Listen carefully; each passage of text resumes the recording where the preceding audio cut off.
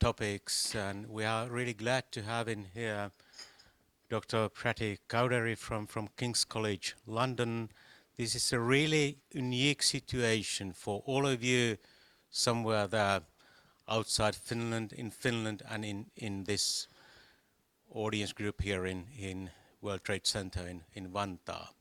Sun is rising, which is really a good thing when we think about this moment of having for the first time a unique speaker, distinguished speaker, telling us what's behind in diabetes distress, how to define it, how to find some things, different technology to help people to fight or go on with their diabetes. That's the first topic. And second topic is going to be a bit later about this new pump technology, about 640G, what to find out from that, what to tell people with diabetes, to us as diabetologists and nurses, to all of us, how to cope with these new things, new technology. And then the third topic is, then we are going to dig down to all the curves, downloads from these new technologies. So the podium is yours, Pratik. Thank you everyone very much for coming here. Thank you for mic's working, yeah, so I can leave that down. Okay, no, thank you. It's lovely to be in Finland, see the sun rising out across the horizon there. And as said, I think the first talk here is talking about integrating technology, education, and psychology. And I think over the last 3 years, probably, we've been working really hard to understand how we can be more holistic in our approach to people with type 1 diabetes. And you'll see on the slide here, I've got the picture of one of my colleagues, Dr. Chris Garrett.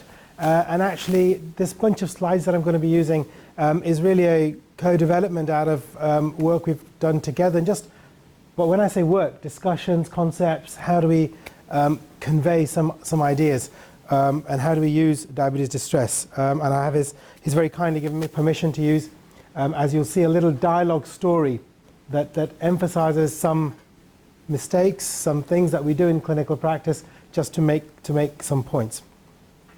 So when we see people with diabetes in our clinic, we were just thinking, people sit in different categories, and is the way you approach them slightly different depending on what their scenario is? And so, for example, does this kind of make sense? We have some people who've got a very high A1C, but very little hypos, and we can make a reasonable assumption that what are the potential differentials there? They're either not taking their insulin, which is why they're high and not having hypos, or they're really scared of hypoglycemia, which is why they run high.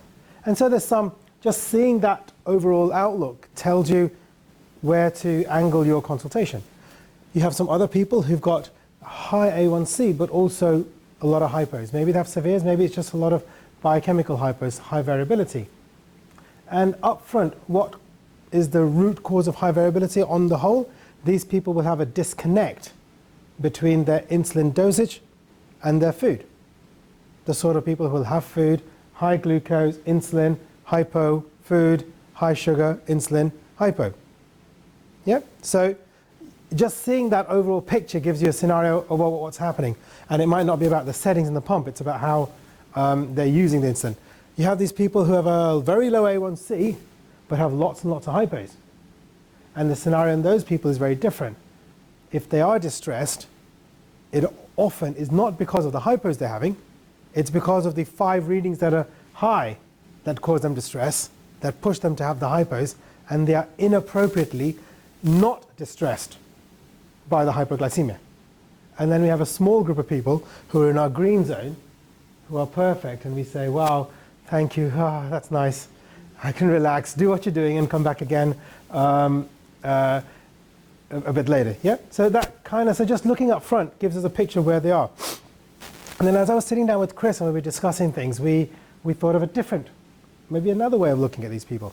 Because Chris's PhD is in people with recurrent DKA. And so, if your A1C is, I say above 10%, but generally these are above 12 to 13%, and they're having recurrent DKA, And prima facie, the diagnosis here is personality disorder and recurrent self-harm. Almost everybody he's interviewed who's had more than 4 DKAs has a degree of personality disorder.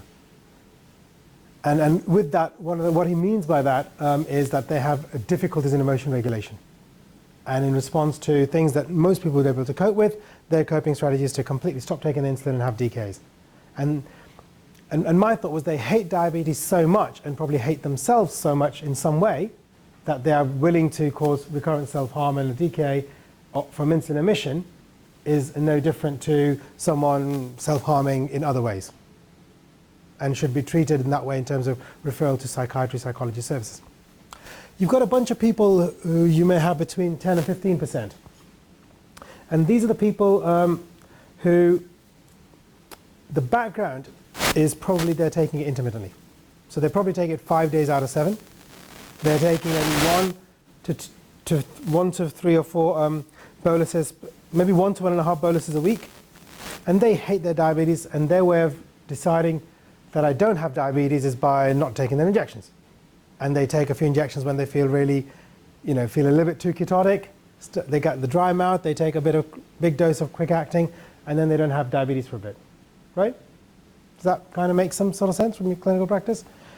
And then you have these people, A1C 9 to 9.5%, and they're taking their background every day, and they will generally take their quick acting. When you ask them what dose you're taking, and they will say, yes, I'm taking my Lantus 15 units or 20 units a day, and they will tell you I take my Nova Rapid or whatever 3 times a day. But really, they're only taking it twice a day. Otherwise, they would have an A1C below 10%, right? In their mind, they think they're taking it every day. But actually, lunchtime, yeah, I sometimes forget it. How often is sometimes? 5 times a week, right? And they'll generally take their quick acting first thing in the morning, maybe the evening meal, or when they remember at the end of the day, they remember when they finally have put the kids to sleep and finish all their work, and they sit down and think, oh, I didn't take my insulin, and they take 1 shot at the bedtime, right? Those sort of people are going to be running here at 10%. And then you have these trials. So these are cruising. They think, I don't want diabetes to control my life. I'm doing it. I'm taking my insulin. In my head, I'm taking it 3 times a day. But really, that turns out to be 2.2 times a day. These people are 8 to 9%. They're doing everything. They're taking their insulin, the background every day. They're quick-acting insulin 3 times a day. But they're eating 5 times a day. Or they're taking the insulin a little bit later. Right? And that's why, and they're trying hard. They think, I'm doing what the doctor said. I'm taking my background every day. I'm measuring 2.5 to 3 times a day. Sometimes I don't take the measurement when I'm at work, but I take the insulin every time. And they're getting 8 to 8.5, 9%. And it's really those people getting below 8% generally are doing at least 5 or 6 measurements a day. They're almost always taking their quick acting before they eat. They're taking their background every day. They're doing some degree of adjustment, looking at their readings and adjusting their therapy. And then you've got this bunch of people who are down right at the low end of A1C. And they're the perfectionists. And any reading that isn't between 4 and 10. Just remind me, is it in Finland, should I speak in milligrams or millimoles? Millimoles. Okay, phew. No, sometimes it's about millimoles, and then about these percentages, all of us know what it means. Now we have both, as you... You have both, yeah. So I still like the old numbers. That's just all right, that's all right. Yeah, I know, we can call it 50, 60, 9 is about 70, 10 is about 90, isn't it? Something like that, roughly speaking. Do those sort of traits make sense? And so, just seeing where the A1C is, and I found it quite reassuring from the patients. The patient comes in with an A1C of 9.7%. What's your therapy? I'm on, this is someone who maybe hasn't been taught carb counting, so they say, I'm on Nova Rapid, 8 units 3 times a day and 20 units of Lantus. So I said, your A1C is 11%. You take your Nova Rapid twice a day. And you forget one. And once you stop that pretense that I'm taking it every day but my numbers are still high, you can cut through the crap and start actually really talking about what's going on. Okay, so why is that happening and different things. And in the UK, I don't know, what proportion of your type 1s will be properly carb counting here in Finland? In practice, I'm talking. In the UK, it's horrible. I think less than 50% of people do carb counting. And in the UK, we still have some patients who are on what I call this kind of category C care. and it's a problem with healthcare professionals in the UK, particularly with some healthcare professionals who believe, and policies, that type 1 diabetes should be managed in primary care, where it is, oh, increase your lunchtime dose by 2 units or reduce your lunchtime evening dose by 4 units. We don't really want to talk about that standard of care. No one in this room would be remotely associated with that, but it happens out there. And for some people, they choose that. There are some patients who say, look, this ratios and adjusting and doing 4 tests a day is too much work. I need to go back to basics. But actually, if we're looking at getting an A1C of under 7.5% of 50, 55, whatever, you need to be doing 6 to 8 measurements a day. You need to be doing adjustments for exercise, probably adjusting for fat and protein, and doing some pattern recognition. Sorry, I have a question from the audience. Wow, someone's listening. About psychological issues in here. That you think that the psychopathology is the same in pediatric patients and the families? I think it's so. I'm an adult physician, and I only look after people 17, 18 and above. But I think in kids it's extremely different, and it's the parent psychopathology that you're dealing with. I don't know if there are any pediatricians here, but yeah, okay, yeah, it's very different because and it's very different in different phases of pediatrics. The under 7s, the 7 to 12s, the 12 to 15s. It is very, very different. But isn't it so also that when you think about the beginning of the disease, certain distresses, and then 10 years, 20 years, and then when you grow up, you grow up with your distresses. It also changes, yes, yeah. And we'll come on to that. I think, good to point it out. Does anyone get it right? And I think it's useful, again, to look at what the characteristics are of people who are getting a grade A1C. And these are the data from the Type 1 Diabetes Exchange. And again, even here, despite these people are doing 5, 7, lots of tests a day, and they're still in the mid-8s. Even just so, 60% are using insulin pump therapy, about 25% are using sensors. It's hard work, and we give people targets, you should be getting under 7%. And I think what these data say is that even if you have access to, these are the most affluent, best centers in the US, 50 best centers with high degree of, high income coverage with pumps and sensors, 8 strips a day. These people are working hard and they're still getting 8%. Excuse me, what is the source of this data?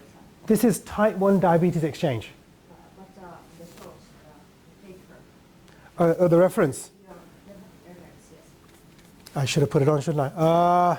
I can give it to, if you search Type 1 Diabetes Exchange, Miller, I think, is the first author. They've got a whole range of papers from the Type 1 Diabetes Exchange that you can look at. And I think the point you were making earlier, that is, there are data out there saying that starting early is really important. And these are some data from, when I've transferred them across, the references have gone.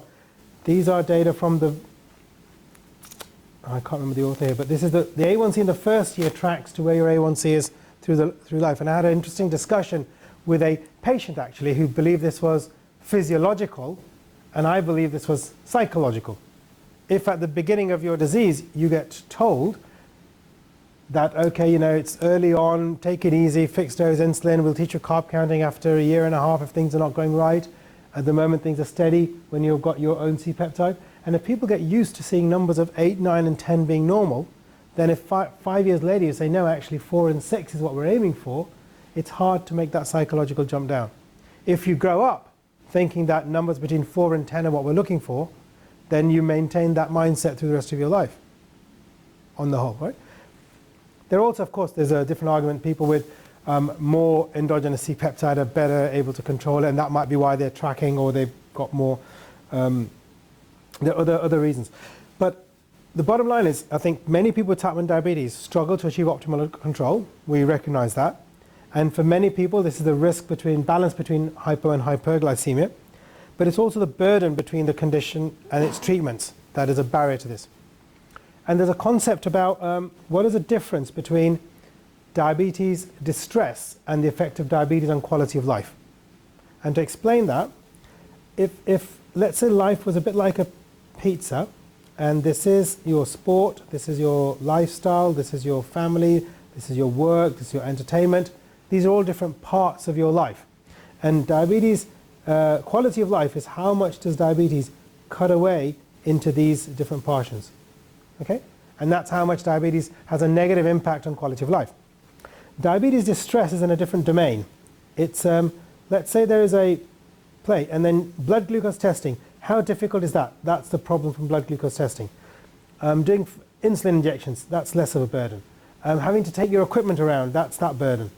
The way people react to and the way your friends, your parents stopped you going on holiday, that's that burden. Can you see, it's how all the tasks that someone has to do, how difficult do they find it? So it's a slightly different concept than quality of life, if you see, in terms of diabetes distress. And so to emphasize that, so this is a case, for example, a 30-year-old young lady started on pump therapy because A1C was running high. She'd done carb counting, everything, initial good response to A1C. So you can see here, she was running an A1C of above 10%, started pump therapy, glucose control improved. She achieved an A1C of 7% at her best and maintained that for about 6 months. And then gradually, things started to get worse. There is a paper by John Pickup, and he, in their cohort at Guy's Hospital, about 25 to 30% of people started on pump therapy, go back to baseline, and about 70% maintain about a 1.5 to 2% reduction based on their starting point, right? I don't know if you find the same. There's a proportion that will drift back. So anyway, I saw her in clinic. This was with an A1C of 9%. I had a look at a download, and maybe you can see she's waking up with glucose readings in range. Her lunchtime readings are all out of range. And I was thinking I need to increase the insulin to carb ratio, or maybe give a bit more basal insulin, or is she bolusing? Or, there's certain few things that would help. And then, you've got a lot of variation here with high sugar levels. So we were all thinking about, maybe some thoughts come to your mind about what adjustments to the therapy you need to make. But it just occurred to me that she had an A1C of 7% 2 years ago. So her body weight hadn't changed. So I should see what settings were in the pump then, because they were obviously correct. And of course, you can guess, there was no change in her pump settings. This was her pump download from 2 years ago, when her A1C was 7%, with the same basal rate, the same carb ratio, the same sensitivity, right? And that's pretty good. So we just put the two downloads next to each other, and I said, what's changed? Yeah, because this was nothing about and to me this was a very important learning point, is that when this glucose control is not correct, we focus, let's get the download, let's find out what's going on. And if your pump is set up correctly, then it's not the download, it's the person using the pump, not the pump, that's where the problem lies. And how do we emphasize this? And for this lady, it was because her husband's business had gone bankrupt, she was having to work extra, that was putting strain on their marriage, it was potentially going to be divorce. So all these things are going on in her life. And actually what had happened is her frequency of blood glucose testing and bolusing had gone from 4.8 down to 2.8. That was all it was. Yeah? We have another question. Question came up about a former patient that there was a lack of consultations between 6 months. The meaning that what's the importance of frequency of consultations, the backup of these people? Yeah, some really interesting points coming in. Well, I've not seen any data on the optimum frequency of consultations, okay? And I think it is very personal. It's driven by healthcare capacity more than anything in my clinic. In my clinic, we are victims of our own success. We now have more people than we can look after. And my next available appointment is 9 months' time. And I'm getting new referrals every day. But I think in the UK, certainly, it would be normal to have a doctor's appointment every 6 months and maybe a nurse in between. But if you're doing 7%, my viewpoint would be, look, you're doing well. I'll see you in a more prolonged period. But if you have a problem, come back. because I want to keep the capacity for people who are at 10%, who I might want to see more. So I don't believe that you should see people every 6 months or every 3 months. Currently, at the end of my consultation, I have a discussion. When do you want to come back? You're doing really well. Do you want to leave it a year? I don't know if that means that actually the people who are doing well because we're seeing them a lot, and we reduce the frequency and they get worse. Yeah. Just think about it, coming back to this, when you aren't here, which is just a really good situation, and then it turns out to go up, you should well react at this moment, Yeah. at the beginning, not at that moment when it's gone. So I think she was seen there. People talked about testing more, doing more work. Right. The last letter was, look, your testing frequency has gone down. Someone made us, they didn't actually look at the thing, and she came back and it was much higher. And you can see then the one time after, once we saw her, it started to turn back down again. Yep, thank you. But you're right. How do you recognize people are drifting off? And I often ask people to, on their meter, look at their mean glucose at home and keep an eye on it. But of course, we ask people to do it, but then again, it's about, in the ideal situation, yes, but in her life, there were so many other things going on that she wasn't going to, she wasn't going to follow those instructions. She was dealing with the issues in her life. You could have had a cloud service system to back up. We wish. We wish. So the assumption is that, yeah, absolutely. How do you find these people as they're drifting off? And if everyone uploaded to Diasend every week, and you'd pick these people up, and it's a different system of healthcare delivery. So the higher the A1C, the more likely the person has a psychological issue. And asking people what's going on is the bare minimum that should happen. This is again Chris's viewpoint, and this he came up with this kind of psychological problems are a complication of having type 1 diabetes. And we came up with this because I was doing a talk, and I also have a big interest in hypo-awareness. And I will often say that if someone has 20 years of diabetes, would you let them, you'd all do a albumin-creatinine ratio every year, right? As a standard of care. No one forget to do that. That you have a high ACR in DCCT in about 12% of people. But how often do people ask for impaired awareness using a validated tool? And certainly when I've spoken across Europe, it is not 100%. It is 50% of people routinely ask for hypo-awareness. And I say, well, at 20 years of type 1 diabetes, about 30% of your patients are unaware. So why are you not screening for that? You're screening for something that occurs in 10%, but not something that occurs in 30%. And so Chris says, well, psychological issues occur in an even higher proportion. And so you should be screening for that as you go along, because if you don't screen for it, you end up messing around with the pump settings when it's the brain settings that are the problem. So this is Chris's, this is a dialogue set that we came up with that reflects things that sometimes happen in our clinics, right? And this is the cream of finished diabetes, but maybe your trainees, maybe you've seen this happen in your past or in your clinics with people who work with you. So you have the so let's look at your download. The patient says, yeah, sure, everything's going to be fine. And what's going on in the patient's head is all these things, but outside, calm exterior. I was going to get through this clinic appointment. And this is the download. So you've seen some downloads like this in your clinics sometimes? So maybe you ask them, you're not testing too much. It's been very busy. And this could have been the consultation with that young lady who I saw, right? Testing down to 3 a month. So what's happening? Are you forgetting to test? Well, there's so much going on in my life, Maybe she'll start talking about the young kids. I have to get them to school. I have to do some work. So how many of us have said, have you tried setting an alarm on your phone to remind you to do a test? Anyone done that before? I used to do it a lot, but great, she says. It's a great idea. I'll try that. And the question mark there is say, what do you think she's thinking in her mind?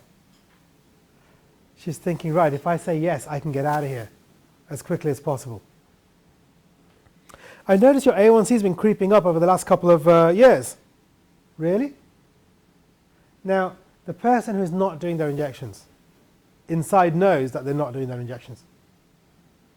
And the person who's not testing knows that they're not testing. The reason they're not testing more often than not is because they know they've not done the injection. And then if they measure their glucose, it's going to be high. So why measure to reconfirm your failure? Right? So that's what's going on in that question mark over there. What comes out is, really? Have I been not? I've been doing my injections. I've been doing what you told me to do. So are you keeping up with your, in the UK we have Daphne, so that means, are you keeping up with your injections, your measurements? Yeah, I'm trying to do it as much as you can, because no one wants to admit, that they are not doing what they're supposed to do. But are you really sticking to your plan? And then maybe she's, yeah, but we all have some days off. Most of the days I stick to it, but some days I don't. You really need to start tightening your control. It's very important. Maybe you might even say, aren't you worried about long-term complications? Some of us might say at some point. Of course, I know it's very important, but it's been very hectic with work and other things. But I understand your health should take priority, and you need to start working on this before you get any complications. How effective is the stick, the fear policy in type 1 diabetes? A lot of thumbs down. There is actually a tiny bit of data showing people pictures of horrible foot ulcerations makes them take more insulin in that scenario. But actually, I think all of us recognize that when someone is in a, what's her mindset here? Here, is she feeling under attack? I know I've done wrong. I've not done my homework. When I go into the head teacher, I'm going to be told off. And your mindset, your psychology is very defensive. It is and it's about deflecting the blame, trying to move it off and come out of that consultation, come out of that encounter with the least number of wounds. That's the psyche there. So, good. So you're going to try harder and maybe see the dietitian or something about your carb counting. Definitely. She can see the door. It's just there.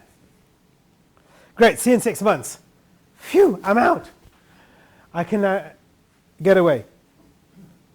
So what do you think? Is this just bad British medicine, or do you think this happens elsewhere? Do we fall into this trap sometimes?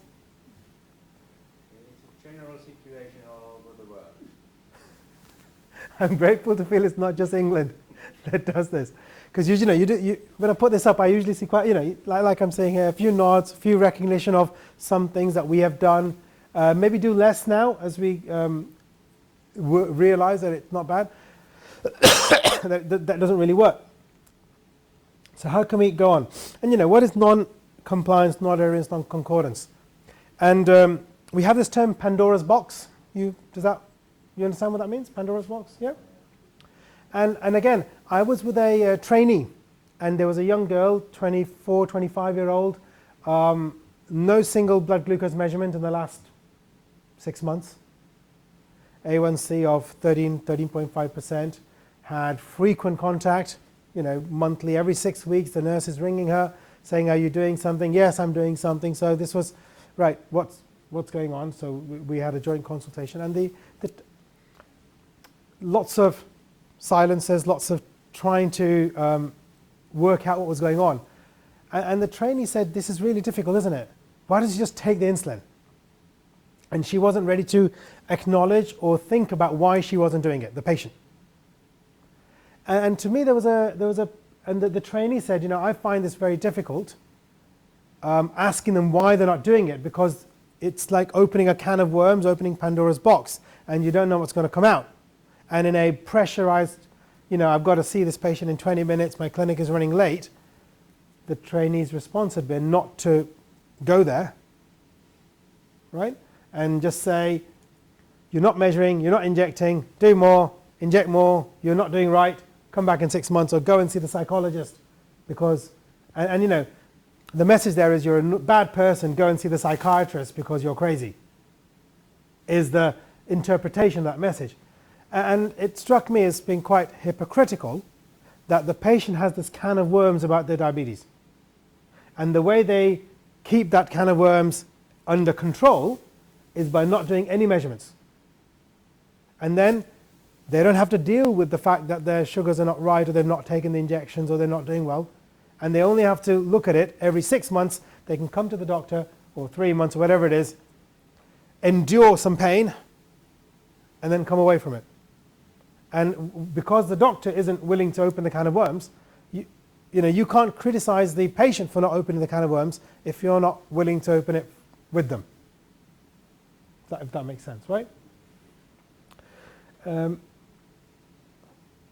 So if we talk about diabetes distress and depression, diabetes distress is the specific emotional problems related to living with diabetes. And there's very clear data that people with high diabetes distress have a higher A1C, or people with higher A1C have higher diabetes distress. And so it's the emotional distress associated with ongoing worries, burdens and concerns that come with managing a chronic disease like diabetes. There are 3 main scores that are used. And does anyone here use the PAID score in clinic? Problem areas in diabetes? I don't know, maybe it's not translated into Finnish, but so this asks 20 questions that you score 0 to 5. How difficult you find injecting? How difficult you find, various dealing with hypers, all those sort of things. And this came out in '95.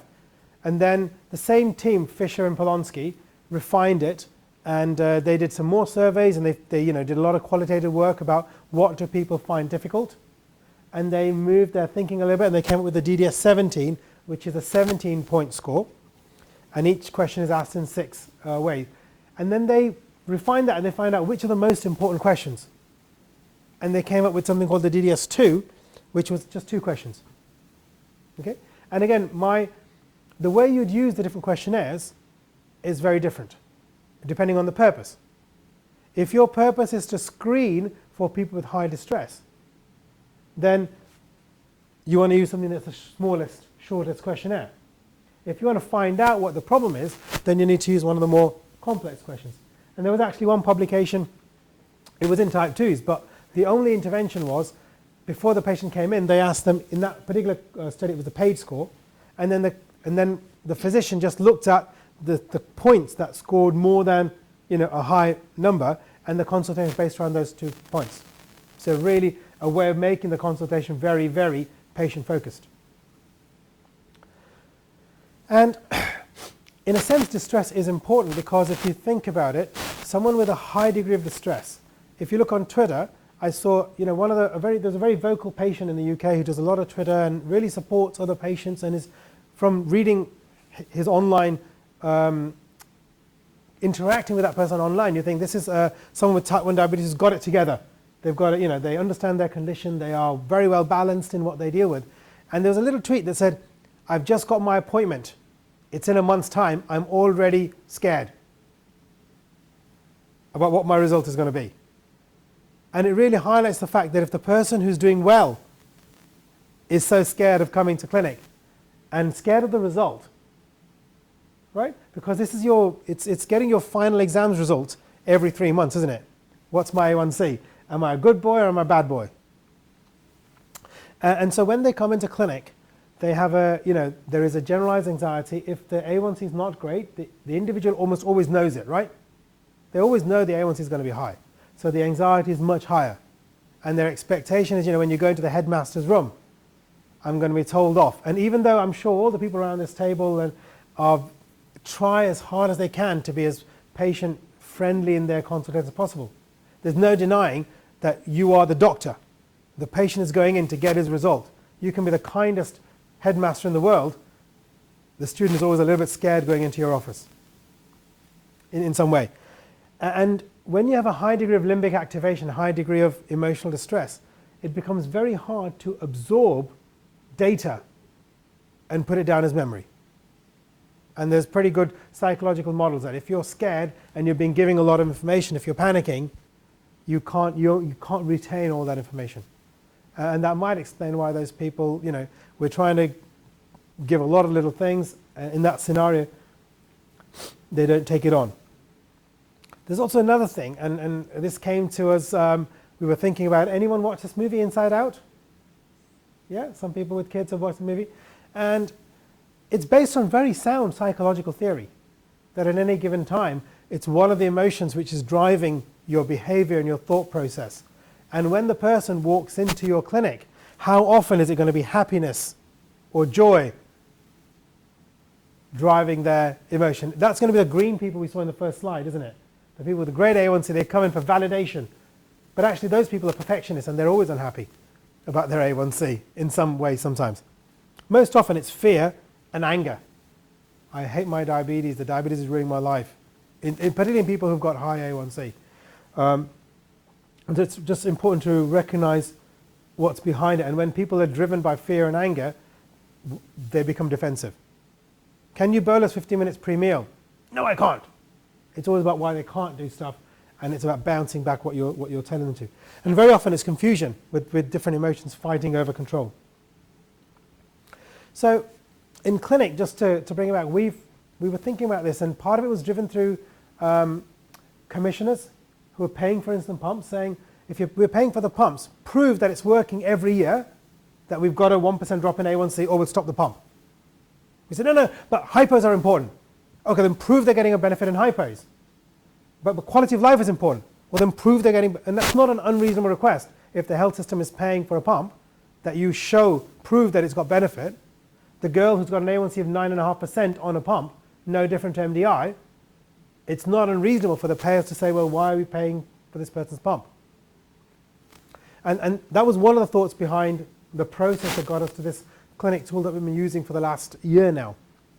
Because what it does is, if I blow it up, can I blow it up? Sorry. And the first thing we ask here in the these questions here, and I can give you a web link to show this, is what do you want to discuss with your doctor in the consultation today? So when the patient comes in and into the waiting room, we give them this piece of paper. And we're in the process of trying to make it electronic. We ask them, tell us what you would like to discuss at your appointment today. Can you guess what proportion of patients write anything in that box? 15.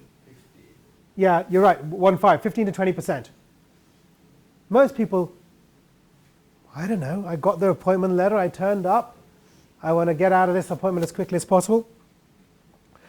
In our consultations, we spend about 10 minutes acquiring information, which means there is less time to discuss and impart information. And so some basic information about how confident are you in carb counting? What is your gold score? What's your threshold for hypoglycemic symptoms? We ask, so when the patient comes in, we know, have they done how long ago did they do their carb counting refresher? What's the hypo awareness score? How many severe hypos have they had? Have they had any DKAs? Acquire this information up front, because it will point you to which category that patient is and what mindset you want to apply. And then, so this is the gold score. Are you familiar with the gold score? So this is the validated tool for hypoglycemia. It asks a very simple question. How aware are you when your hypos are commencing? And then you circle, if you circle 1 or 2, good awareness.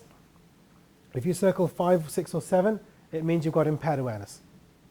And your risk of severe hypoglycemia increases as you move across that line. Okay? So someone's got an A1C so someone who's in this group here, your focus is about avoiding hypoglycemia. Someone's down here, it's fine. And this is the diabetes distress score. So are you feeling overwhelmed by the demands of living with diabetes, or you feel you're failing with diabetes? You take the average. If someone scores a 3 and a 4, their score is 3.5. If someone scores 2 and 1, fine. Their score is 1.5. Okay?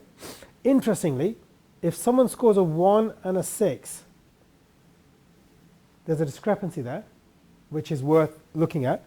Interestingly, if someone's got an A1C of 12% and they score, and you've asked them, are you overwhelmed or failing? And they write no, then that means they're in denial of their diabetes distress, to my mind. Yeah? A1C of 12% means you're not taking your insulin. You're not taking your insulin because you're scared of something, something's going on in your head. And if you're not showing it on the score, that means So the real reason is you're in complete denial of diabetes. And it reminds me of a phrase one of my patients said, hello doctor, I'm a non-practicing diabetic. And that's, so it helps you work out where they are, but it also gives you a trick, because you say, that girl who came in with an A1C of 9% on insulin pump therapy, she was scoring a 4 and a 6. I feel that I'm failing because I know I'm running high. And then it gives you the tool to say, tell me why you scored that 6. It's not about, I'd see the download, I'd formulate my own thought process, but now this is about throwing it back to the individual and saying, why did you score that 6? What's going on? And then you have to wait and wait and wait until the silence forces the patient to make the first move. Sorry, you. Thank you.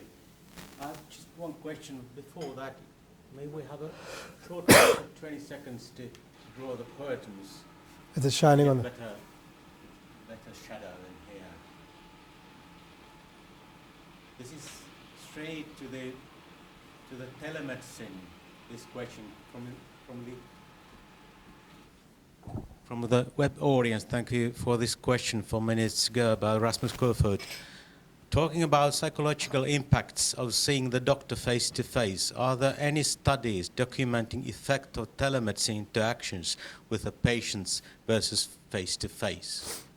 Wow. I think you are coming back to that issue, but this is straight from the audience. Yeah. No, I don't think, I'm not aware of anyone looking into the psychological impact of face-to-face versus virtual. And I think the places that are doing virtual, on the whole, are places where the clinician and the patient have a relationship, and that is then transferred across to virtual. Because when you ask that question, what's the impact of face-to-face versus virtual, it actually is quite a nuanced question. If, going back to the previous question of telemedicine, if in a utopia, all my patients' data was automatically downloaded, uploaded in real time to a server, and the server then told me, these 5 patients have not done a measurement in the last 3 days, right? And that generated a consultation. Now, if that's not pre-planned, if that's not someone I know well, I don't think that consultation will work as well as when you've had a plan and you are clarifying it on a virtual scenario. And my understanding of most of the papers done using virtual consultations have been them as a fillers between face-to-face. Yeah? So I don't think we can truly answer that question. When you actually know people, we've now moved a lot of our intermediate consultations to virtual. So someone getting and it's a kind of almost a different talk, but we set up some Skype clinics, and we noticed there are 3 or 4 teams doing Skype clinics, and almost all report that, well, it's very patient-led. Some patients don't want the face-to-face Skype, they just want the phone. Some of it's technology limited. If you're doing a virtual consult and the patient has one screen, they would rather look at would you rather look at the face of the diabetes doctor or nurse, or would you look at your data? Right? To run a virtual consult, we actually need to set up 2 screens in our clinic. One screen with a download and one screen with the Skype on it. And then we can look at the person and look at the download. But then the other person also needs 2 screens. And if they're doing it off their iPad or off their laptop, then actually we've found it more useful to be looking at the data and talking on the phone. Right, now look at page 4. What happened there? What are your settings? Can you show me, let's look at this stage, and we'll talk through the download with the individual. So I think the way we use virtual appointments is evolving, and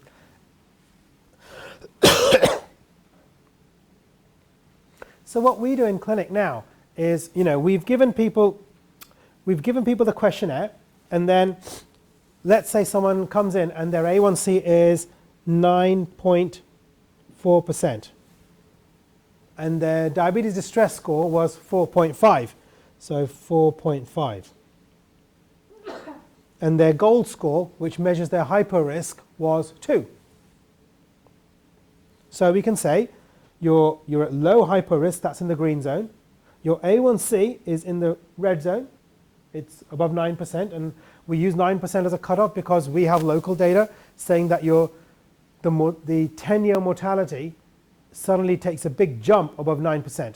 It goes up between 7 and 9, but it's 9%. There's a second inflection point, and you've got high distress. And so we would then pull back to say, right, there is a linkage between these two.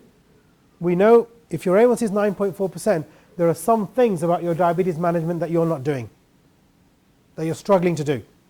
And the reason you're struggling is because of this diabetes distress. So we have to get to the bottom of the distress, and as we get that sorted, your A1C will follow. Whereas maybe 2 years ago, our approach would be to attack the diabetes settings. Let's tweak your pump setting, let's take more basal, let's do this thing. Or just say you need to do more measurements, or you need to do more X, Y, Z, without addressing why the person wasn't in those behaviors. And just using that 2-question score gives you just a hook in, a tool, a little hook to say, why are you doing, tell me what's going on. Why is this, why did you put this score? And it's not even asking why you're only doing 3 measurements a day. The answer to that is very defensive. The answer, why did you score a 4 there or a 5 there, tell me about that, is much more open, gives the patient much more room to express what might be happening. And often it's not anything that we're thinking about. It is, I've got exams coming up. I had a young lady who came in, A1C, similar A1C had been low 7s, was now at 8.6. And she knew it was going to be high. And so she had a really high distress score. I said, what's going on? You were doing so well, and now it's a little bit higher. Just tell me why you put this score. She said, no, my diabetes is not doing well. I've got to work harder at this. I've got to do carb-free days and reset my basals and do all of this work that the books say that you should do. And I said, well, why is this distress score?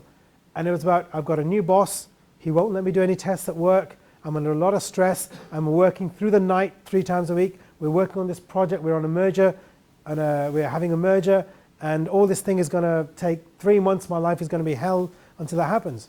So we made a pretty simple decision saying, look, this is not the right time for you you're under a lot of stress outside of diabetes. This is the time to make the diabetes simple. And then when you are in a different space, when this merger finally finishes, then maybe in 3 months' time, that's the time to reset things. And actually, we know your settings are probably okay because they're the same when you had an A1C of 7%. So don't get panicked. Just do the basics right, which is try and bonus every time you can. And if you don't, make sure you correct afterwards. And just the patient went away much calmer, much more relaxed, and actually came back 4 months later with an A1C back down to 7.2%. So, yeah. This is from Sweden. A question from Fortuna Sandek. Do you think it would make a difference starting the questionnaire with Q8 first? That's a really good point. Do we start the questionnaire with the distress? We did start with a patient-friendly point of view. What would you like to discuss? Yeah, we might try that. I mean, this questionnaire is version 28. We went through, we trialed, and every 2 weeks we were making some changes, and we dropped questions, we brought questions in. I wanted to make it 1 page of A4, not anymore. Yeah, I mean, yeah, I don't know. Try it, see what it goes. There's no right or wrong here. It's what works in your scenario. So we kind of think that if you've got a high A1C and high distress, the problem is not taking prescribed insulin due to distress. There could be an underlying mental health issue, and by that we mean depression.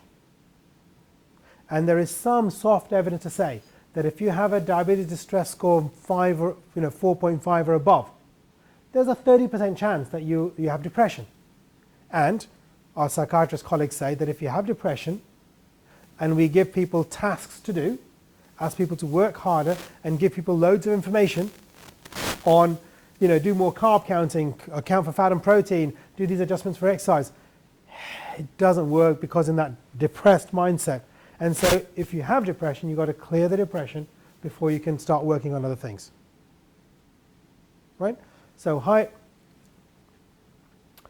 if you've got a low A1C, high hypo risk, and a high distress, how many papers have we read that say hypoglycemia is the major limiting factor to achieving A1C, right?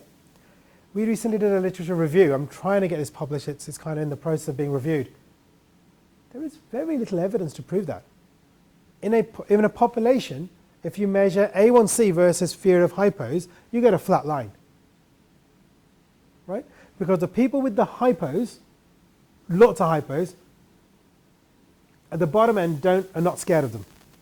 And they're having lots. And the people at the high end, some of them are high because they fear hypos. Most of them are high because they hate having diabetes. And so when you do a correlation, you don't see a relationship. We all recognize that in some individuals, it's a key driver. But it doesn't really hold up.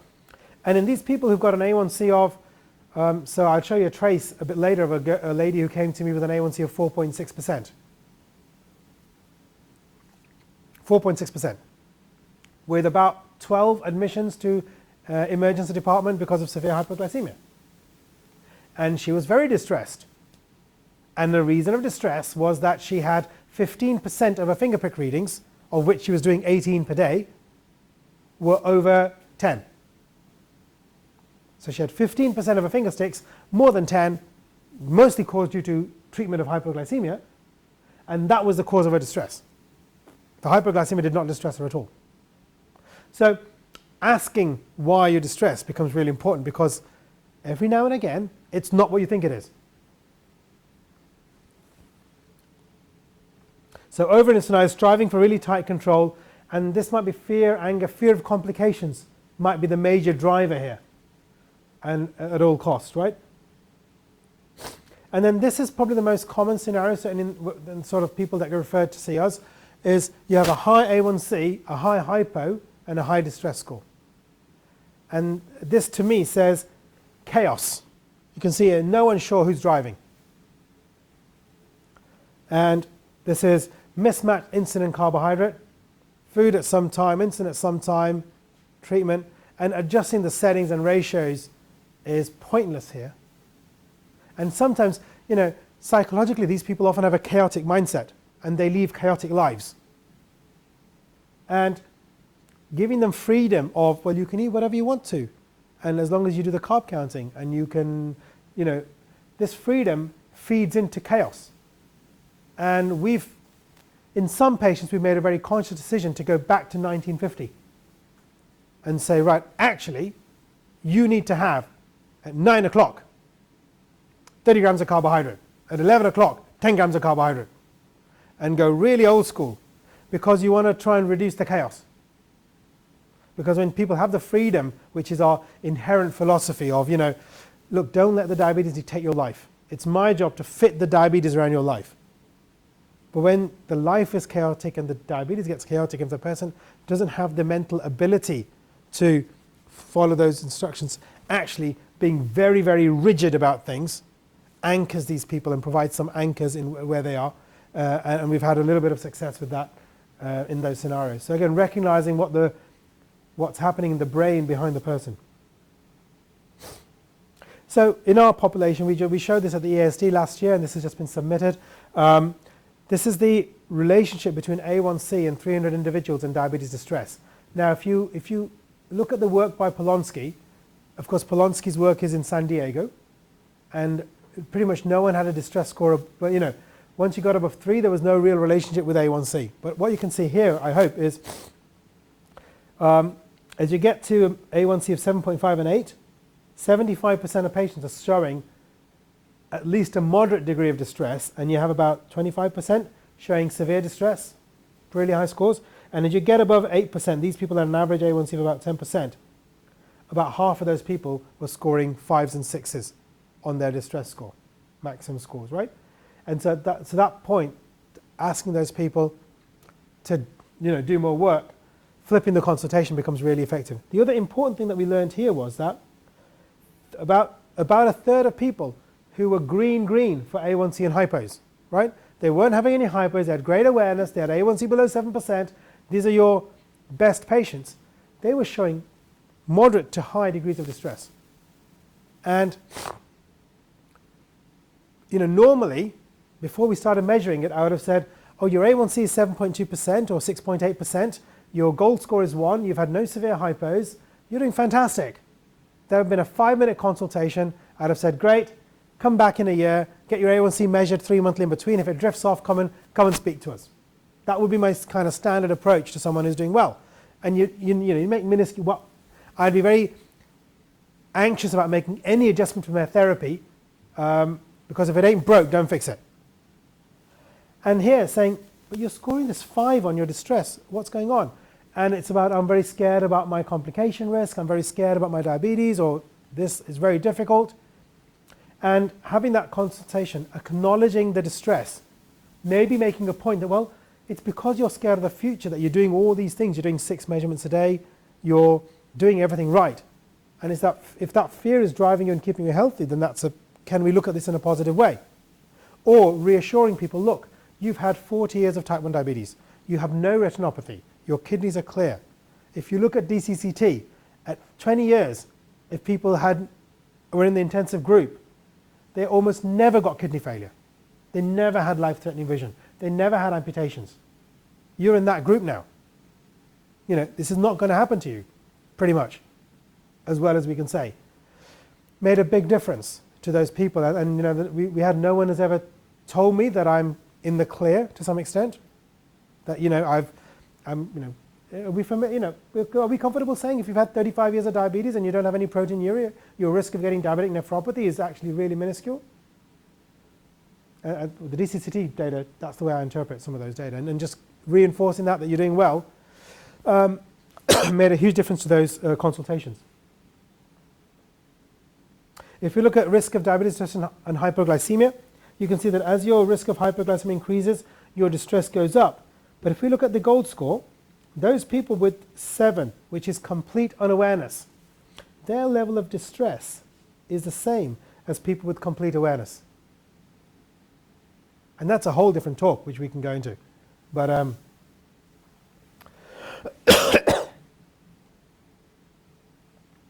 and so, again, Chris moves into some thoughts of the mindset, and these are some different analogies that have come through. So you have the patients who are a bit like jellyfish, very emotionally fragile, very emotionally volatile, will cry every time they come into clinic, right? And the standard healthcare response, particularly from our diabetes nursing colleagues, is to kangaroo them. I'll look after you. I'll send me a download every week, and we'll make some changes. Yeah? And there's some patients who are the ostriches. No measurements. I'm doing fine. A1C is 9%. I'm doing fine, doc. And sometimes our approach is to rhinoceros them, bullet push them into control. And there's a happy medium of, this is the Heineken dog that kind of is very helpful and faithful and loving, and the porpoise, the medical, which is just nudging the person in the right direction, giving them support, but letting them do their own work. And it's about balancing those things out and recognizing when to be a kangaroo and when to be a rhinoceros in some sense. There's something we've also focused in on, which is around the language of consultations. And we've become very, very particular about the words test and measurement. What are they, Finnish equivalents? I don't know. Actually, the same word is used for both. Okay. And the reason in English is that test, and actually, rightly or wrongly, I don't know if this is the right thing to do, the wrong thing to do, but my approach has been to actually be quite clear and explicit to the patient about, or to the person with diabetes, saying it's not a test. Because a test, whether you say it, like it or not, is something that you pass or fail. And this is a measurement, because I don't really care. You can do everything right. You can carb count, you can weigh your food, and you can count the fat and protein and do a dual weight bolus and do everything correct and still get a number that's high or low, right? There is a slight myth that if you test your glucose, measure your glucose, count your carbs and do your bolus, your glucose will be normal afterwards. And I'll show you data that proves that that's not the case. So it ain't a test. What it is a measurement, because you can only make the correct decision moving forward if you know where you stand at that point in time. And a big reason why people don't measure their glucose is because they don't want to fail the test of getting it wrong the last time. Really big reason. And so I often make a little, and this is because I'm slightly dramatic, about saying, and how often are you testing? No, my psychiatrist colleague Chris said he would come down personally and tell me off if I ever use the word test again in front of a patient, so I'm really sorry. It's measurement because of this reason. And I don't know if it makes a difference or not, but people respond to it in a slightly positive way. We'll also come on to talking a bit about time in range versus target glucose. I want you to get an A1C of 6.5%. It's a very abstract concept, isn't it? What does that mean for the person doing measurements 5 times a day? And so I'll show you some data in a little bit about how we can use time in range, which is proportion of finger stick measurements, or CGM measurements if you're lucky enough to have CGM, that are between a range of 4 to 10. That should mean that your A1C is in the right sort of ballpark, which is a more manageable number. And again, high A1C, good A1C or bad A1C versus high A1C or low A1C. This is a good reading versus a bad reading versus this low reading and it's a high reading. And these are really subtle changes in language that take the judgment aspect, because if you think about it, living life where every 4 hours you are judged on what you do. And actually, if you look at Twitter, people using Libre feel this even more acutely because they get the data, or CGM, they get the data all the time. And so they get judged 200 times a day internally instead of just 4 times a day. And that's, I've seen a number of patients with diabetes on Twitter talking about that's one of the reasons why they stopped using Twitter, stopped using Libre, because they just had to get away from this, oh, I got it wrong. My glucose went to 12 post-meal. I got it wrong. I made a mistake.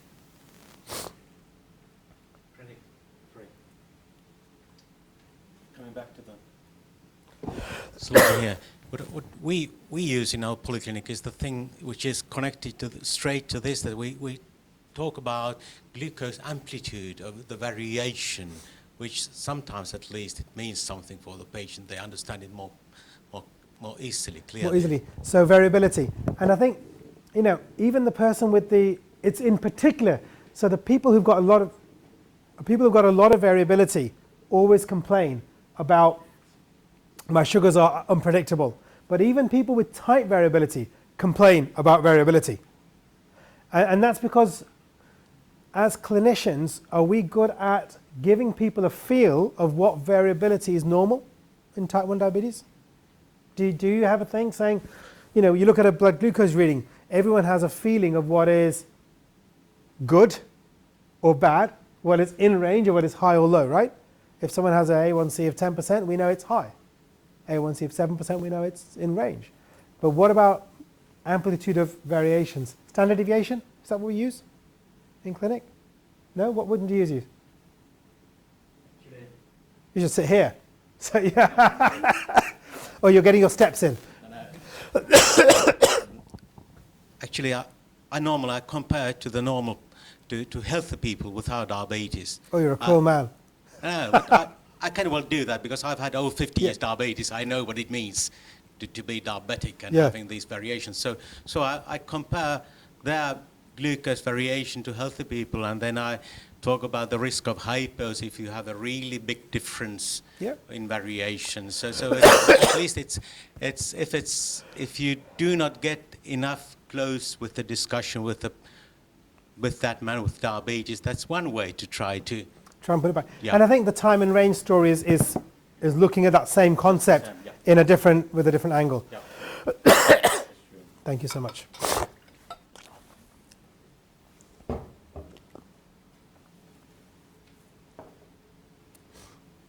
And within the discussion, it's quite interesting. I think all people here would have heard of or been to some session around motivational interviewing.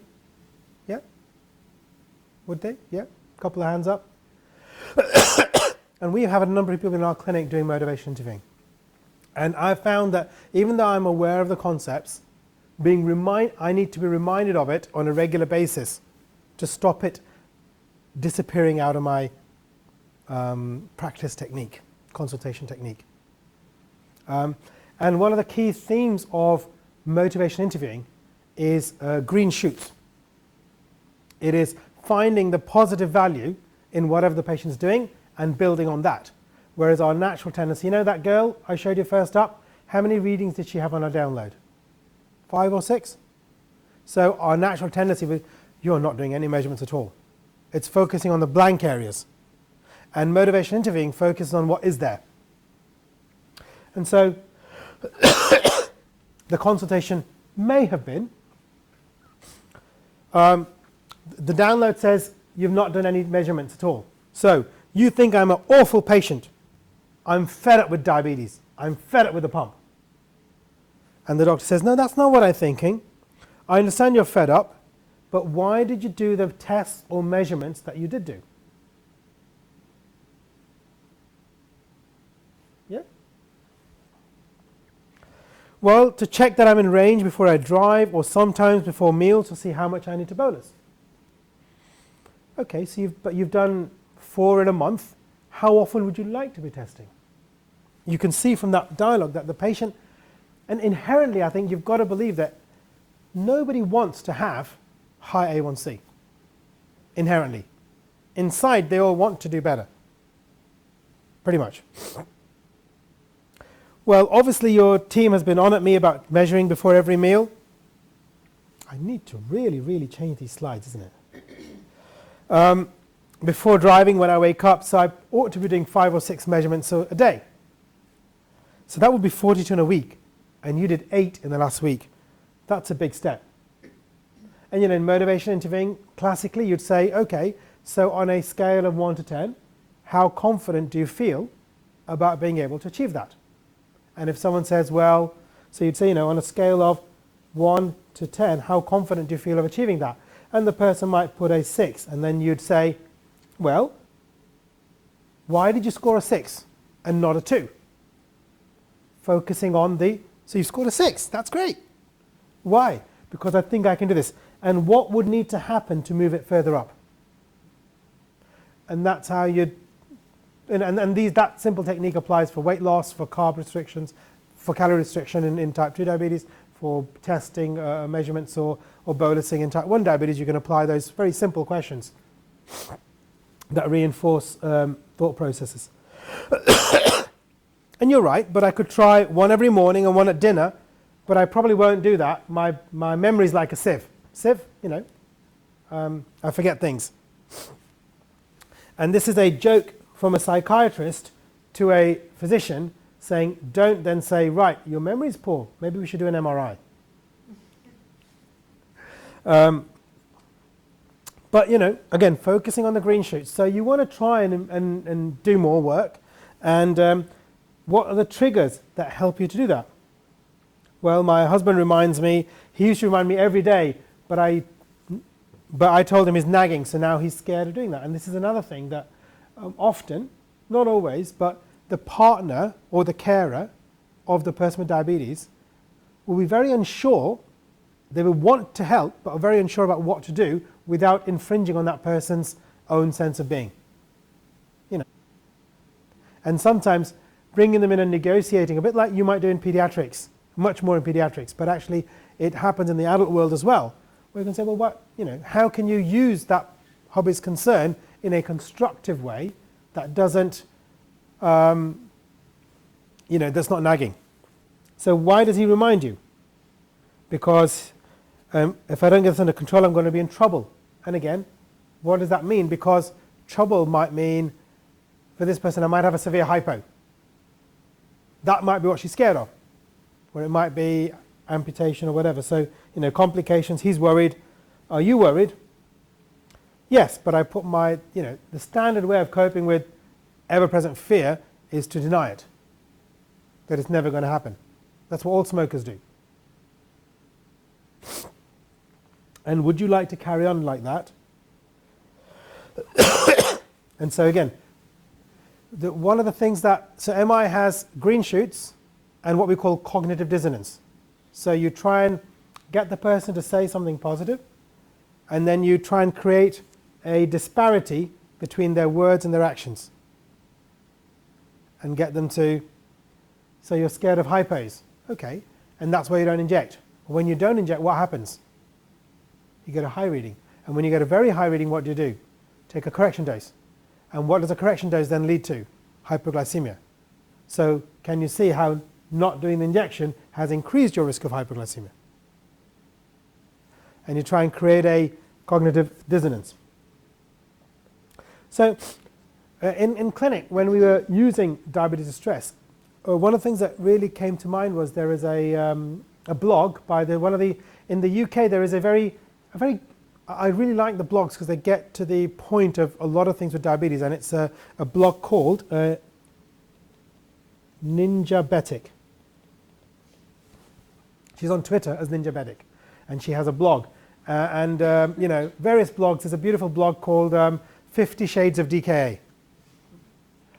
And it really highlights how healthcare teams try to help, but actually emphasize wrong behavior and made things worse for this girl. And she then eventually found support on Twitter and turned her life around and writes very well about it. But she was talking about, as part of a research study, someone came to her in clinic and said, we're doing a research study and would you like to fill in these questionnaires? Okay.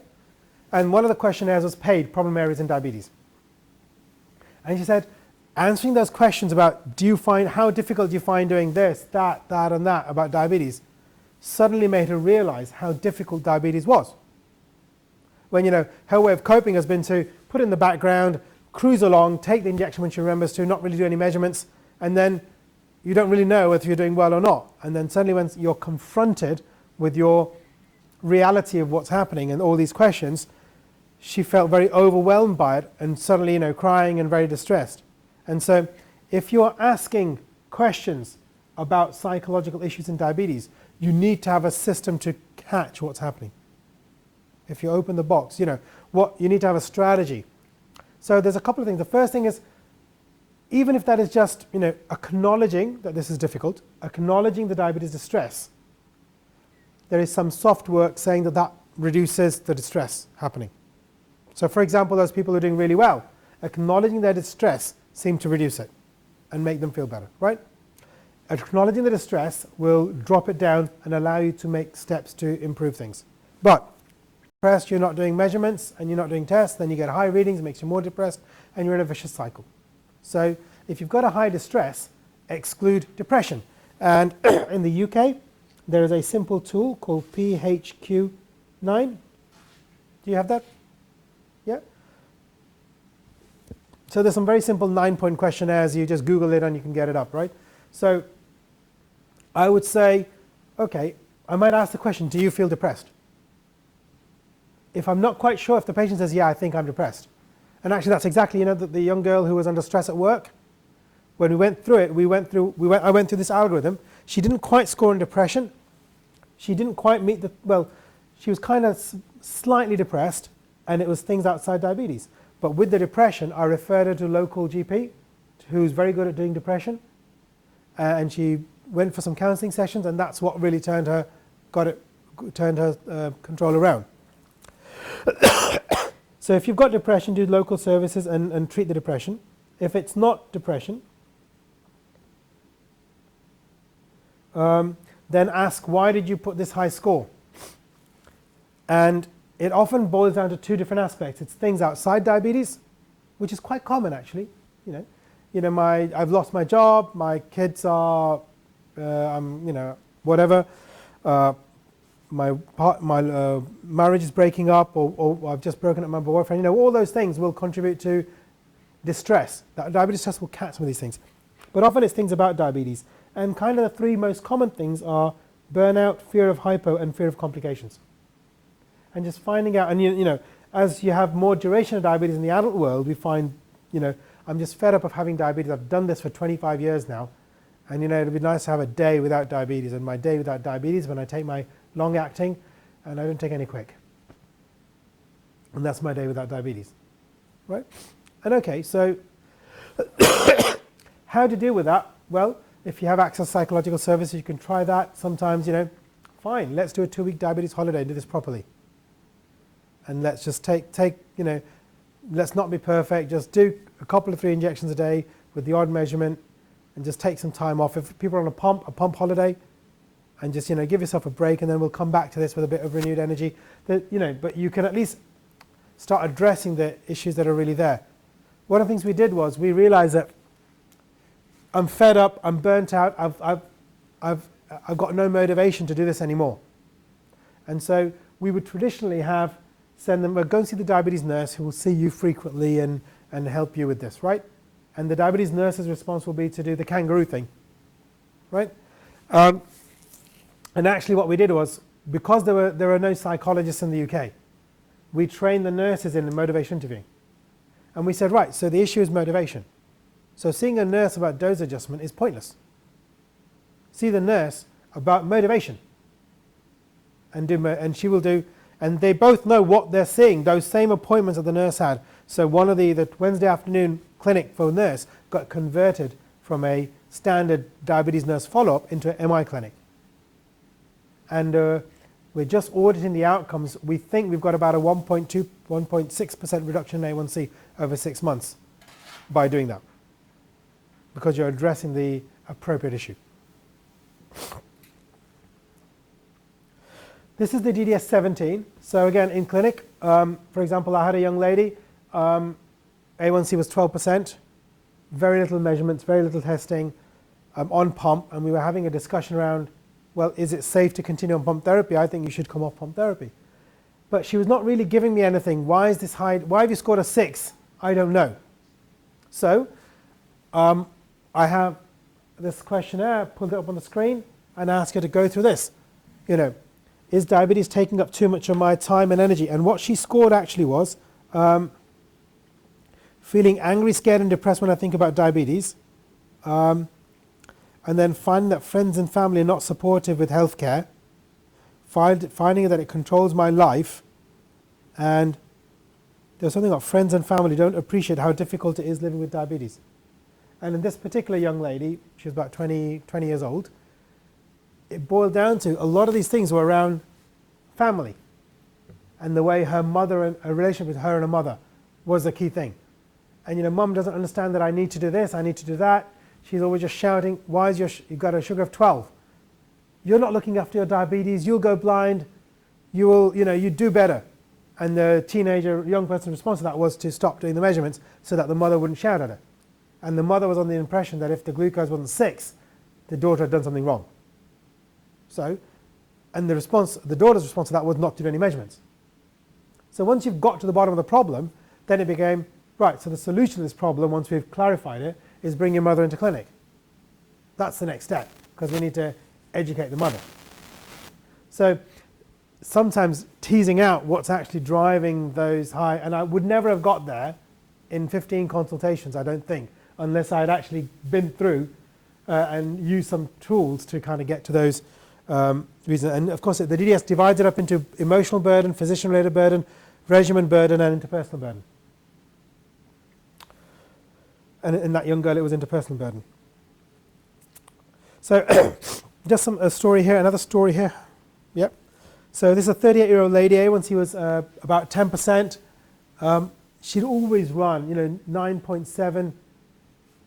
Is this the right one? So she's done Daphne. She's on the pump. Some standard things, despite being reiterated in previous consultations that she was doing, like cannula changes every 5 days. And And the last 4 appointments had all been around, same thing, same thing, same thing.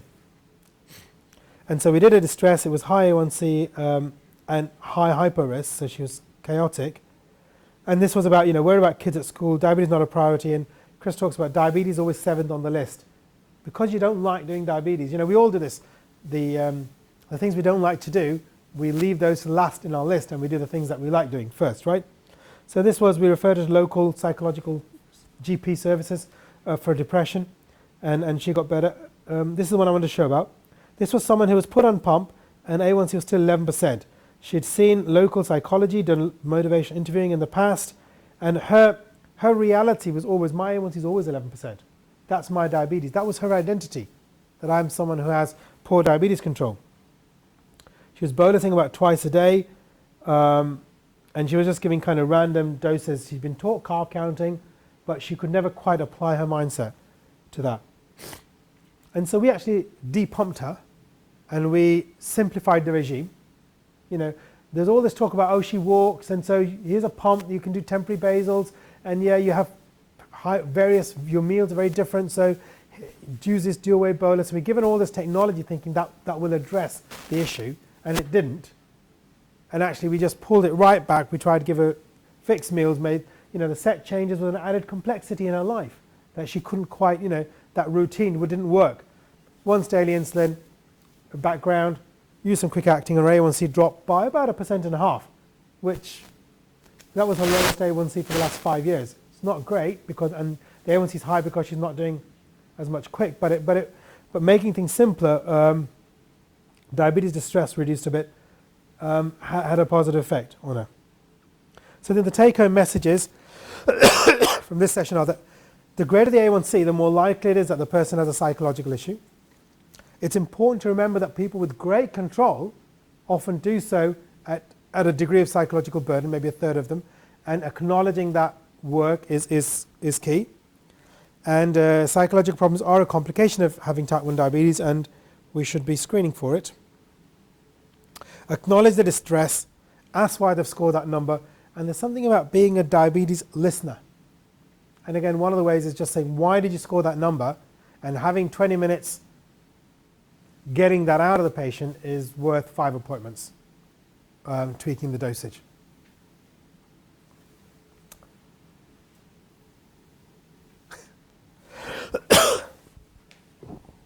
Thank you very much for your great talk and very holistic talk about everything.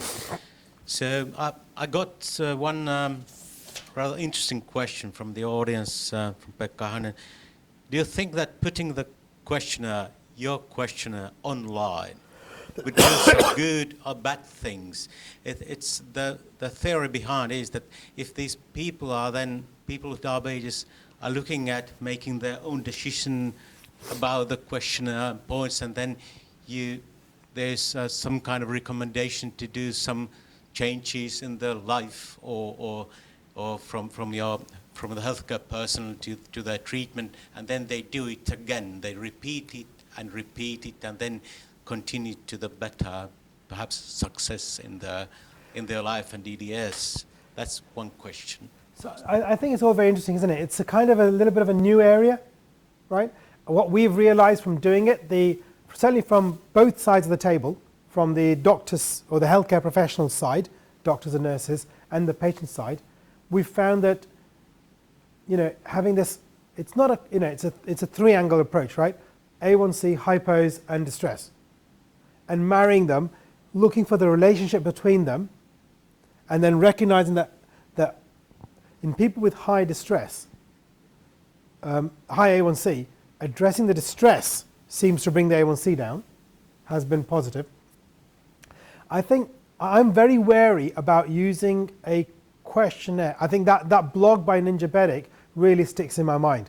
I think it is negligent. It's certainly bad practice, I think, to ask about these psychological issues and then not address those questions in the consultation. So I would be very scared of using that tool on its own, right? it needs to have someone to, yeah, to take it forward. That's clear. I agree with you. So, Sunli, about this DDS42, it was really good to see the power of that in your formula, since I'll be used to this DDS17. You're doing the 17? So Yeah, this is the 17. It's cumbersome. It is, but it's cumbersome. Really cumbersome. It takes time. Absolutely, and so it's about how you want to use it. If the way you want to use it is, look, everyone do a paid or a DDS, and then we'll go to the items, and I think it's perfectly reasonable to do this 17 score and say, okay, the person has scored, can I take these off? Hang on. Where's the rubber? No, it's not rubbing off. If people have scored a certain line, and say, and go for that, and making a concentration around that. The DDS2 thing was much more about a screening tool. It's about, if people have got low distress, why there is a worry that asking all these questions will increase the distress. Actually, there is and that's what the Ninja Medic blog said, that I wasn't worried until I was told how much I should be worried, and then I got more worried. So once people are scared, and if they've admitted to being scared, then, and I use it in the other way as well. Again, someone has got an A1C of 10% and scores a DDS of 1. You say, so your A1C is really high. And most people get quite worried about that and quite concerned about that, but you're scoring here that actually you're really cool with that. That's an interesting approach. Can you tell me a little bit more about that? Yeah, but and then actually what they'll say is, yeah, I don't want to admit that I'm doing bad at this. And you can use that as saying, well, if you're a bit more worried about this, you do more things, maybe. Or you look and say, well, what things make you worried? Maybe, for the MI approach, what you want to find is a bit of green shooter worry to drive. You want to increase their distress, maybe, to get them doing things. Right. But it gives you something to play with, rather than fine, you've done 2 tests in the last 6 months. Do more tests. Well, you'll find that that's exactly what you said last time, and the time before, and the time before, because it's not really got to the bottom of the story. The thing in DDS17 is the thing that it was, well, what I've understood, it was for type 2 diabetes at the beginning, but then it was modified for type 1. I'm really happy that you really took the issue, hypoglycemia, in your studies, indefinite heart study, and those things to the high list. So, and I can show you something, actually, if I can log on, whoops, I can show you here, Health Innovation Network. Because you can, this is a Health Innovation Network, South London. So if you Google this, what you'll find is resources, diabetes, Type 1 consultation tool, user guide, Type 1 consultation tool. So it's here. This is an open resource. This is the actual tool. It's all on the web. So hinsouthlondon.org and Type 1 consultation tool.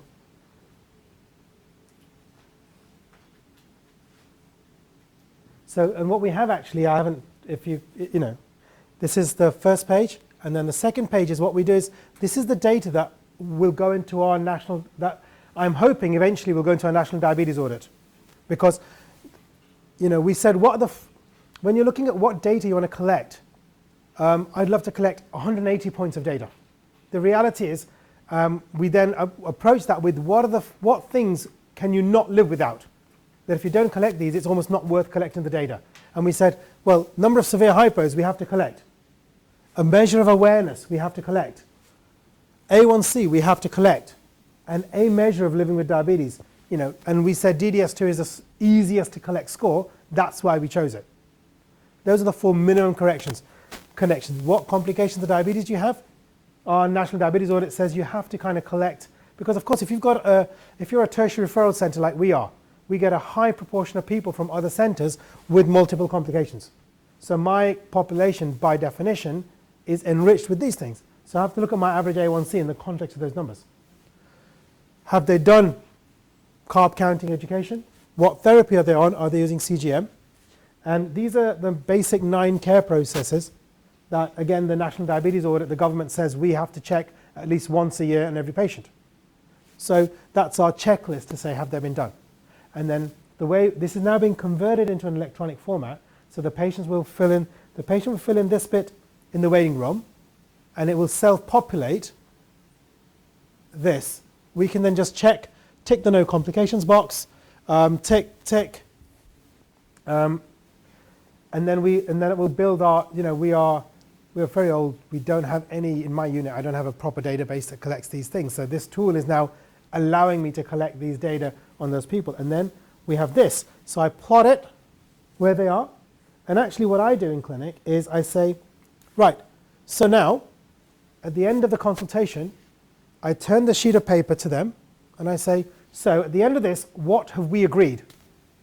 I want you to write it in your words and I will type it into the clinical notes.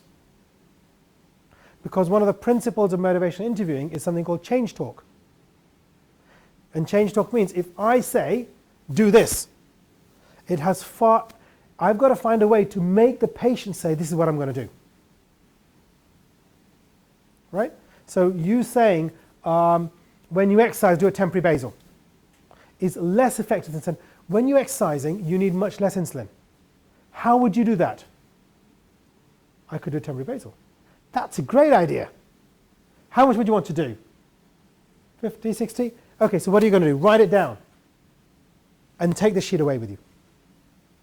So it's there in their hand as they go away. Action for, if I have to do any action, say I will do this, I will do a referral to neurophysiology or I'll do a referral to gastroenterology for your celiac. Action for the GP, please change this drug therapy. Action for the patient. So this is how it's currently, I quite like the paper format of it, even though it's a bit old-fashioned, because you write and scribble and people have something physical to take away from their consultation. But yeah. Right, thank you very much. Thank you very much about this consultation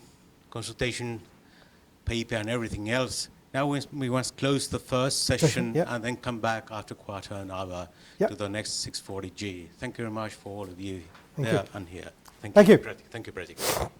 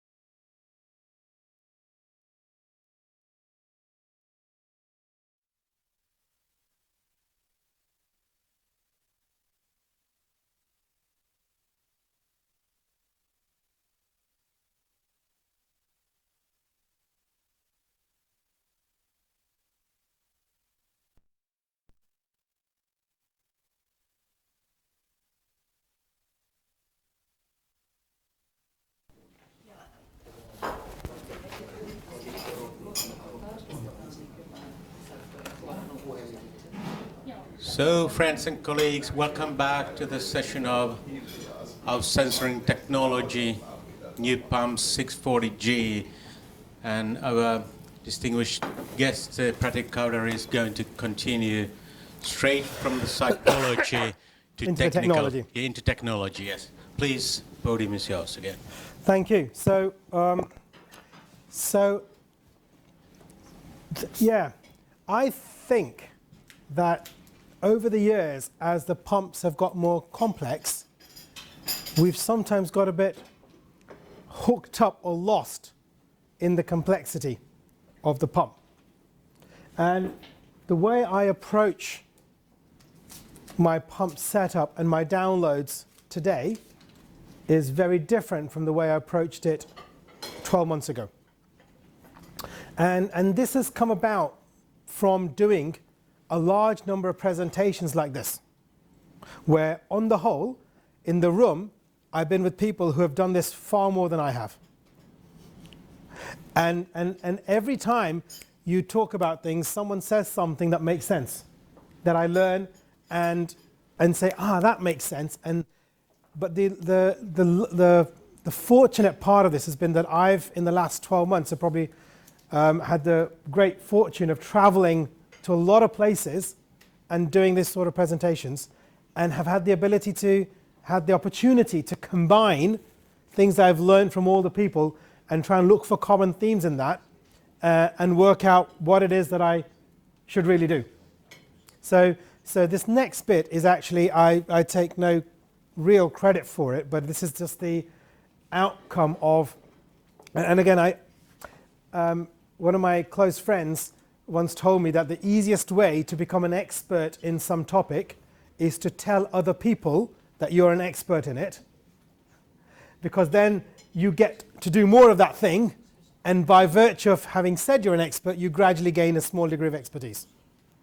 And so by virtue of being someone said that I know a little bit about pump therapy, I've been asked to do a lot of talks, and by virtue of that, I've learned so much from very experienced clinicians that I now have developed a small degree of expertise in managing this complex condition. And before we get to the 640, I want to share with you just some thoughts about pump setup that become really key when we talk about downloads. Because when we talk about downloads and pump settings, how many of you get the feeling sometimes that downloads increase consultation time? Make the consultations more complex? Yeah? Sometimes, yeah? Yeah. And I think I've got some ideas that might make it a bit easier, right? So, and again, the optimal glucose is getting as close to hypoglycemia as possible without falling off the edge, right? And what allows you to get close to the edge is, any thoughts? What are the reasons why he can get close to the edge? He's crazy. Very important point. If we talk about hypoglycemia, we will talk, and unawareness, we will talk about the psychological, what neuroimaging has taught us about psychology of hypoawareness. But beside that, what if he was only crazy, he would be there. Yeah? Skill, practice, expertise, tools, confidence. Right? So a lot of this comes back to education about pumps. His barriers. And knowing your barriers as well. Yeah, that's fine. So if we talk about optimizing, the low-hanging fruit, what are the simple things that come up time and time again is, let's say optimizing basal and bolus. And again, this is a slide borrowed from a colleague who I thought I quite liked the idea of the optimal basal is a smooth cruising altitude. You get to a certain level and then you stay at that sort of desired altitude. But can you predict insulin doses? Because the optimal basal for her, him, and him, can we predict where we're going to end up with? To some extent. Can we make a good guess? that will be in the ballpark. And if you look at type 1 diabetes exchange, if you look at the German-Austrian registry, if you look at the Swedish registry, if you look at trials of degludec and Toujeo in type 1 diabetes, if you look at trials of Aspire in type 1 diabetes, a common theme I find is an average dose of 0.6 units per kilogram, 0.5 to 0.6 units per kilogram total. Does that number sound right for you? Yeah? Yes. But I think there's a nuance there, because most people are in this about 70 to 80 kilos. Right? Average weight is about 75 kilos. Average BMI in Europe studies is 26. In American studies is 28 for type 1 diabetes, right? And that's gone up from European 23, 24 to 26 now. But if I see someone who is at, if I see someone who's 55 kilos and 5 foot 1 inch, small, petite woman, her insulin requirements are generally 20, 25 units. And I think they sit at this bottom end of the range. Most people who are between 60 and 85 kilos sit at 0.5 to 0.6 units per kilogram. But once you get guys like this, and as our type 2s become more overweight, type 1s become more overweight, if you're 90 kilos, you're on about 0.8 to 0.9 units per kilogram. And if you're over 100, you're generally on 1 to 1.3 units per kilogram. Do those? So, and I think it might be better to, I've not quite worked out how I can make that line in BMI, because of course if you've got a 5'2", 80 kilo person, and their BMI is 33, then their insulin requirements might be 0.7 to 0.8 units per kilogram. But I think we can make a judgment about where the number should be. And then when we start pump therapy, how many people use the American 500-100 rule? Okay. And what are your thoughts about it? Do you think it works? It works with some people, not with all. I begin from that, but then I modify it according to the needs of the patient. And do you tend to make the carb ratio more aggressive or softer than 500? More often than not. I think this is too soft and that is too aggressive. That's true. Are you? I see some nods. This has been in the books. Has this ever been tested? This was just John Walsh, who's a certified diabetes educator in Denver. And he said, this is what I use. And he did it in a book.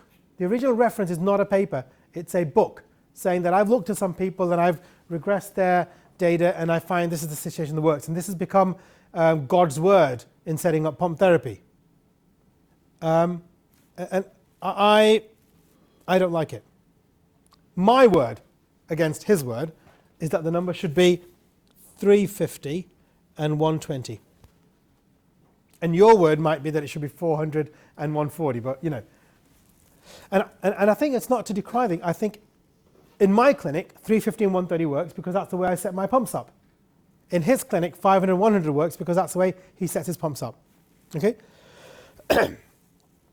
Do we have any data to support that can tell us what happens? And this is a really old paper. It's from 1998. And this is what happens if you take fit young medical students and feed them 50 grams 3 times a day. And what you find is a couple of things. Peak insulin requirements are 5 times the basal rate for a 50-gram meal. Okay?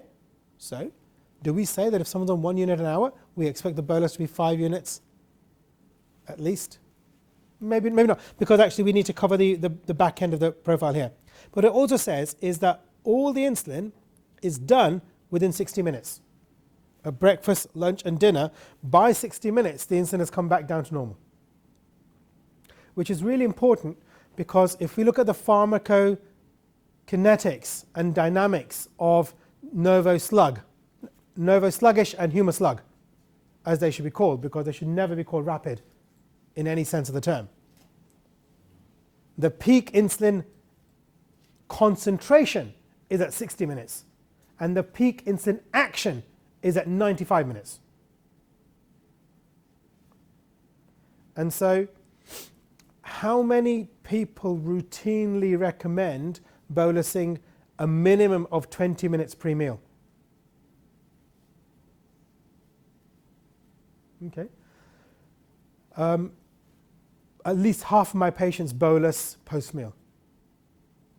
And it's quite interesting. As we educate people to carb count, we might not say anything about timing of insulin, but there is a subliminal message that people take on saying that, well, if I have to carb count, then I must see what I'm eating and then inject.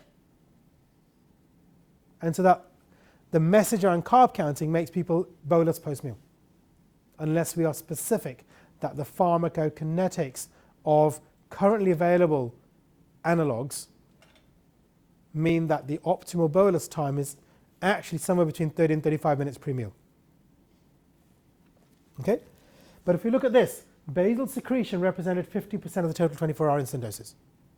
And there is some suggestion that basal bolus split, and again in some of the large cohort studies, it says that you should do about 50%, so 50-50.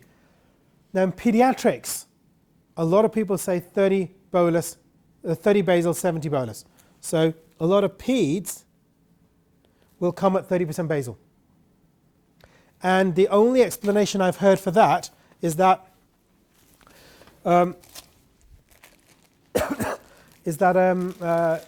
children might have a low amount of liver glycogen, and so their basal requirements are less.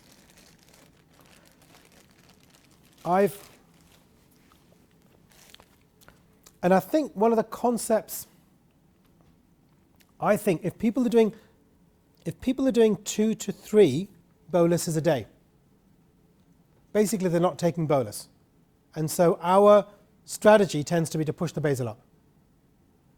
And if someone is on 70% basal, that's because we're covering for bolus. It's particularly common in MDI patients.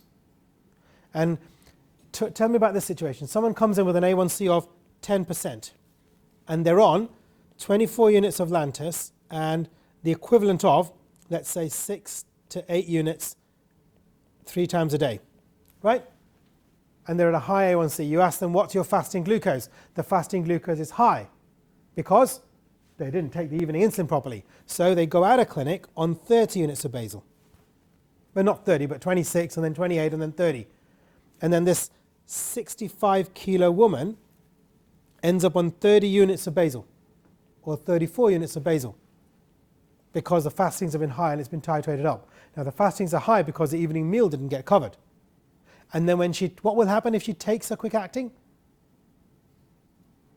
She hypos. So then what behavior does that generate?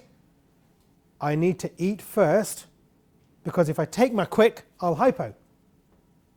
So that makes it even more likely that she doesn't bolus for her food. And it just generates someone in a spiral that they're going to end up with high A1C. And it was done in good faith, because the way we're taught is adjust the insulin to the fasting glucose. You get a high fasting glucose, you put the basal up. You put the basal up, she takes the quick, she hypos, she decides not to take the basal, not to take the quick. People don't adjust the basal, people adjust bolus. And that's a really, really common scenario I see people turn up into, particularly teenage girls. Does that ring any bells? So I think it's okay to say, look, you're doing, so I've done this, okay, so your A1C is 10%. What dose are you on? She says, I'm on 6, 6, 6, and 30, let's say. So I say, okay, your A1C is 10%, you're not taking the 6, 6, and 6 regularly. I know that. So let's avoid the discussion whether you are or not. Now, the reason why your background is 30 and you're only 60 kilograms is because you're not taking this. And you occasionally take this, but you only take it post-meal, which means the glucose goes up, and then you take it, which means you get no benefit of the insulin, because you've already had the spike. That's why the A1C is high. So now here's the deal. Are you going to take it? I can set up the insulin to cover when you take it. If you're not going to take it, I'll set up the insulin in that way. If we're going to use inappropriate high basal, then we have to be sure that the quicks are much smaller as required, because we're covering the meal with the background. And if you're not going to take the quick, then I'm going to give you more basal, so at least your A1C stays somewhere near 10 or 9. When you start doing some measurements and start taking some quick, we'll drop the basal and we'll flip it around. But it's clear what's happening here. There's, there's no bullshit about, right, I'm on 30 or 40 units of background insulin. The other scenario that's important here is that 50% basal works up to 5 boluses a day. If you've got someone, the perfectionist type, someone who's working really hard, someone who's doing 9, 10 boluses a day, then they're providing some of their basal replacement through the tail of the bolus. And so you need to make room for that. And I realized that because I was wedded to this 50-50 idea, and then I got shown a download of someone who's got an A1C of 6.2% with very minimal hypos on 30% basal. And I said, it took some time for me to work out what was going on. And what I realized was that, okay, so let's say someone's basal requirements are this, right? And then what you're doing is you're doing 5 boluses a day to cover the different meals, okay? If someone is doing lots and lots of boluses, some of the basal requirements covered in, so you need to make space by having a slightly lower basal. And then you can cover different amounts depending on what your basal requirement is that day. The amount of correction gets less. It's what the closed loop does. It micro-corrects every 15 minutes. If someone's doing 12 measurements a day, they're micro-correcting every 1.5 hours. You need to drop the basal and give them room to micro-correct. So the setup is different for someone doing 2 boluses a day, who might be 70% basal, to someone doing 2 to 5 boluses a day, who's 50% basal, to someone who's 10 or 12 boluses a day, who should be 30% basal. Does that make sense? So there is no perfect rule. And this is about... It's also really important to recognize, I think there's a basic tendency there. How many of you, if things are off tracks, do basal testing as a routine? Is common basal testing in your practice? Do a carb-free day and then check your glucose and see if your basal is correct? Yeah? Maybe not so common, a little bit, occasionally. They don't do it. They don't do it. That's the problem. Okay. But again, in the literature about what's the optimal way to set up a pump, basal testing is something that is very well recognized, right? I'm a little bit... Okay, so if I were someone with type 1 diabetes and I was doing a basal test today, it would tell me what will happen on a day that... What's my step count today? So yesterday I had so I'm slightly unwell, so my basal requirements are going to be a bit higher. I'm on my feet all day because I'm going to be talking, so a bit more active than if I'm in my office just working on my computer.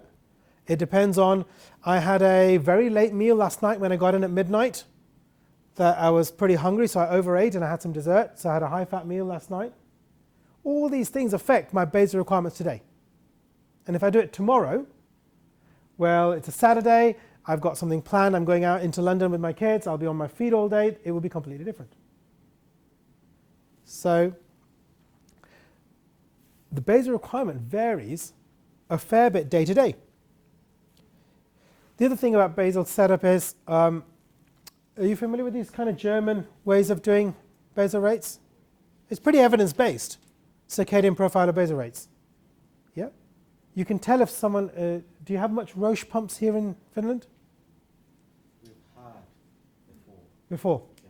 Oh, but now there was a contract, so now it's all Medtronic, isn't it? Something. Not all, but it varies from hospital to hospital. So in the UK, we've got a more balanced, broader spread of pump companies, and you can tell who was set up by a Roche rep and who was set up by a Medtronic rep, because the Roche system gives you 25 basal rates in the circadian profile. Now, it's evidence-based and it matches actually physiological insulin requirements, but the problem is the patient has a hypo here at 4 o'clock. So they've been told, drop your basal rate 2 hours before. So then they reduce the 12 o'clock one to here. And then the next day they run high a bit later. So they push this one up a bit more. And then they take this one down a bit here because of the hypo here. And then you end up with something that looks like, or it changes by, you get a rate that looks like 0.45, 0.5, 0.45, 0.5, 0.55, 0.4, 0.45 for 24 times, and you can't make any sense of what's happening. So part of it is it doesn't make any sense. And the scientific part of it is what you get is actually the average of those readings over the last 4 hours in your bloodstream. There was a paper that I'd love to see in the literature from a Australian group, and they had a flat basal rate and measured plasma insulin. Right? So you can imagine you measure plasma insulin, and then you do a 0.2 step up. So 0.2 step, a big step or a small step in pump therapy? Let's say from 0.8 to 1 or 0.6 to 0.8. Big step. They then measured plasma insulin. It was 4 hours before there was a measurable difference in plasma insulin. They repeated the same the other way, and they measured plasma insulin. At 6 hours, there was no statistical difference in plasma insulin.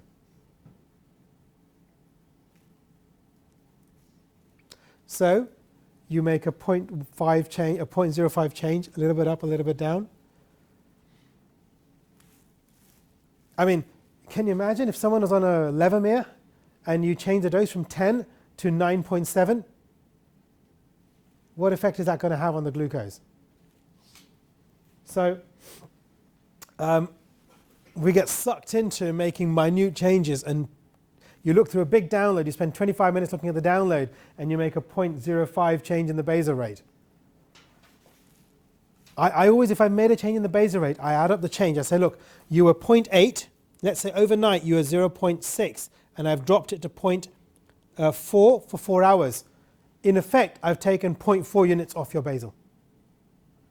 So that would be, and if you convert the insulin, so let's say it was me, I'm 80 kilos, I would be on about 40 units of insulin, my basal rate would be 0.8 units per hour, and my carb ratio would be 8, and my sensitivity would be 3.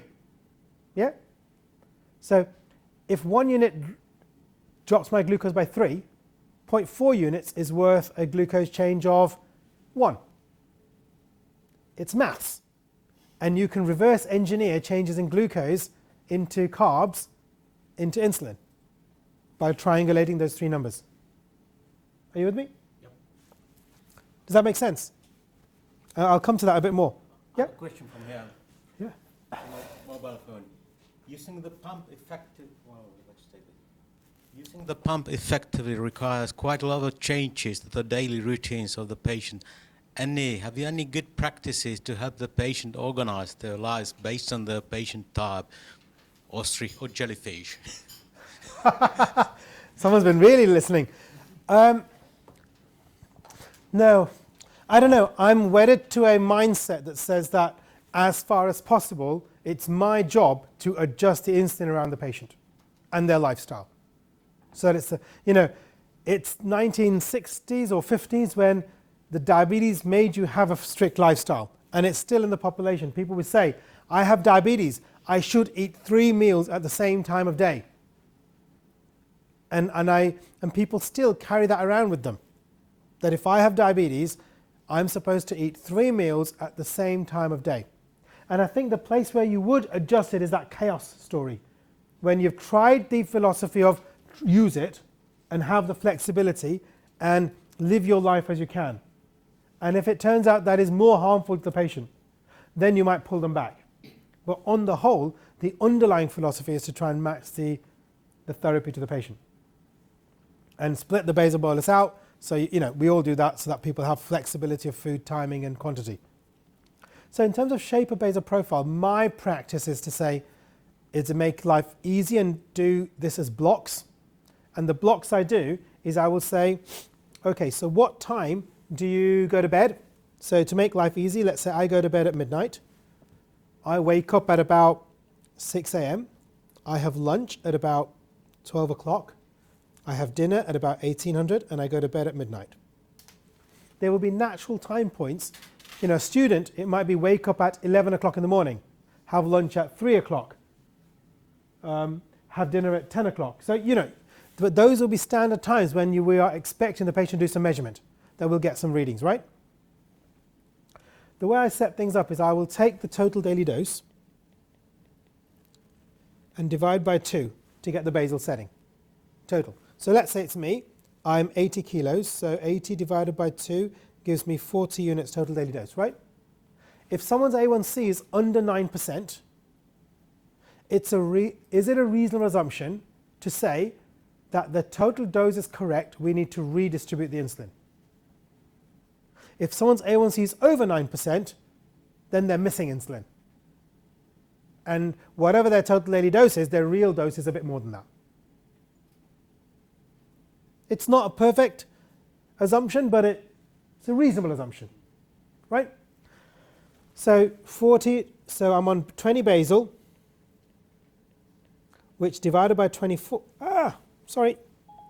divided by 24 gives me 0.8. Are we happy with that? And if you looked at me, would you guesstimate my basal rate to be around about 0.8 units per hour? I guess so. Something, yeah, from your experience, yeah? So the important thing is, do these assumptions have internal validity for you based on your many, many years of experience? Otherwise it's pointless, right? So if 0.8 is that number there, then we know what I tend to do is I tend to split the night halfway, and I tend to say, right, what I'm going to do is I'm going to give it a bit lower here and a bit higher here. And then generally in the evening, put it a bit higher there. That's generally my starting throw of basal rates. Does that? And with the blocks, I'll say, right, now if I do need to validate those numbers on a day that resembles normality, people can do carb-free blocks for each of those 3 blocks. I think the role of carb-free testing is to validate your basal rate if what you're using and what the downloads say is very different to what the math says, or as a tool to engage the patient in self-management. I think the information for basal testing must be taken with a pinch of salt in the context of you're most likely to do a basal test on a day that is least normal. Yeah? On a day when you've got the time and the space to do it. And so you've got to have a question about whether that day resembles normality about it. But I tend to use five time blocks. And I'd have to have a really strong reason to have more time blocks than that. And now what might happen is, because we know the breakfast bolus is a bit heavier, if you've got a strong breakfast bolus, a common time for hypo is here.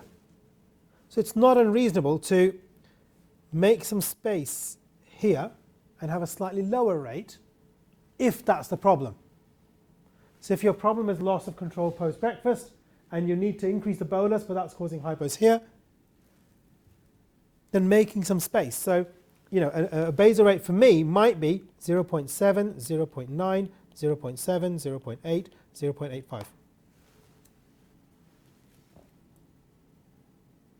And if there's got to be a really strong reason why I come up with something different to that on basal rate testing, right?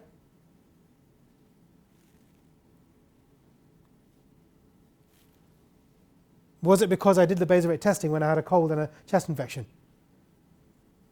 And then I change the basal rate and then I hypo and then you drop it? Because have you noticed this? People, we tell people, you must look at your download every 3 to 4 weeks and adjust your therapy. Yeah? And then what I've noticed increasingly, and maybe it's because I'm looking for it, is people saying, I looked at my data and I pushed my basal rate up and then I started having more hypos and I pushed it back down again, then I was running high, then I pushed it back up again, and you keep going around in circles in the same settings. Has that happened to anyone? Yeah? Carb ratio. I changed it from 1 unit for 8 grams to patient had running high. I changed it to 6 and then had a few hypos and I changed it back to 8, and you keep going round and round in circles. Particularly those people in the mid 7s to low 8s. That sort of category the most. Yeah? So we'll come to that, right? So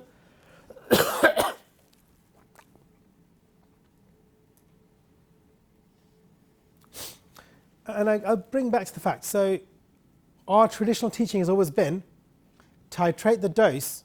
Start with if someone's off control. This was a guy who had an A1C of 9.2%, right? And he'd done some finger prick readings, and we couldn't find a pattern. And so we did a blinded CGM iPro trace. Okay? And so our traditional teaching has always been, you may teach your juniors this. If someone's off control, get the fasting under control, then the day will work better, right? Closed loop therapy tells us that that is a myth.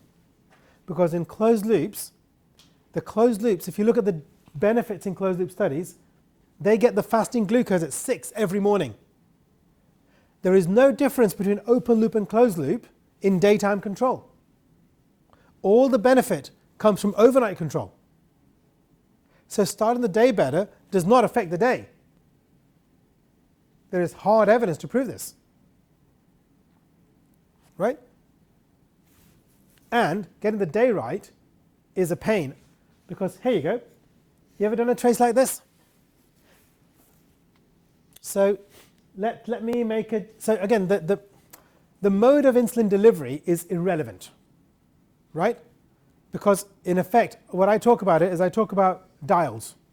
You have a dial for overnight insulin, a dial for breakfast ratio, a dial for lunch ratio, a dial for evening ratio, and a dial for your daytime basal, right? Whether it's Levemir or basal rate, conceptually doesn't really make a difference, right? So tell me, what do I do with the overnight insulin?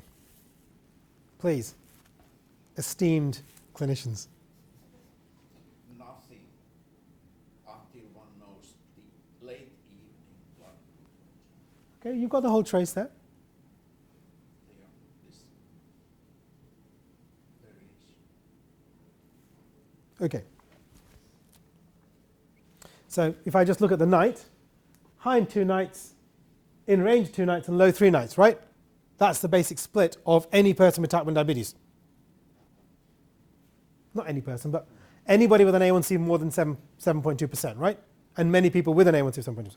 So if I go back there, why is it not? If I go back here, I think we can be quite clever about looking at this data. And the point is that you're right, the overnight glucose is almost completely controlled by what happens in the evening. Okay? So you've got these 2 nights that are high, right? So let's see, the red one was Sunday. What happened on Saturday? Patient hypos, treats the hypo, stays high. What happens, the next one is the grey one. Grey one was Thursday. What happens on Wednesday? Wednesday, patient hypos, treats the hypo, stays high. The only day that you can judge the overnight insulin is if the patient has been stable in the evening. So whenever you're looking at someone's paper diary, whenever you're looking at someone's electronic diary, if you want to judge the overnight, you have to judge it. You have to find in the 30-day week, a month, they will have 3 or 4 nights when they go to bed in range. Those are the only nights you can judge the overnight on. And here, if you look at the green one, that was in range. And what happens on blue? The patient hypos. Okay? So I think this patient is on too much overnight insulin. The caveat is, there's one question you have to ask after that, which is, do you play any sport on Tuesday? Right? The green day was Monday, wasn't it? So on Sunday, on Monday, so it's Monday, isn't it? The green day was Monday, so in the evening, you hyper to the night. Did you have any alcohol? Did you have any exercise? If those 2 things weren't there, your basal's too heavy. So we can be a little bit smarter at looking at the data to understand what's happening, because by definition, overnight requirements are variable, right?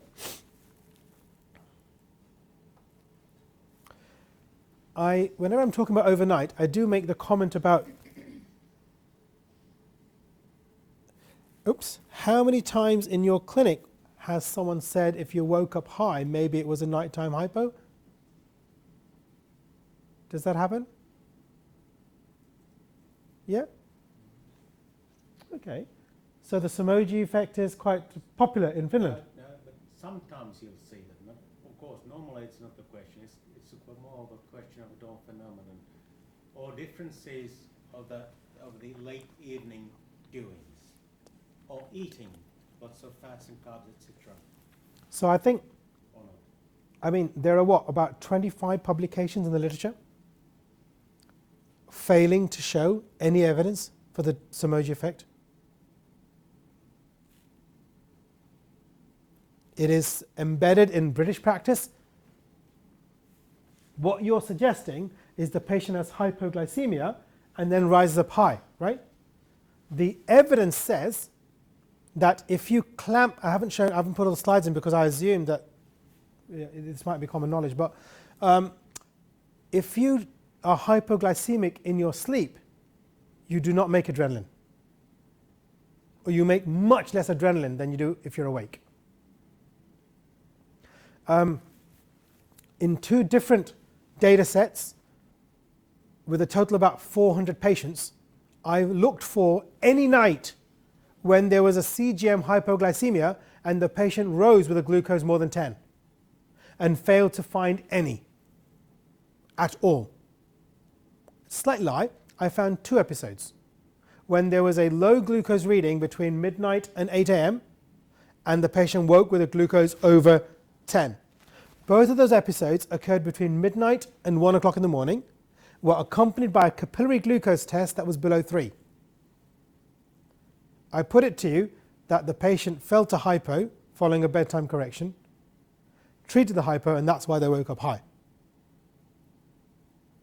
Apart from that, and you know, so if there is the evidence of a Samoji effect of nighttime hypo causing a rebound high, it is at least less than 1 in 500. And actually, if you add up all the papers, probably less than 1 in 3,000. Right? Some people with a strong dawn phenomenon get their dawn phenomenon pulls them out of a nighttime hypo. Some people on injectable insulin, the insulin runs out and pulls them out.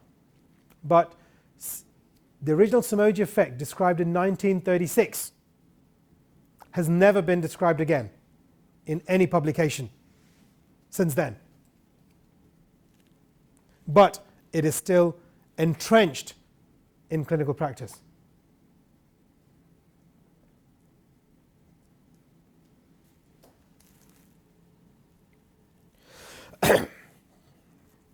This is just a comment about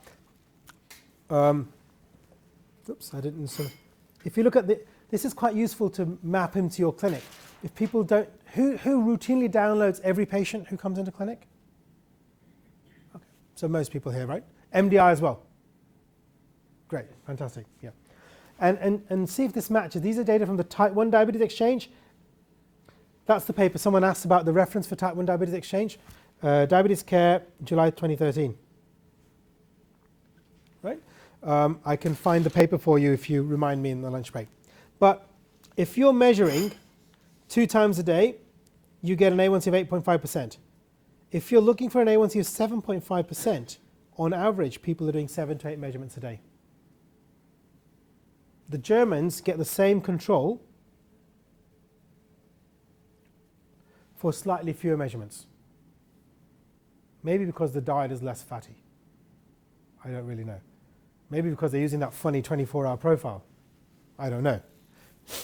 Or the Germans are just better. But it points to the fact that actually if you want to cross into the low 7s, you need to cross 5 measurements a day.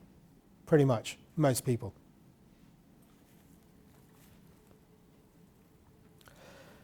There's the effect of bolus insulin postprandial variability as well. And we've just submitted a review about this as well, timing of insulin. And actually there's some really nice data. Have a look. You'll be bombarded by data on fast-acting aspart and on the new BioChaperone Humalog over the next 2 years. And industry's view will be that this will revolutionize diabetes care. And Novo have taken the catastrophically stupid and idiotic decision of doing studies where this is injected 20 minutes post-meal.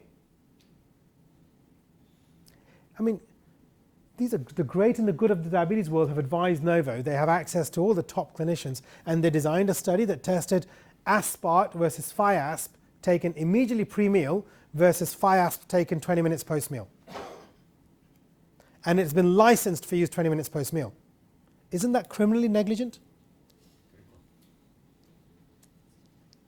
Whoever was responsible for that should be stripped of their medical degree. I feel, but you know, it'll turn out to be someone I really respect. but you know, on average, if you look at this was a study, and you know you've got post 20 versus pre 20, and the pre 20 here, you start off with a glucose of 160, which is what, about 8, and your peak glucose is about 180, so you're rising about 2.5 millimoles per liter, right? If you inject pre 20. And if you inject at the start or post, you're rising from about 160 to about 240. 160 to 240, that's a rise of 80, that's a rise of 4 to 5 from a 35 gram meal. When you look at the data from Fiasp and Aspart, again, standard meals, just have a look at what the average rises are. And the post-meal average rises are basically it's unopposed carbohydrate, right? I would expect if someone had a 50 gram meal and injected post-meal, the rise to be 50 multiplied by 3, 5 multiplied by 15 millimole rise.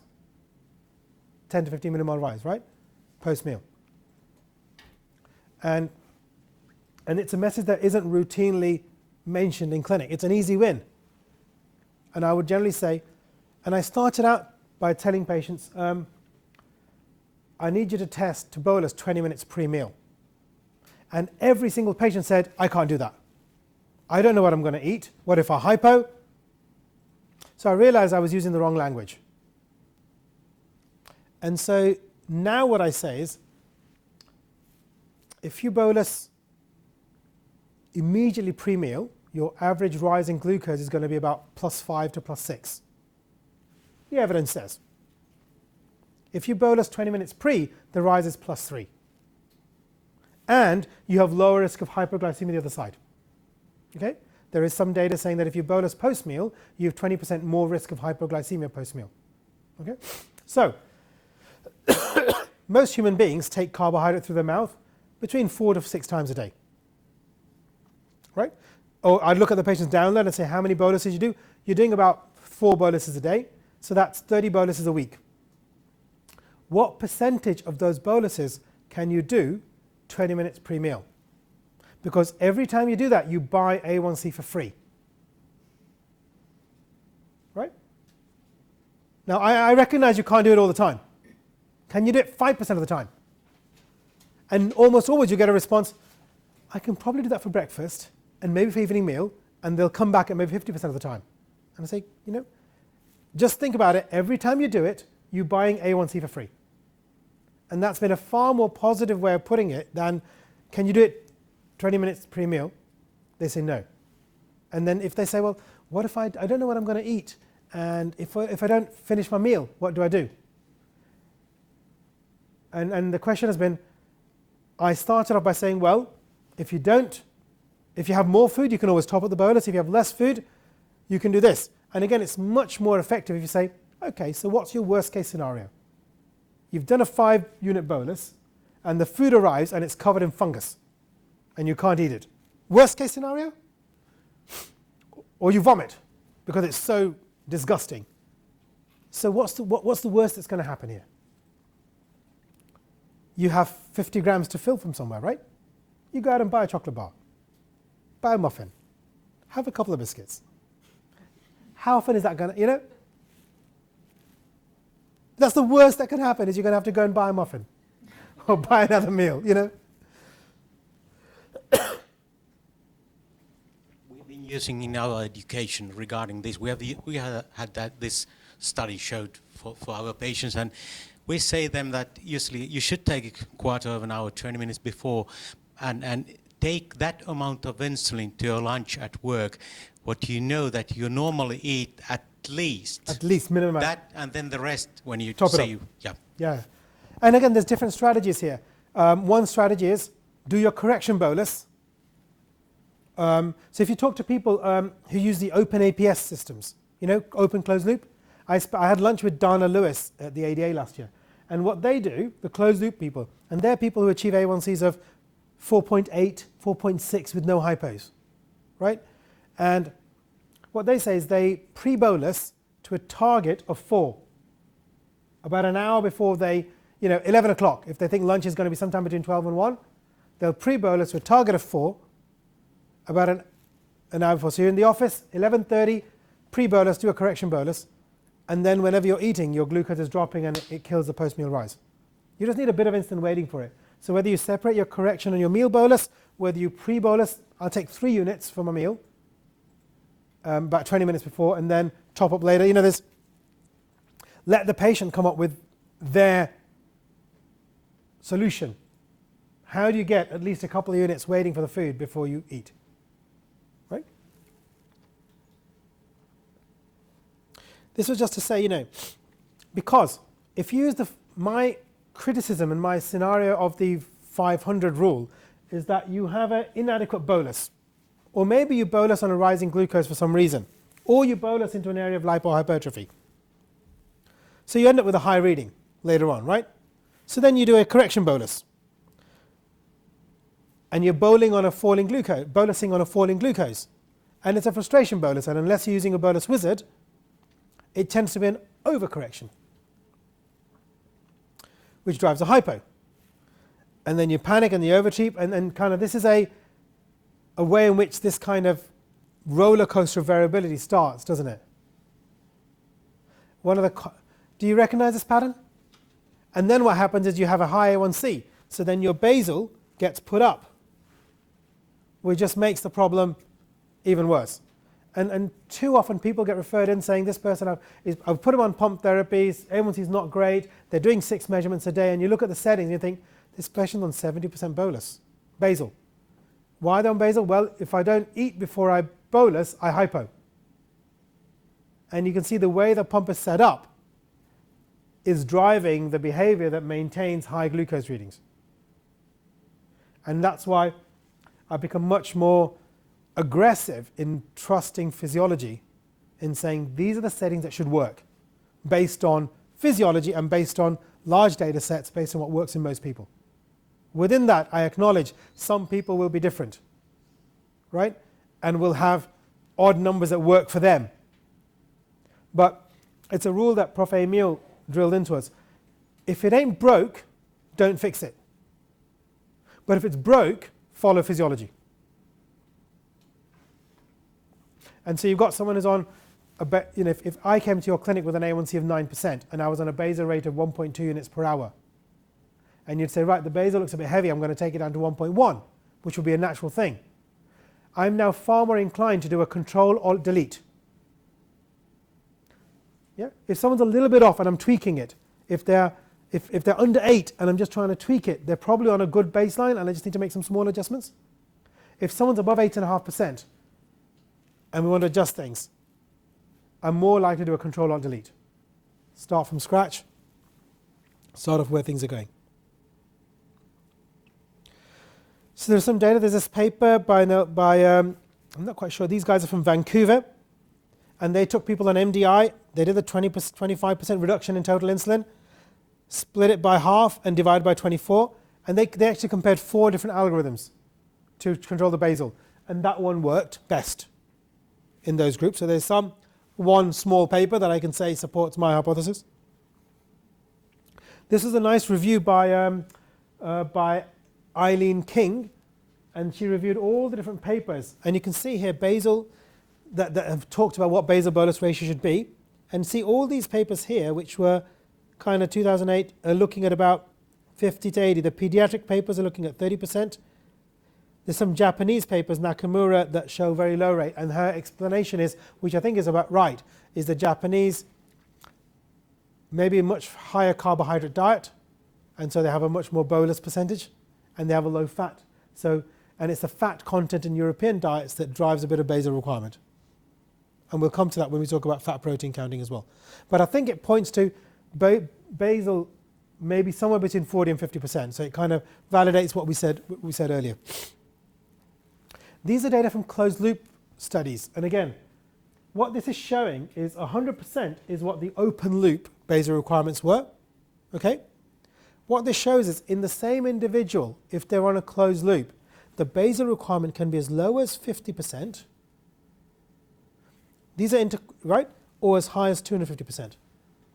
And even if you just look at the interquartile ranges, it's about 75 and 150. That is a day-to-day variability in basal requirements. So if I put that to me, let's say I was on 0.8 units per hour, I would get, so let me say, let's say I'd get 10 units through the night. From 10 p.m. to 8 a.m., at 0.8 units per hour, I'm going to get 10 units, right? Yeah? Or 10 hours, sorry. I made that, my maths is wrong, isn't it? At 0.8 units per hour, 8 hours, I'll get 8 units. Over 10 hours, I'll get 8 units, right? On some nights, I might need 6, and on some nights, I might need up to 18. It's exercise, alcohol, hypo the previous day that might lead to a reduced requirement that night. And it is fat, illness, stress that might lead to a higher requirement that night. So I think people need to vary their basal insulin. But the cycle people vary it on currently is look at your data over a week and then change it. And actually it's in the wrong frequency domain. The variability has to happen on a day-to-day basis around a median value that is at 1/24 of your total daily dose. Does that make sense? I need to explain this. The simple thing is, if you've done exercise that day, your basal requirement that night needs to be 25% less. If you had a hypo, it needs to be another 10% less. If you've had alcohol, it needs to be another 25% less that night. And you need to think about things when you go to bed.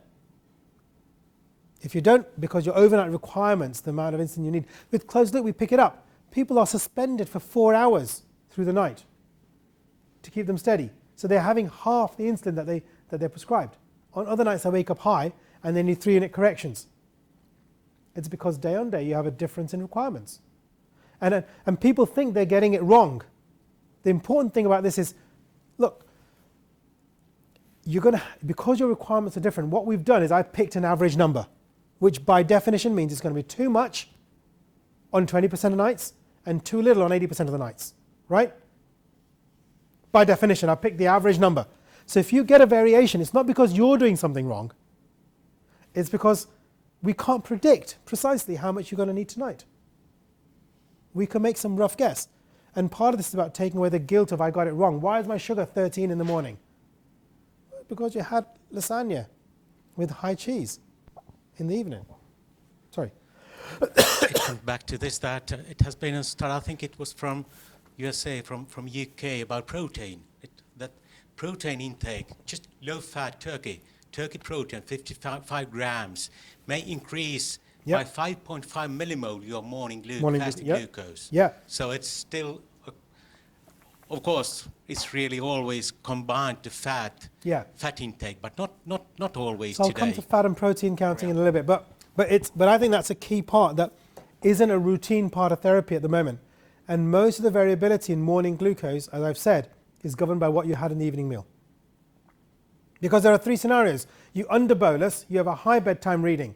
If you have a high bedtime reading, you're going to correct. You're either going to undercorrect and stay high, you're going to overcorrect, have a hypo.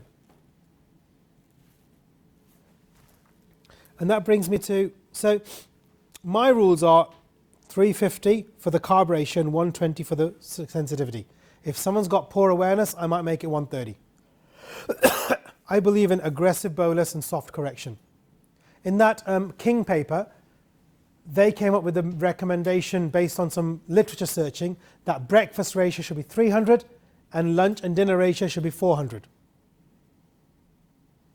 So if I do a control-alt-delete, that's what I do. The other low-hanging fruit is when you use bolus advisors, what range do you set on your bolus advisor? 5 to 6? Anyone set higher range than that? in the UK, because the Daphne program says your target pre-meal glucose is 4 to 7, a lot of people were setting bolus with the targets to 4 to 7. And when you set the target to 7, what you achieve is 8 to 8.5.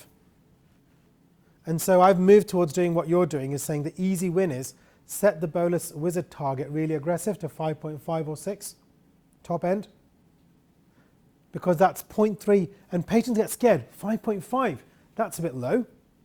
And you say, look, it's a bit like shooting a bow and arrow, right? You have to aim. If you want to hit the bullseye, you have to aim for something a little bit, different to that. And I'll tell you a bit why. Active insulin as well. So these are basic setup criteria that, how do you set your active insulin? What setting do you use? 3? 3? 3 or 2.5, depending on the patient. 3 normally, yes. So I think, again, we can be slightly, if you think back to pharmacology, the pharmacology tells us what the active insulin should be in an individual. So if the average bolus size is between 1 to 4 units, right? Someone is quite insulin sensitive, someone's a child, then we know NovaRapid duration of action is dose dependent. And at those dose sizes, it's probably 2 to 2.5 hours. 2 hours actually is tops, right? If someone who's doing 4 or 5 boluses a day, who is my size, most of my boluses are going to be 4 to 10 units. So that would be 3 to 3.5. If I've got someone who's 110 kilos, whose carb ratio is 2 units for every 10 grams, or maybe even 4 grams per unit, or quite aggressive, their mean boluses are 10 to 15 units a time, right? So the active insulin there is going to be 5, because it's dose dependent. Yeah. You've got someone who has 30% basal, doing 10 tests a day. They're micro correcting. You need to get that active insulin down to 2 to give them the space to correct, otherwise it just won't correct enough. So have a look on the download about the mean bolus size. And that's where you should set and that's just as pure pharmacology. The only physiology will come in impaired renal function. We all know to increase the insulin action time, right? There's no difference between the 3 analogues. And I don't think the difference between aspart and fiasp is enough for me to change my recommendations. Right? I think we should use fiasp exactly how we ought to be using aspart. 20 minutes pre-meal bolus in the active insulin time, because the difference is just 10 minutes shift. It's still really slow.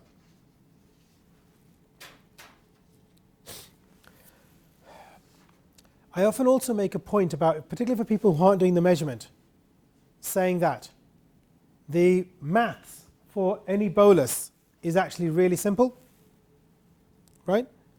Have a look at your carbs, and every single bolus is food insulin plus food insulin plus correction insulin minus insulin on board, right? Sorry. Minus insulin on board, right? Plus an adjustment for direction if you've got CGM, which is carb content divided by insulin to carb ratio plus blood glucose minus target glucose divided by sensitivity factor minus insulin on board plus a correction for direction.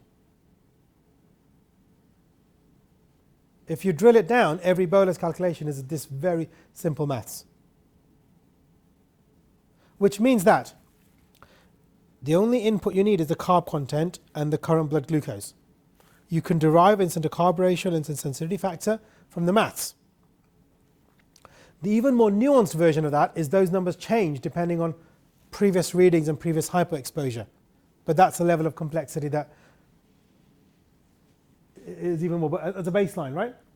And I was at a talk by Gérard Riac from Paris when he showed actually this slide here, which I've kind of copied from him. Sorry. If someone says that a task is mechanical, it does not mean that the person is incapable of doing the task. It does imply that only a machine could do it again and again and again for the rest of their life without complaining or feeling bored.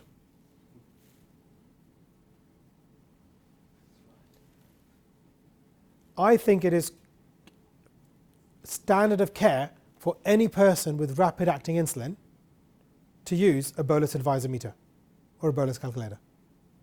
It is illogical not to do so. And to explain to the patient that, because there's something else about it. If you look at what people do around the correction side of things, ask someone who is on injections and uses the normal meter, if you get a reading of 9.7, what are the chances that you'll do a correction dose? Now 9.7 would generate a 1.2 unit correction, right? I reckon, my experience has been less than 50% would do a correction on a 9.7. Psychologically, it's once you get into double numbers that you need to do a correction. And there's something else about when that maths, if the patient is making a decision about the dose, there's an emotional element to that decision making. What's my perceived risk of hypos? And the mind will always prioritize short-term risk over long-term risk, right? So if you ask someone to take that call, they will say, I'll just err on the side of caution and not do the correction. And so my theory, and it's not been proven, well, the bolus calculator studies show some proof in this, is that if you take the emotional component of the decision away, then people get more correction. And the way I sell it is, look, if you put that target to 6 or 5.5 as you set up, then it's worth about 0.3, 0.5 units per bolus on total. Add that up over a month. That's 6, 7 extra units. That's, again, A1C for free. Just dropping the target dose, getting people doing corrections, to getting the insulin in whenever they do take it, is A1C for free.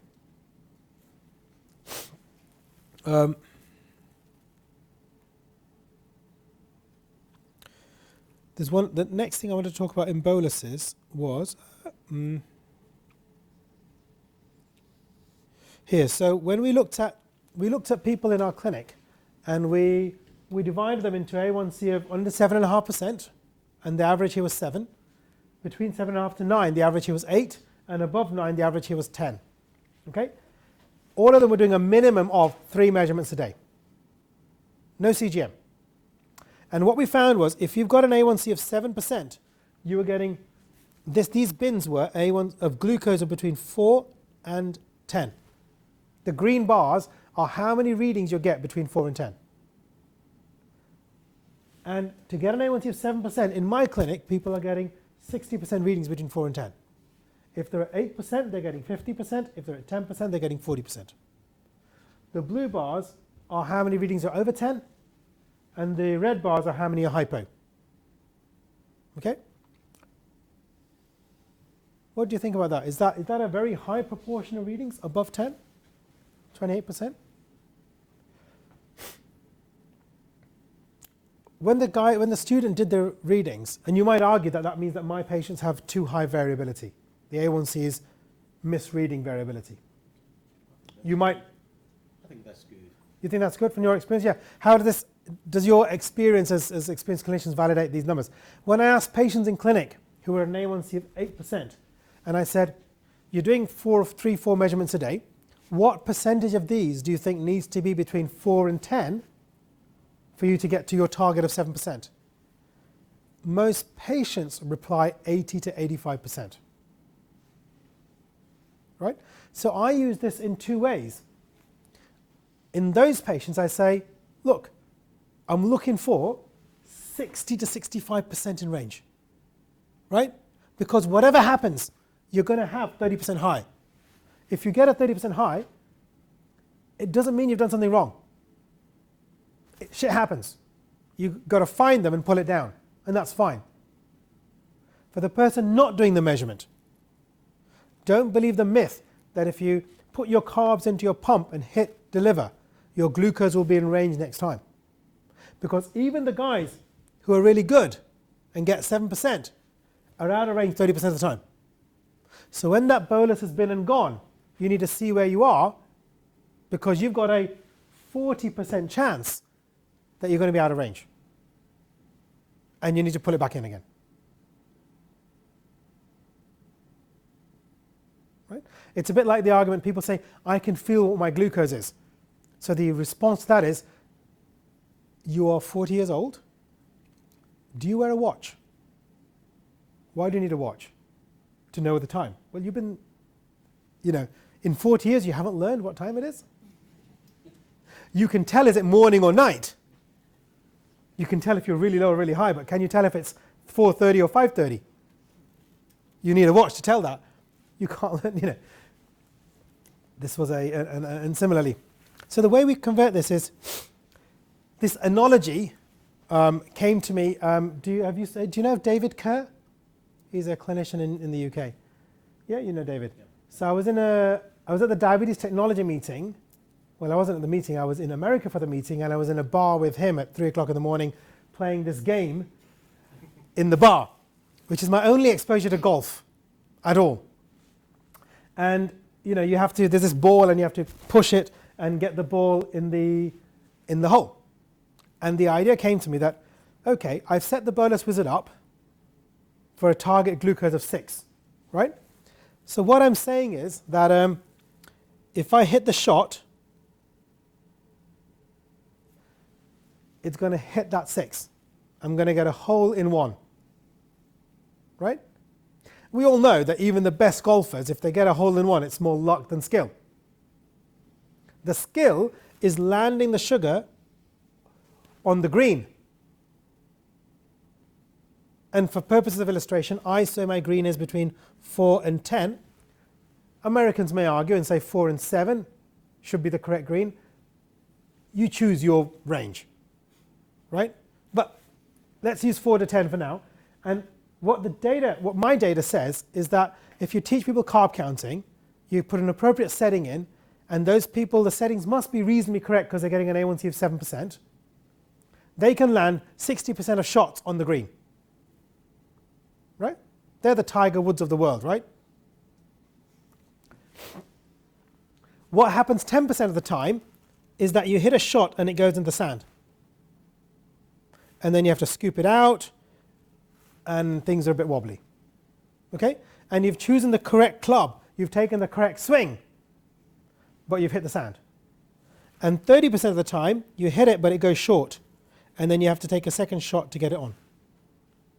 Because naturally, we are conservative when we're trying to hit, and we underhit 30% of the time, and we overhit 10% of the time, and we hit correct about 60% of the time.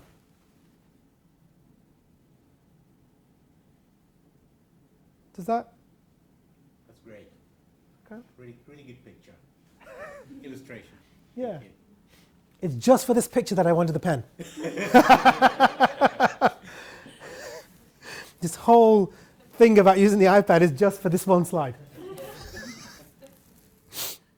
Because I went back next year, the first time I did it, I had the idea and had this really horrible picture of Tiger Woods in one corner and a blue round thing trying to make a golf course. So I went back to the diabetes technology in November, and we ended up, and David Kerr said, do you want to go for a drink at the same pub? And I said, yes, I want to go there. I want to play that game because I want to get a screenshot so I can use this slide for my presentations. So the way I use it in clinic is, I might talk about it, but I say, look, okay, let's imagine a scenario where your glucose is 12 pre-meal and you're having 40 grams. So are we happy with 4 plus 2 is equal to 6 units as your bolus? Happy? Yeah. I then turn the screen around, the sheet of paper around, and I say to the patient, over the next 4 hours, draw to me what you think your blood glucose will do. Non-CGM users. And about 6 or 7 out of 10 draw.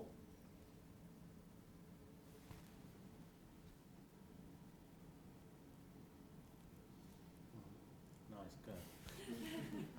Novo rapid. I think it says rapid. It works straight away. Yeah. I should say other insulins are available. The BBC always has if they measure a commercial product, they always have a disclaimer saying other brands are available. So, yeah. But really, we know, as someone drew in the crowd there, that what really happens is at 1 hour, we've said if you bolus 20 minutes pre-meal, you're going to get +3. If you bolus immediately pre-meal, you're going to get +5. And if you bolus post-meal, you might get +8 to 10. Okay? Let's say that they're doing bolusing pre-meal because they've heard us say that. And then it's going to come down, and if we hit a hole in one, we'll have a glucose of 6 at 3.5 hours. Yeah? By the time the bolus has been and gone, and the basal will flatten it out. But the reality is that there's a prediction window, which is, yeah? The reality is it's going to be somewhere in that window. Can you tell me what factors will, wrong colour? That's the low one. What factors will cause a high, will be more likely that you've underhit the shot? And you end up with a high reading at 3 hours. What could the possible reasons be? You can predict them. Pizza. Fat.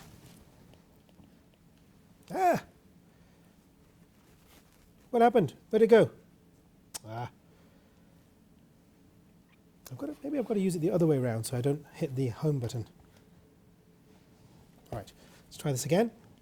We've got this. We've got the prediction horizon.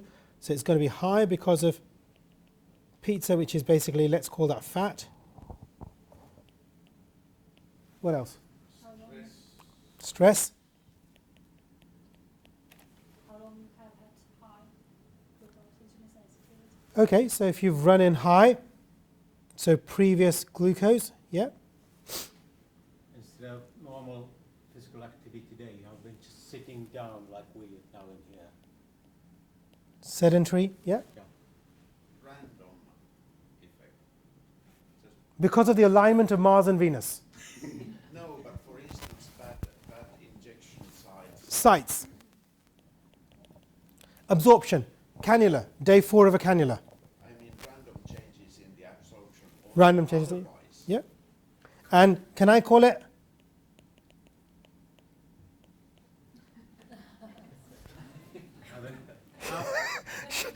Shit happens, right? So there are some things that we can account for, which is, look, you didn't count the fat. You were running high before. It's day 4 of a set. You're stressed. You're unwell. You're in a high. Carb counting failure. Inadequacy Just carb a counting. study 8 months ago, 30% were right, 70% wrong. Wrong, yeah. Carb counting. Can we predict what might cause the hypo when you're at that 10% end of the range? Again, it could be that you overcounted the carbs. It could be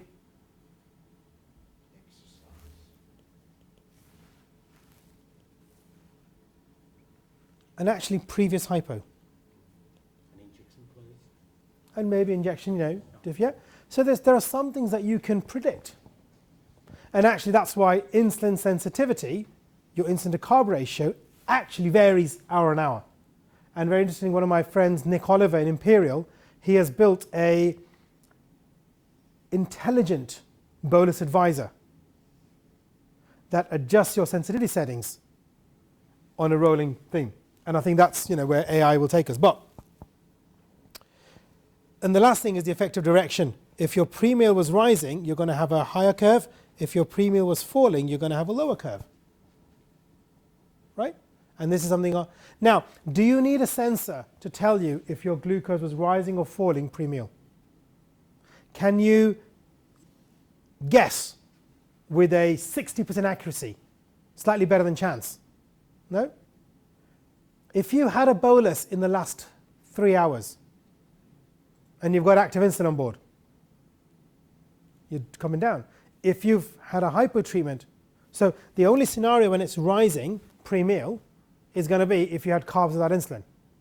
Well, no, a big cause of that, and that might be hypertreatment, that might be I just had a coffee, I had a starter, something like that, right? And if you're dropping, if you're in this falling phase and you have another meal, I know. So pre-lunch, if I've had breakfast and then I had another snack at 11 and then I'm going into lunch, I know I'm probably on the downslope and it's falling. And when people say, I can't leave 20 minutes gap between bolus and food because I hypoed, the only reason you can hypo between your bolus and your in 20 minutes after bolus is if you have active insulin on board or you did activity, really. And that might happen 1 out of 100 boluses, and you say, so you're going to screw up the other 99 because of that one that you can predict because the pump says active insulin on its face. If you've got active insulin and you're under 7, you're dropping.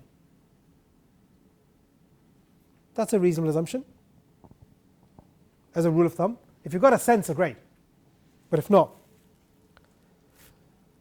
And the adjustments, so there are 2 papers. There's a paper by Steve Edelman that talks about how to use arrows and sensor usage. So if you're rising, 1 arrow, do a 10% increase. If you've got 2 arrows, do a 20% increase, and the opposite, right? And the bolus calculators aren't clever enough to do that adjustment. There was a oral presentation at ATTD last year where one of the French investigators said, my patients struggle with the 10, I'm having 5.4 unit bolus. 20% of 5.4 is, it's a bit difficult to work out. So she just said half unit or 1 unit. And it worked just as well, because these are approximations, right? So if you're rising, add a unit onto whatever the bolus wizard says. If you're falling, because you've done a correction bolus, take a unit off what the bolus wizard says. And that's how you add that, in that equation, carb insulin plus food insulin minus insulin on board plus a correction for direction. That's how to further fine-tune that bolus to increase your proportion that hit the target. As you do each one of those, you gain more in target. Are we running out of time? We're just at the time to stop. Just at the time to stop. Okay. Should I show 2 slides on fat and protein? Right. 2 slides on fat and protein. The first was the way I did fat and protein was wrong for the last 10 years. Because what I used to do was if someone had 60 grams of, let's say someone had a pizza, 80 grams of carb, high fat, so we would say take 80 grams, 60-40 split over 4 hours. Something like that? Is that what people would do? No? Dual weight bolus for high fat? The point I'm going to make is the evidence says that the 2 lines haven't come up. There's a second line here. They gave 2 meals, and the second line was like this, right? So when they gave a high carb, low fat, and high fat, the 2-hour glucose was exactly the same. The time to peak and the amount of peak was the same. That is driven by the carbohydrate. Sorry, it's the wrong way around here. The low fat curve, let me just draw this again. The low fat curve had the same peak, but by 2 hours came down to normal. So at 4 hours, they were at the same glucose. So that means the bolus was correct, and at 4 hours they got back down to range. But the high fat stayed high, and the difference was between 2 to 6 hours.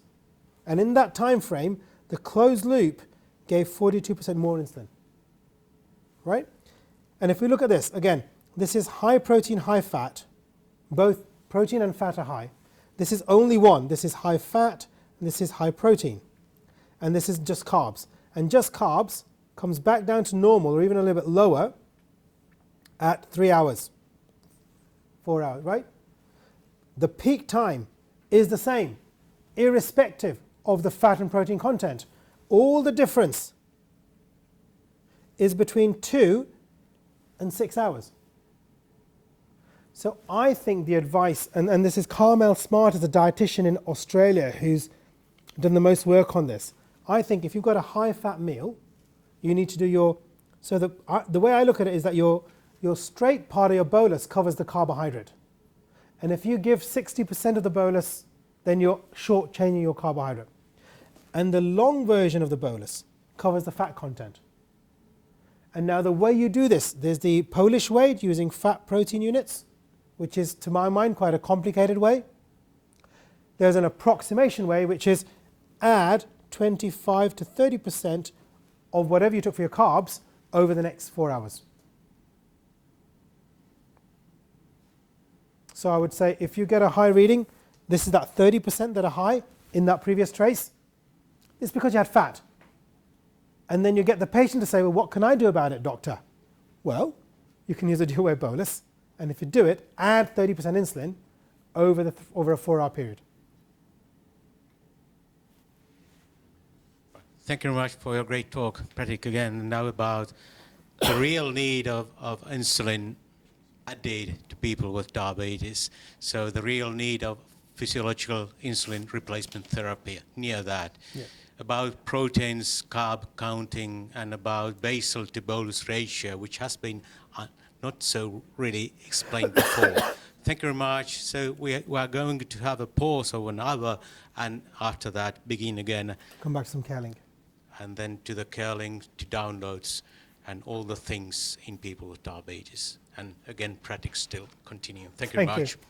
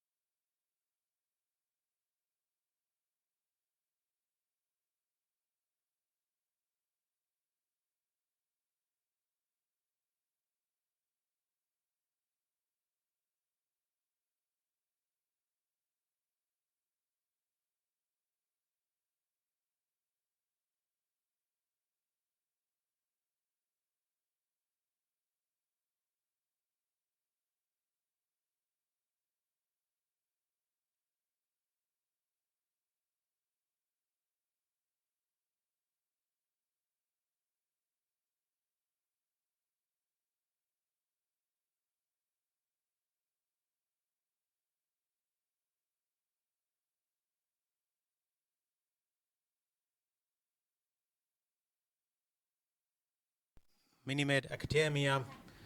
And now it's time to go on further with Pratik straight to the downloads from the sensoring and pumping systems. But I asked him to tell something about hypoglycemia, imaging of it, and difficulties behind those issues, definite heart study, perhaps something, and then to the downloads. Please, Pratik, podium is yours again. Is it this one? Yeah, right. So actually I'll try and keep this to three slides if I can. And, no. You can see here, this was the lady I said who arrived in my clinic from another hospital after having 10 severe hypos with an A1C of 4.7%. You can see the mean glucose is 6. She's having repeated hypos through the day. So I immediately put her on put a sensor in to protect her against severe hypos. And you can see here, that was August. By November, things are still challenging, but at least nighttime she's safe with the sensor, right? And then she came to me in March with this download. That's a finger sticks, and that's a sensor. So this goes really into the psychology of people with repeated severe hypoglycemia. And those are two people at the, recurrent DKA, personality disorder, hate diabetes. Recurrent severe hypos is a different kettle of fish again. What are we seeing here? She's afraid of normal blood glucose values. Yeah. She's afraid of normal blood glucose values.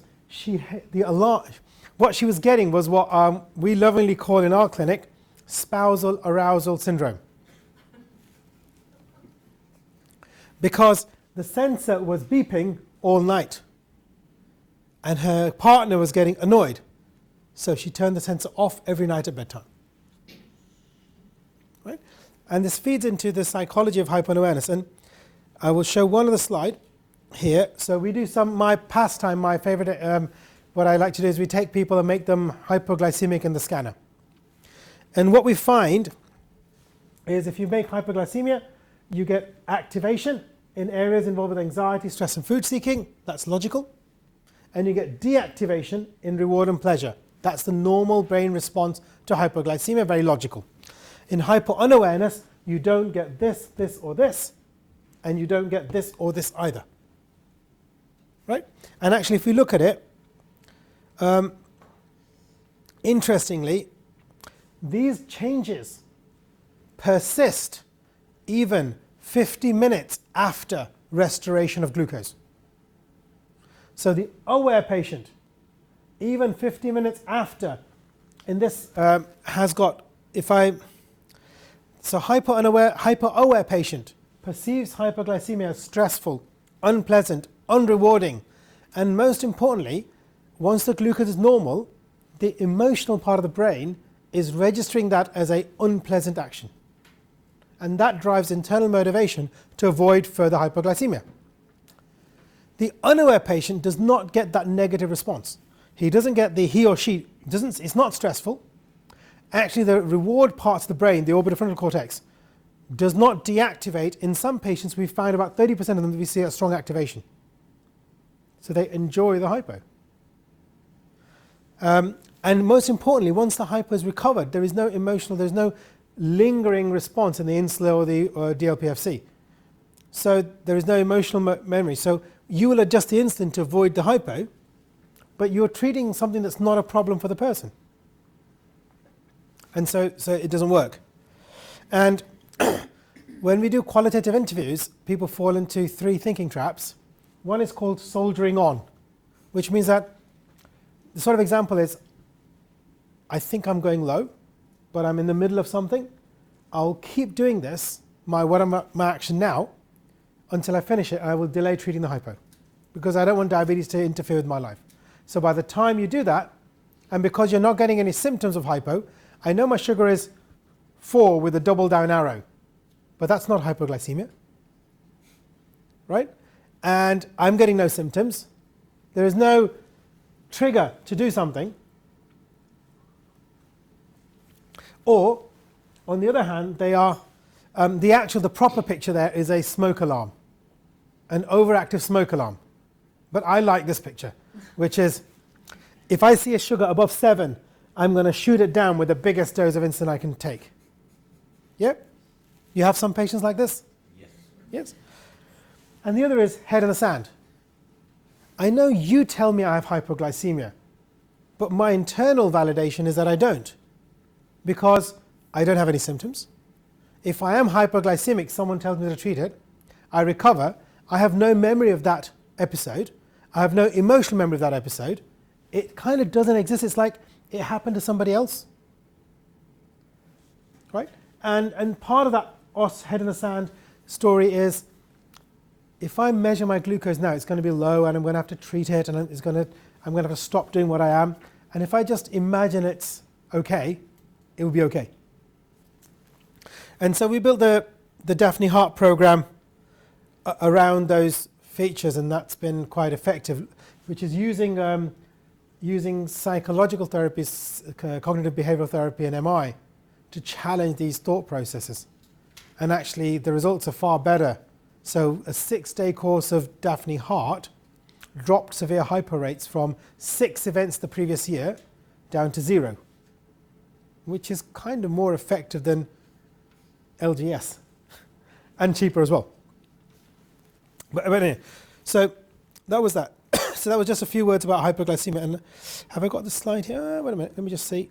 The slide I was going to show was, sorry, I haven't picked it in this deck.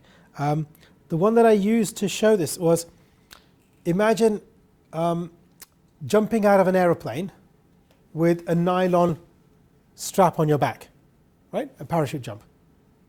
The stress pathways that it would activate are the same as you'd get after your first hypo, right? Anterior cingulate, the same pathways are activated. You have a brain memory of what happens there. But you can imagine 2 responses to that skydive. One is, that was fun, let's do this again. And the person becomes a professional base jumper. And you can see the other attitude, which is, that was horrible, I hated it. Anytime I see a plane, I get a panic attack. Yeah? The stress pathway is the same. Those 2 responses are driven by the cognitive frontal lobe and how it's responded to that same stress response. And my hypothesis is that that governs some people who have extreme fear of hypos.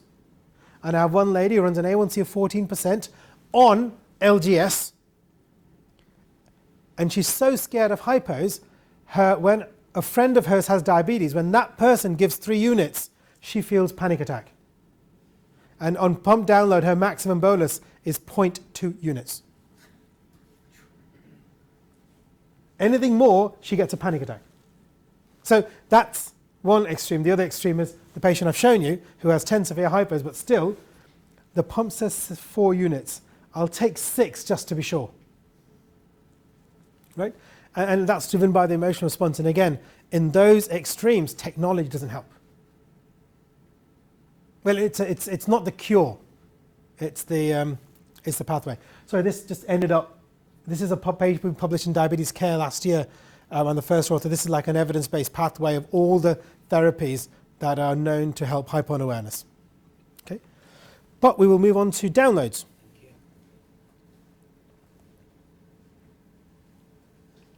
And in a sense, everything we talked about this morning is a preamble to this talk.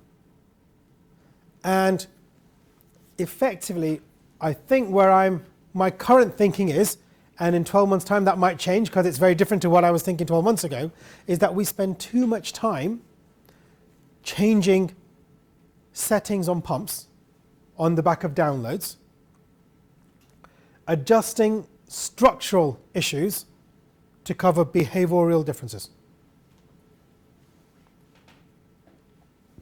Does that comment make sense? The basic settings are governed by physiology, 0.5 units an hour, rack it out, 350 by total daily dose, 130 by total daily dose. That gets you in the right ballpark, right? And so how do you avoid drowning in data? So in endocrinology, we talk a lot, you are very familiar with the concept of pre-test probability? Yeah? Yeah? So if you've got someone with Cushing's and they have a low K, it's likely to be an extra-adrenal source. Yeah? And so when you're looking at your scan and you see a little bit of a pituitary bulge, you still think that's probably a normal variant, it's because the picture is different. So the clinical story governs how you interpret the data, to some extent, right? And I think that's a skill we should apply to looking through downloads. Because if your patient is running high and they are 30% basal, then they're high because they ain't got enough basal, right? And so when you look through the download, you've got structural issues, which are those 6 settings: daytime basal, nighttime basal, insulin to carb ratio of your 3 meals, and your correction factor, right? And actually, we should have a pre-test probability, pre-test idea of what those numbers should be in an individual based on their total daily dose, right? We have a ballpark figure where they should be. What drives most issues with control are actually these. And I, for one, certainly spent a lot of time adjusting these things or these things to cover this or this. Right? So if you know what you're looking for before you start, you increase your probability of making the right judgment. So we've kind of been through this one, and we talked about the night time, saying you can only judge the night on the day that you're looking, that you get it right. There's one, if I ask people, what would you do with the insulin to carb setting at breakfast?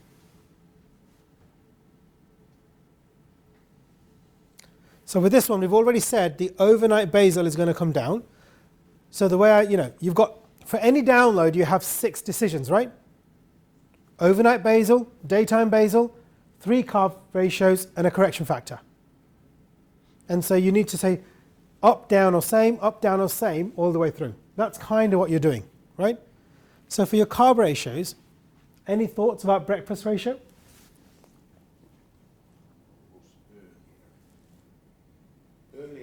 Earlier bolus, right? So my rule of thumb is if the angle is more than 45 degrees, that is carbs without insulin.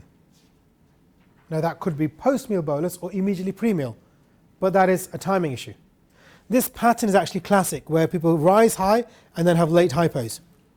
And you can see here that the timing issue is completely screwing up this person's setting. Right?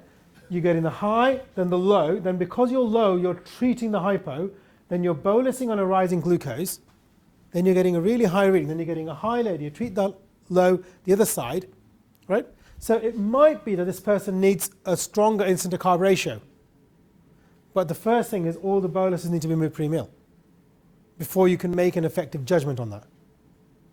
And so based on that, that diagram we showed earlier, I have a kind of simple rule of thumb that says the 1 hour glucose tells you about your bolus timing. The 2 hour glucose tells you whether that bolus was enough, adequacy of bolus. And the 3 hour, and maybe it should be 4 hour, but 3 hour glucose, because 1, 2, 3 is a nice catchy thing to say, tells you about whether you've covered the fat and protein okay. And I think that's quite important for CGM users or Libre users, because they're getting this data. Saying that the 1 hour glucose is all about timing. Increasing your bolus won't affect that. If you want that, and except, you want to get a rise of about 3 or 4, and you need to pull your bolus back in until that happens.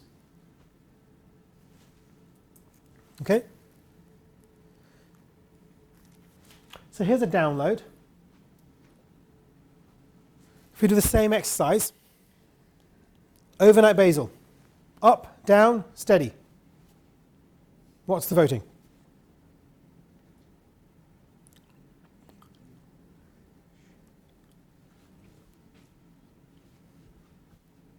Impossible to predict because the evenings are all high, so one should start with appropriate evening values. Okay. Any contradictions?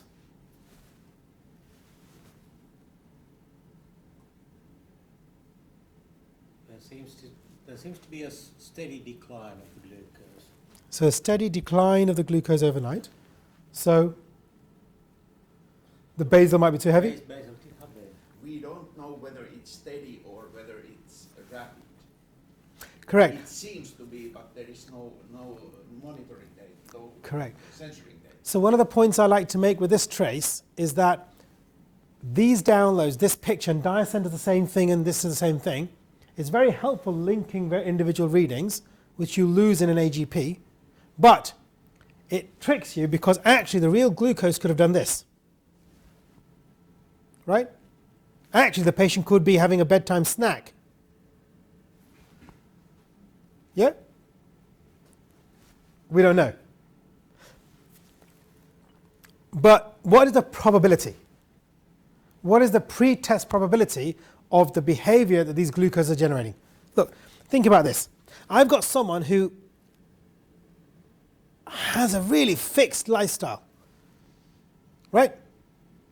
The person who's disorganized, and this is what the numbers tell you about the person behind them. If this person gets a reading that's on the whole is between 10 and 15 at bedtime, what are they going to do? This is someone who's doing 4.7 measurements a day. This is someone who's testing and bolusing every time they eat. This person is going to correct.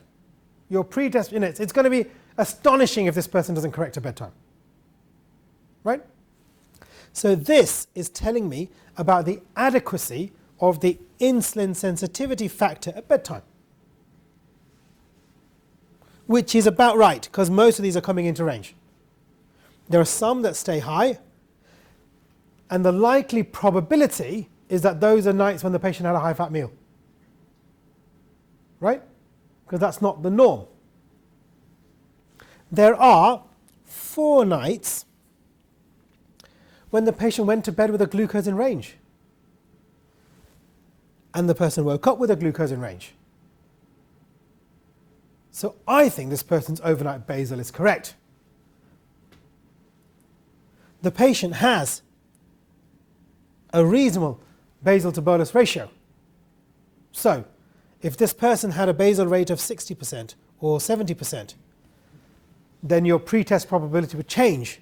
And it would be that the glucose is dropping overnight. That's why the patient has decided that they need to make a glucose more than 15 to prevent the nighttime hypo. With a different basal to bolus ratio, your pretest probability is completely different.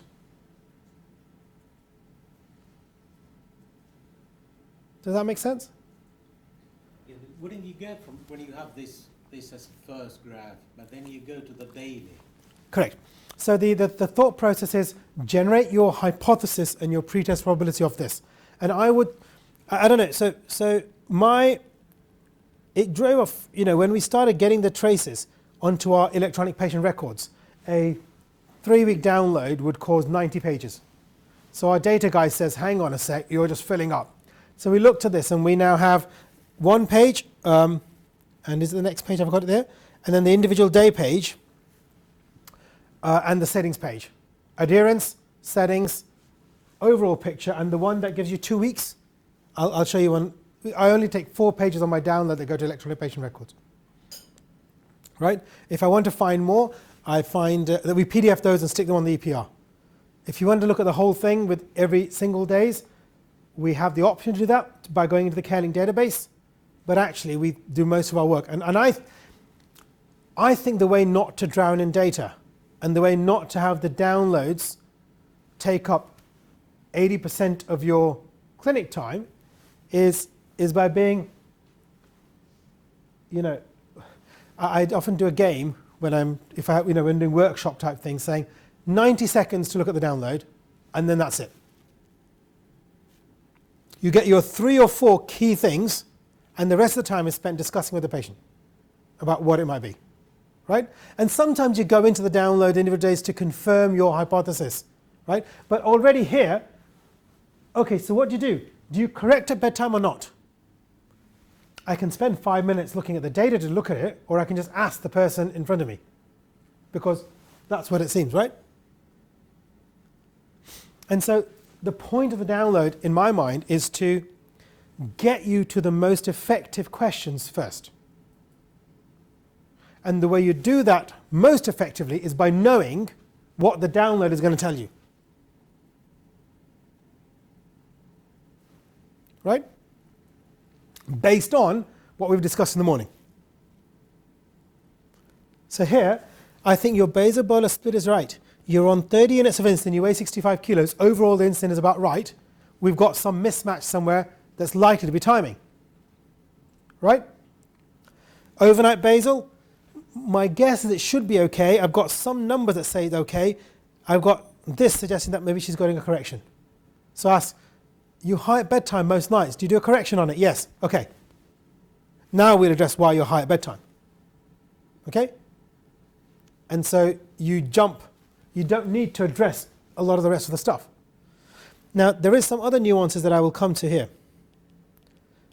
So what do we think about the breakfast dose, insulin to carb ratio at breakfast? Good, bad, ugly, okay. I have one okay. What else do we have? From this side of the table.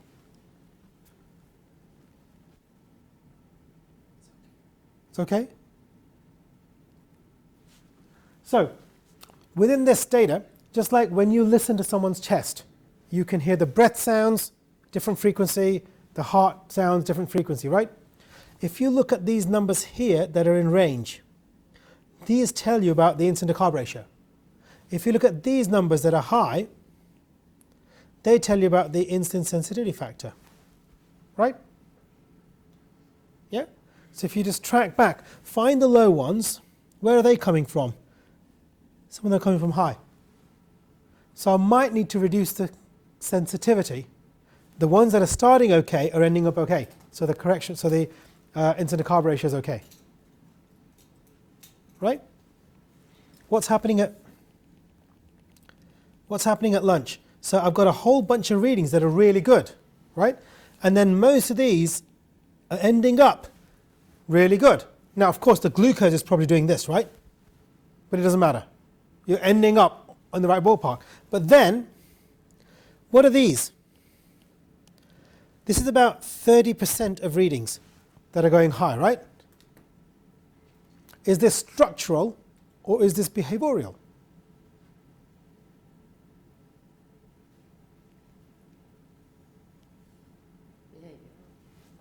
Of course, because it's infrequent. So now, you might want to say, so what are the, if you had to dream up, what are the likely probable differential diagnoses of that? Of someone who is good enough to get 70% of their boluses right, to completely screw it up 30% of the time. And how far out is she? Let me see. This, how high is she going? 15, right? So she is about 6 millimoles out. So she's about 2 units out. So she's about 20 to 30 grams out. It could be, given how far it's going. So so do you struggle to count carbs on some meals? Maybe this is weekends when she's eating out, or she's having a business lunch, or most days I have my fixed lunch, I know what it is. But there's sometimes when I eat out, I just slightly underestimate it because I'm unsure, or maybe, there's something happening on some days. And this is then where you go into the data and you say, right, let's find a couple of those and see if you can remember what was happening. Or you're struggling with some things, what do we need to do? Is this a take a picture of some foods that you're not sure of and show them to the dietitian? Is this be a bit more aggressive when you're not sure? Because when you're not sure, you're undercounting. You're not overcounting. You're not hypoing at all. When you're not sure, you're under bolusing. So it could be as simple as that. 30% is a really good result. Yeah, and actually it's not far off, is it? But she's perfect carb counting at breakfast. Because this person, the download tells me she eats the exact same food every morning. Yeah? Has to be. The download tells me about the personality of this person. This person has lunch at the same time. Except when it's a little bit late, and then it goes up. Something's odd on those days. And the evening meal, now this is a disaster, isn't it? And again, if you link those lines, now realistically, it could be going up and coming down. It could be okay, and then with a late snack. That's not covered. It's one of those two things, right? It can't be anything else. It's either a late bolus or a dessert that's not covered. Because of how far it's going up and how fast it's going up. Right? So, the download has very clearly given you a couple of things to focus in on. Actually, just looking at this made you know that structurally you're in the right ballpark. And you didn't need to do a lot of setting changes. Because they map back to what you thought was going to be going on. And so I think part of the art of looking through downloads quickly, and for Medtronic, I was in Amsterdam, and I was saying 90 seconds, and one of the other speakers said, okay, they challenged me to it. And so they gave me some downloads, and within 90 seconds you can come up with 3 or 4 things that are worth talking about. And once you get to 3 or 4 things, you should stop. And let's address these things, and we'll talk about some other things later. Because, we all know those sort of data that people struggle to catch on to more than 4 things in one go anyway. Which is a lot. I've tried to talk about 20 things today.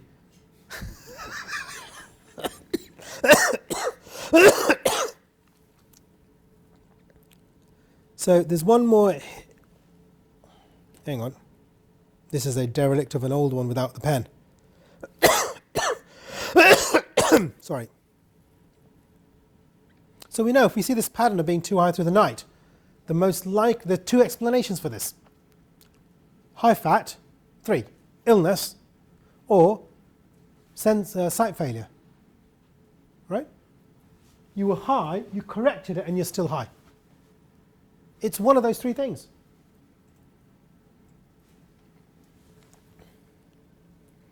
Now, here's another one, right? So, I like looking at the adherence page. If you walk me through this, what are the 3 things that jump out at you? So in the first 20 seconds, you should pick up 3 things here. Which is 3.3 a day and 3.6 a day. Okay? So when the boluses are more than the BG readings, when there's a discrepancy between bolus and BG readings, that means there's food being consumed that is not being bolus for. Right? Logically. Second thing.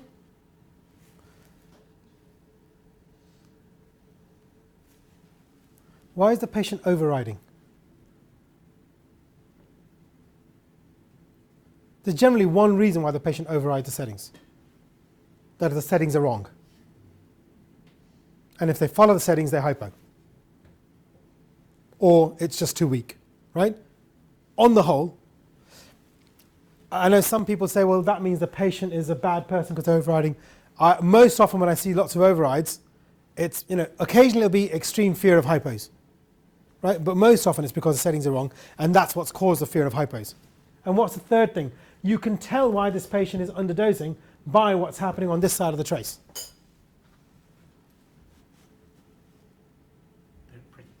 Question. Yeah? Question from some mobile phone.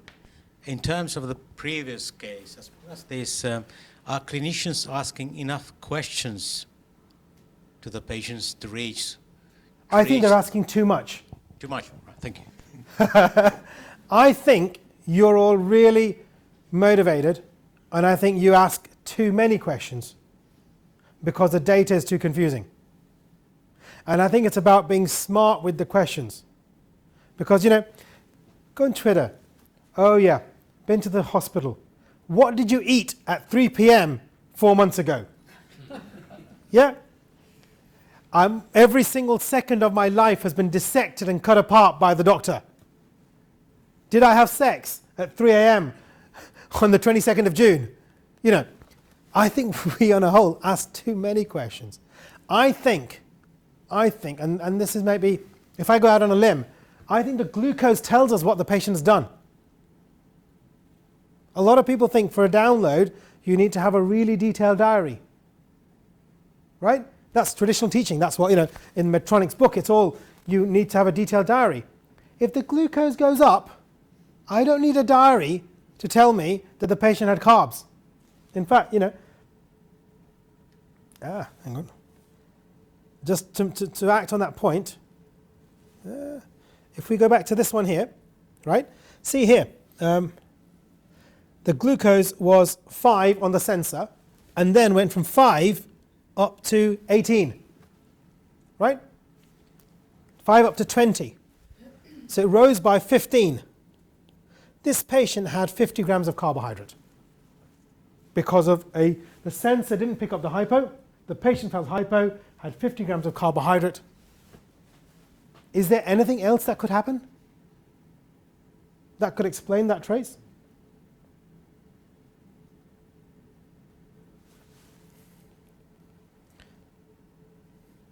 Is there anything else?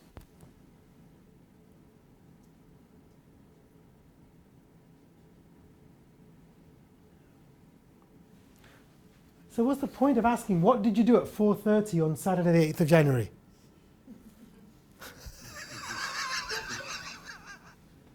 Apart from annoying the patient. Came home. Yeah, okay. So I came home from the club, from the bar, and I had 50 grams of carbohydrate. Okay, but you had 50 grams of carbohydrate without bolusing for it. That's the bottom line, right? Yeah. Anaphylactic reaction and adrenaline might explain it, or perhaps not even that. I mean, what would adrenaline to push you up by 15? You'd have to get run over by a car or something. And even then, it wouldn't go up this fast. This is vertical. This is carbs. This. You know what's happening. And actually, it makes you look really smart when you tell the patient that that's what they've done. She must be, she must have fear of hypoglycemia. When I look at that. Could be, but the fear of hypoglycemia is being driven by hypos that are caused by post-meal bolusing that are driving more post-meal bolusing because the patient realizes I need to be high before I bolus because when I bolus I go low. That's kind of where people end up with. So, where were we? We were looking at this one, I think. Here we go. Yeah. So, what do you think? What do you think about this? So, this person is changing their set every 1, 2, 3, 4, 5, 6 days, right? Why? Because this person, I know, is going to have low insulin requirements, right? We teach people to fill the reservoir. We teach people to change every 3 days. People change when the pump beeps and says your reservoir is low, right? The only response to this is to look at. So you can. I used to spend some time saying, make sure you change your set every. Go back. It's being a bit funny now, after being with me for the whole morning. Here we go. Yeah. We tell people to change every 3 days, and in their mind, they do change every 3 days. But actually, they change when the pump says change. And I used to say, well, change every Wednesday and every Saturday. Didn't work. What works is, what's your total daily dose? Multiply it by 3, only fill the reservoir that much. And then you change it every 3 days. Because there are good data saying that your mean glucose rises by 1 millimole per day for every day of set usage. It's slightly higher on day 1, it's lowest on day 2 and 3, and then it rises. And the rise is greater with Humaslug than with Novosluggish. So there was a study funded by Lilly, first author is Bill Tamberlin, and they found that there were more episodes of unexplained high glucose readings with Humalog only after on day 4, 5 and 6. Okay? But it's you just see it so often, because what happens is, look at this person, and now you can work out how they ended up where they were. You said fear of hypos, but look, basal rate is 70%, right? Now what happened was this person wasn't changing their system, their set. So they were running high on some days. So someone looked at the pattern, put the basal up, and then they started hypoing. So then they got scared of bolusing. Then the boluses went down or turned into post-meal boluses. And then they were running high, so the basal went up a bit further. And the way the pump was changed encouraged, I mean, look at the settings here. You've got a basal of 0.5, 0.6. You've got carb ratios of 1 to 10. So total dose of 20 units, carb ratios of 1 to 10. They're double what they should be. Sensitivity is 4. Now there is something here, the settings are pretty high, so there is an underlying fear of hypoglycemia here. And actually your other measurement is that carb content is only 50 grams. Right? So before you look at the download, if you go down the side, you see 4.4 tests a day. In someone with an A1C of 10% tells you that they've got anxiety. Right? They should be a bit lower than that. 40 grams a day tells you that they're either low carbing or they're not entering the carbs in. Right? So it's one single question. How many carbs do you really eat per day? And if you see boluses without the carb entry or something, so that's one thing to look at.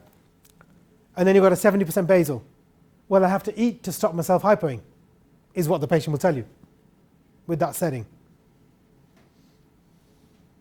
Yeah? So before you've looked at the trace, those data have told you what you're going to find. And then you confirm it on the download. Does that make some sort of sense? Yeah? And here, we confirm it. I think what I've got here is the lines. What do the lines say? The lines are overnight corrections there, aren't they? You've got a really high reading, correction dose coming down, correction coming down. But look here, 6.8 to 13, right? So 7 to 13, you've risen by 7. That's 20 grams of carbohydrate. The only thing that can cause that is food without insulin. Look, the food goes in here, the bolus goes in here. Right? And that's a pattern. Just look all the way through. 6 to 9, no bolus. 12 to higher than 22. 10 to 15. And then the bolus is later. And what she's doing, this person, they're putting in the carbs of what they're eating, but they're bolusing 20 minutes after they've eaten. Right? And if you look at what's happening, the set changes were occurring. So when the set change occurred, the patient was good. So this is a new set, and then things start to go off, and then you have a really high reading, and then the patient changes the set, and things are okay, relatively, and then it starts to go off, and it's really high despite bolusing, because the patient's changing every 7 days. And you get this pattern about, so one of the things that I often talk about, you can see here, despite that you're getting what you'd expect from the behavior, and then you get it over 22, because that's day 1, 2, 3, 4 of the set. Right? So look for that pattern. And my rule of thumb is, if you get a reading that's more than, and actually what I do is I go here and I say, right, this is where you get to mostly post-meal, right? You can draw a line at about on the 80th or 85th centile, right? You get these few readings that are up here. If you get a reading above, so for this person, I'd say if you get a reading above 18, It can be one of 4 things. Can you tell me what those 4 things are?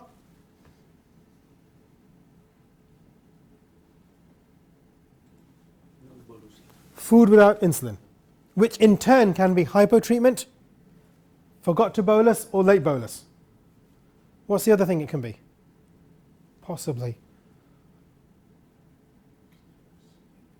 Infection. Are you ill? Ill enough to need antibiotics or need to see your doctor? Right? If you're getting over 1820. And if it's not those 2 things, what's the third thing it's got to be? 7 days of cutting it at the place. Set failure. And it could be day 1. About 10% of cannulas, well, not 10%, a certain proportion of cannulas will fail on day 1, they kink as they go in, and then you'll get progressive loss of cannula function after day 4. So if you get a reading above 18, and my understanding of, or my way of explaining it, I don't think it is completely factually accurate, but I think it kind of helps the person understand. If you incubate insulin at 37 degrees in a plastic container, it crystallizes. And those crystals block where the cannula turns and goes into your skin. And so you think you're getting 0.8 units per hour, but what you're getting is 0.4 units per hour. Let's say those crystals are blocked half the lumen. So you rise. When you bolus, it might be enough to push through and bring your sugar down a bit. But the way pumps bolus, they bolus, you're on 0.8 units per hour, you're bolusing 0.5 each time. Nothing goes in. Because you need 8 units, that's about 10 hours of non-delivery before you hit the delivery failure on a Medtronic system. What you're getting is you might be getting a small trickle of 0.1, 0.2 units through the thing. And that's what's causing you to go up. So if you get a reading that's more than 18, you can give it 1 bolus and you check in 90 minutes. Because if you're rising, if you're 18, you're bound to be rising. It's going to take time for it to turn around, and time for, so in 1.5 hours you should be at that level or lower. And if you're not, pen, change set. And actually not even pen, because pens get out of date. Someone yesterday in clinic had a discussion about, well, how long will a pen last for and be safe for? And I said, actually that's a really clever thing. What you should be doing is have an old insulin syringe in your blood glucose testing kit. And so if that happens, you go into your 10 ml vial, pull some insulin out, take a shot, and then, that's safety until you change your set. But again, these are some basic things that actually we tell people when they start pump. But by the time they've been on pump for 6 years, they've forgotten them. Pre-meal bolusing, set changing, set failures. And this is such a nice example of how that behavior has led to a disaster of control.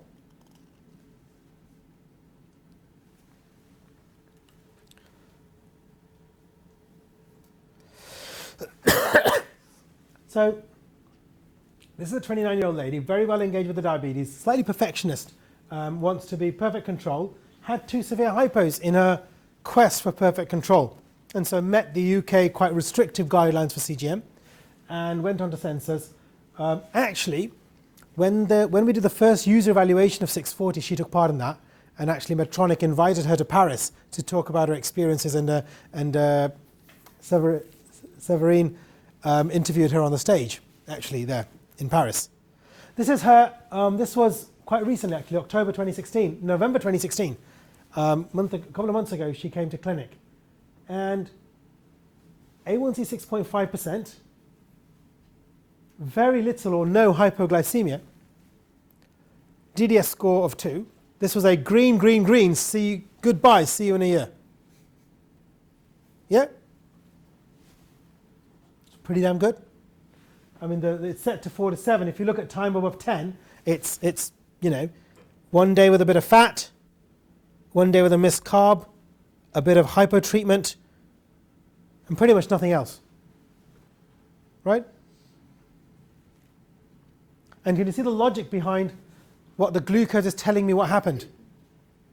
I don't particularly need to ask them what happened on those particular days, because the glucose pattern fits some, I have a high probability that that's what happened, right? And you can see here, doesn't really have breakfast.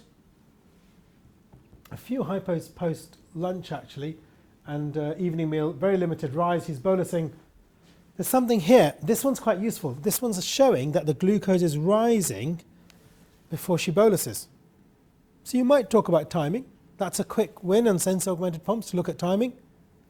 It should rise after the bolus, not before the bolus, right?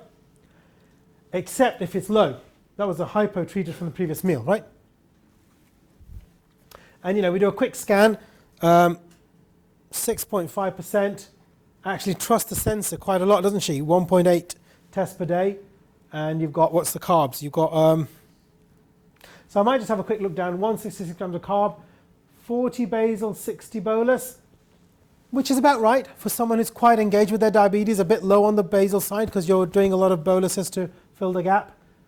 A trick that I learnt off someone was that the correction dose, if someone is high, no, it's not quite appropriate for her, but if someone is running quite high, they're going to be doing a lot of corrections.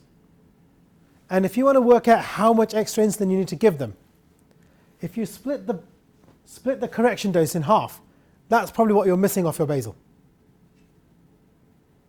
It kind of had some logic to it, to me. And then total suspends, 2.3 events per day. Suspend before low, 1.8 events per day. What do we think about that? What are thoughts on the suspend? So here in Finland, do you have access to 640 with sensors? Yes. Great, lucky. Limited access. Nothing Not else. criteria is behind. Strict criteria. So what do we think about 2.3 LGS events, PLGM events rather, per day? If you look here, so we've got, so I look down, no measurement, so she's bolusing 9 bolus wizards, very rare overrides, set changes, reasonably frequent, and look at the sensor, it's 2, 3, yeah, that's about right, that's kind of what we'd expect. You've got some manual suspends in there, and no red ones, no low suspends, right? And we'll look at this. So what do we think here? So actually there's something here. What's this? So these are basal rates. From 37 units, 40 units a day, we'd expect a basal rate of about 0.75. It's exactly where she is. What do you think about the carb ratios? 8, 7, 5, those seem right. What about the sensitivity? For 40, if I say she's on 40 units a day, so 130 divided by 40 gives me just over 3, and she's at 2.5, right? And her targets are appropriate. She's got high alerts. Look where the high alert is set. 9, 11, and 10, right? And the low alert is set at 3.6, and the alert on low is set. The alert before low is not set. So this is quite interesting, the high alerts. I think you ought to be very clear about what you're using the alert for. And it's titrated to the individual. So someone who's got quite a chaotic lifestyle, where you're using, because your hypoglycemia occurs in 2 groups, the really low runners and the chaotic people, right? And the chaotic people are when the insulin and food are mismatched. And if you put a high alert of 11 on those people, they just start ignoring it. Most of the time, I use a high alert as a set failure alert, rather than because, see, my view here, and she disagreed with it, by the way. My view is that I had to set this and say, right, this is where I want to set the high alert, right? You want to find those that are high because those are the ones you want to do something about. All of these are coming down with the bolus. So you're getting an alert for which the alert should generate a response. If it's finding the post-meal peak, there is nothing, the 1 hour peak, there's nothing you can do about it. You only want to know if you're still high at 2 hours, because Bolus Wizard won't give you anything till 2 hours, right? And if you take something at 1 hour, you're going to hypo again, right? Which is very interesting, because of course on Twitter you get a completely different group of people, and there was a discussion thread. I couldn't quite screen grab it because it was too long, but it said, where do you put your high alerts? Someone said, oh, I put mine at 8. Because I like to know, but those are the sort of people on Twitter. But for most people, my basic setting, and I think in the end we agreed to put this at about 14 or 15. Because when you look at the day, she was getting multiple alerts that she was then ignoring. Oh, I've just eaten, that's why it's alerted. She kind of quite liked having that reassurance, but we could say, you know, I can halve your alert burden just by pushing that to a more logical number. Now, I think if you speak to Americans, they quite like the high alert to be really tight, and I think the sugar surfers, have you come across sugar surfing? Anyone heard of sugar surfing? No? These sort of people who are doing 8 to 10 boluses a day, 8 to 10 measurements a day, I would say, you know what, go buy the book. It's about £8. It's by Steve Ponder. There's another one called Think Like a Pancreas, and they're sugar surfing, and they're all about how, if you're completely involved in your diabetes, how you achieve an A1C of 6%. It's not for people who are looking at that 6 and 7, you know, who are doing 5 to 7 boluses a day. It's for people who are doing more than that.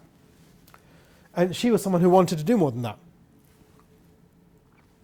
So if you look at the download, is there any... I was almost going to let her go without doing anything, and then I saw the settings and I started a discussion about how often are you reacting to those high alerts. And then I looked at this and I thought, I mean, you get something like this, which is exactly what I want the LGS to do. But then you look at almost every bolus.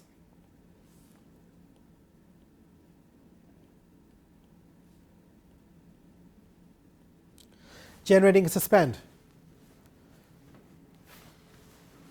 And then causing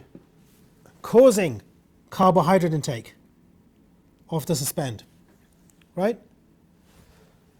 It's the suspends and the over-aggressive bolus driving increased variability. So this is where and you know, the timing is okay, right? So again, so this peak here, this is also over bolus carb intake. On the whole, we're not getting a big rise post-meal. So the timing overall is okay, but we're getting a rise when she drops down. And she gets the alert, and then she treats the hypo. So I wound the bolus down a tiny bit because I thought she was bolusing too often post. And if she didn't have the sensor for a couple of days, she'd be at more risk. And when 640 came out, I remember someone in the audience said, well, to make the suspend work best, shouldn't you put the basal up to 70%? Then you've got more to play with. And it's a nice idea, but what do you do when the sensor is off and stops working? And if that happens at night, then you've given the person a hypo if you've completely different. So I'm anxious about that setup. I still believe that I want to set up the pump in the appropriate way. So in someone who's doing 8 and 9 boluses a day, is grazing and microbolusing, a lot of that basal requirement of the day is coming off the multiple boluses, right? So the basal is going to pull down a bit. But I think here you've got this pattern of hypoing after every single bolus, and that's increasing the variability. Right? You can kind of judge sometimes. Okay, well, you get any like this? Or is it just that we're shit at what we do?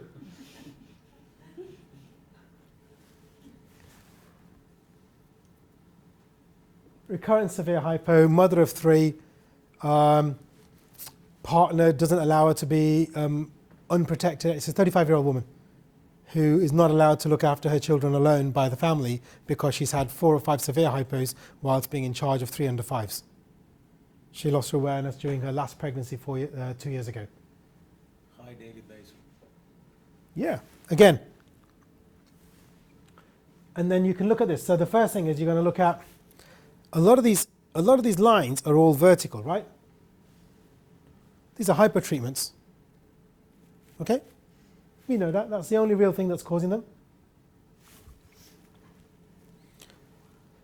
We put on a sensor, and again, you're getting a lot of these sensor-driven, these U-shaped curves are all, so you're getting a lot of high spikes, vertical lines, vertical down, U-shaped curves. So this is all about timing of insulin. And we've just completely struggled. I saw her on Thursday, actually, and she's much better. I might have a download somewhere in my email. But so we stopped having severe hypos completely with sensors.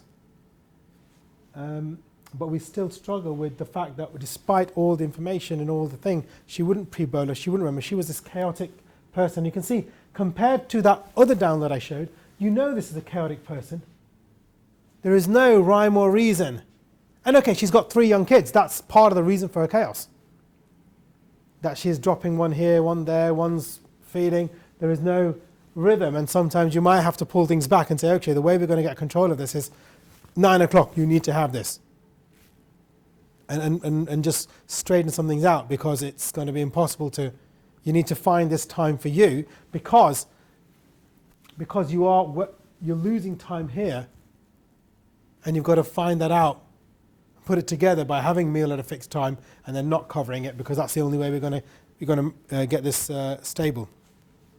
She was on LGS, and you can see some false suspends, which used to happen a bit more previously, happen less well now. And you've got, daytime. The reason why LGS does not reduce hypoglycemia in the day is because in the day when people get an LGS, they just turn it off and either don't carb or do carb.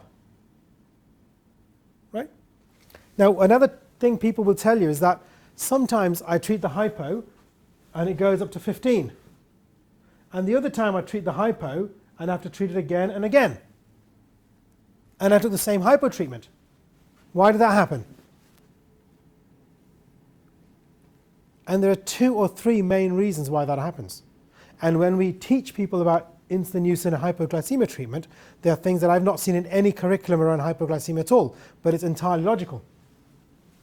If you hypo with that 2.6 units was taken there, so at this point, what's the active insulin on board?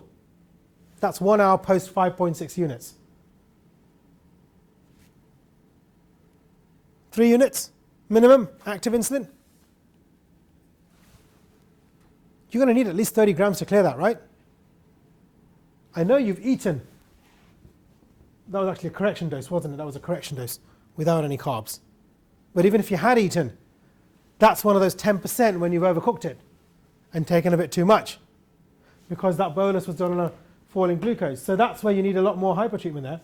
If you've had a hypo and another one and another one, your glycogen stores are deplete.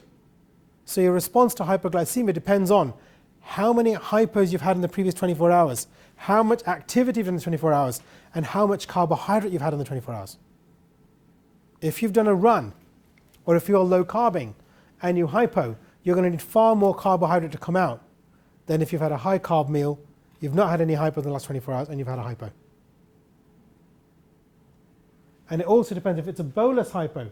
So that basal hypo will need less carbs to come out of it. That bolus hypo will need much more carbs to come out of it. Yeah? And so your response to this could be 2 things. Your response could be, if you hypo have a look at your active insulin and then treat that with carbs. So for some patients, that precision would be appropriate, right? If I've hypoed, I'm going to have a look at my pump. If it says 1.2 units of active insulin, I know I need at least 12 grams of carbohydrate. Right? But actually, if I'm falling, I probably need at least 20 to cover the rate of change. Right? For someone else, for this lady, that is too complex. She can't deal with that. She's short attention span, chaos. It doesn't agree with me. The lady may not be chaotic, but her life. Her life is, yeah. I know her and she is completely, you know, she's completely, yeah. If I can I be a bit politically incorrect, she's very blonde.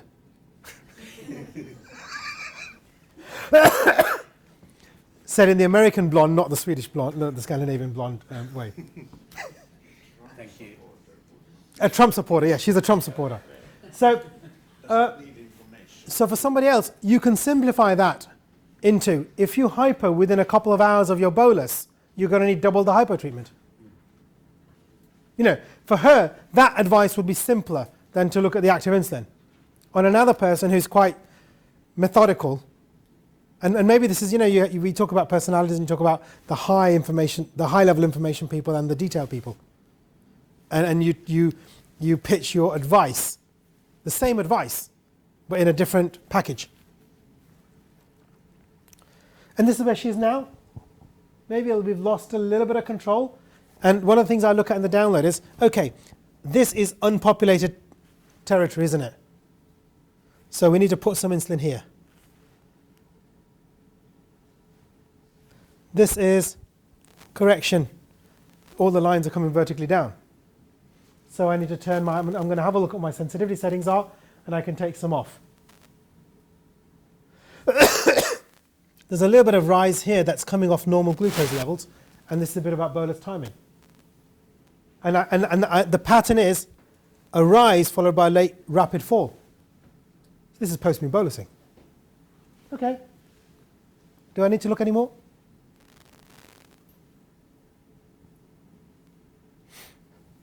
I've got 3 or 4 broad things. I might dive into the data and confirm it, but actually I've got 3 or 4 things. I've had a look. What have I got? I've got 7 measurements a day. I've got someone working really hard.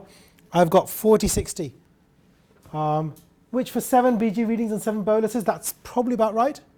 But if I'm hypoing, it's going to be a bolus hypo. So that matches my thing about taking dropping the sensitivity through the middle of the day. Right? So I think that the concept or the thought process I'm trying to put across is that actually 20, 30 seconds, 90 seconds, you have 80% of the information of what you want to do. And then there's of course that art of confirming that, and you know, every now and again you'll have a hypothesis, this is what's happening, and it'll be wrong. But it will speed up 60% of your consultations by have a look at what the pre-test probabilities, have a look at how things stand before you start. And that tells you what's happening.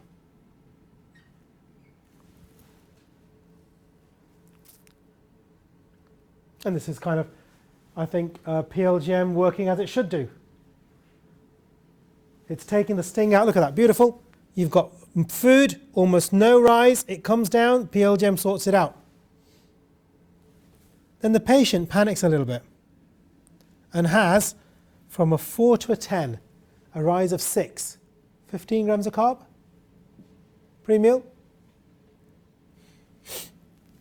The bolus is okay because it kind of stays where it is. You've got another bolus there with food. It doesn't really rise, but it comes down a bit at the end. PLGM bails it out. You've got the meal, and again it hypos. So you've got this theme of just hypoing at the tail end of the bolus, right? With less rise. So you might just turn the bolus down a tiny bit. I might lose a bit of rise to protect against the low, because when it goes low, I rise out of it anyway. So you trade a bit of insulin. Here to there, right?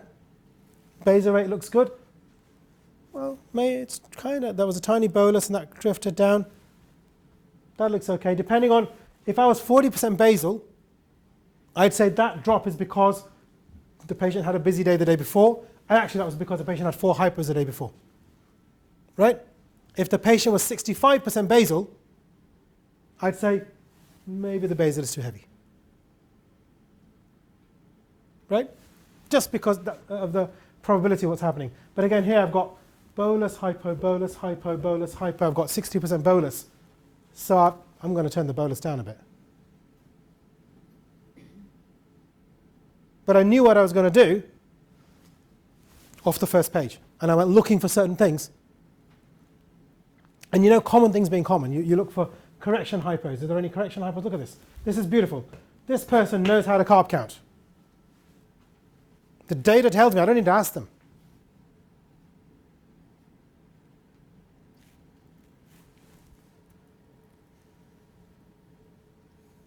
Right, so HbA1c for free. Get the basic settings right. Increase the percentage of boluses that patients do. Even 15 to 20 is short, maybe 15 to 30, sooner the better. The thing I often use is, if you look at CGM users, there's a bunch of CGM users out there who bolus and then wait for the glucose to drop before they start eating. It seems to me quite a complicated way to live their life. But you learn from these human experiments and inform normal people that that's how long the insulin takes to work. So easy wins are timing a bolus and tighten the bolus with its setting. I think that's A1C free. 30% are going to be out of range, so don't beat yourself up, but you've got to find them and pull them down. And something I say so often in clinic is that aggressive bolus, soft correction. More insulin, if you're going up, more insulin doesn't take you down any quicker, it only takes you down further. And so 14 to 10 to 7 beats 14 to 2 to 14. Right? And it's a value for blood. The time to test, the time to look at your sensor. Don't look at your sensor between bolus and 2 hours after. Right? Because the only thing you can do, what we said, the 1 hour glucose is about timing. If you see it rising, you can learn from it from a review of data later. But at that moment in time, there is only one thing you can do to stop the rise. And that is run. Dispose the glucose in some non-insulin based manner. Right? The 2 hour glucose is about adequacy of bolus, and then the 3 to 4 hour glucose about bolus, right? And then we kind of talk about something really simple for our junior team, which is my rule of 5. If you're looking at an A1C of close to 7%, as a basic minimum, you want to do 5 measurements a day, 5 boluses a day, have a basal rate setting that's 5 a day, 50% basal, 50% bolus, and maybe max 50 grams carb per meal. It's tough. 50 is tough for many people. Or maximize the number of meals where you are under 50 grams. Again, this is about how you present the information. Never eat more than 50 grams. Never going to do it. The number of meals, if you have a meal less than 50 grams, you're more likely to be in range. Because as you get past 80, if you're at your error margin of 20% becomes a glucose margin error of 6. Right? If it's 100 grams, if it's 80 grams, if the meal is 100 grams but you put in 80 because you're 20% out, you're 2 units short, which means you're 6 millimoles out. Right? If you're 40 grams, how far out are you going to be? 10 grams? Actually, Carmel Smart did a study where she looked at it and say, if you're within 15 grams of what you think you're going to bolus, there's no change in sugar. The error needs to be more than 30 grams for it to be different, for you to have a different glucose outcome. And the other thing is, meals more than 50 grams are generally high fat. Generally. And I think this is the most important thing. On downloads, don't change structural settings in response to behavioral problems. And that's the biggest thing that I've changed over the last 2 to 3 years. I think that was it. I have a whole bank of downloads if you want to go through more, or we can play the rest of the day as you wish. Thank you very much, Pratik, for your great talk and your rules are practic. Really fun. It's really easy to remember all those files. Important things about basal boluses, important things about lipids, fats, and hypoglycemia. Everything from the download, from the one page, divided to 2, everything in there in fast 90 seconds. Thank you very much. So there have not come any any questions more from the audience abroad? Are there any questions from the audience in here? Oh, yes, please. I have a lot of adolescents. Just want to grab it. Can I just go? I have a lot of adolescent patients who are active in sports, Okay. and for practical reasons, they have their training sessions late in the evening. They come at home at 10 p.m. and they are horribly hungry. They can tell that they eat up to 200 grams of carbs. So how would you apply your 5 rules? The first 4 go very well. How about the 5th? Yeah, I'm lucky because I operate in an adult world. I get a whole different set of problems, but adolescents. So of course, the 50-50 rule, if someone's having a total of 300 grams of carb per day, then they're going to be 60% bolus, right? Bolus heavy. If someone's on 100 grams of carb a day, they're bolus light. That high fat meal is going to be, that high carb, high fat meal is going to need a dual wave. But the important thing is, when we talk about fat and protein, not to, if you had 200 grams and you did a 60-40, you're only covering 120 grams of carbohydrate, right? That 200 grams needs the 20 unit bolus plus another 6 or 7 units basal. But then off that, you probably want to reduce what the basal, if there's a drop in basal depending on the intensity. So it's a complicated. I have a rule for exercise actually that I might show. If I just do, let's see what we can do. Can I do this?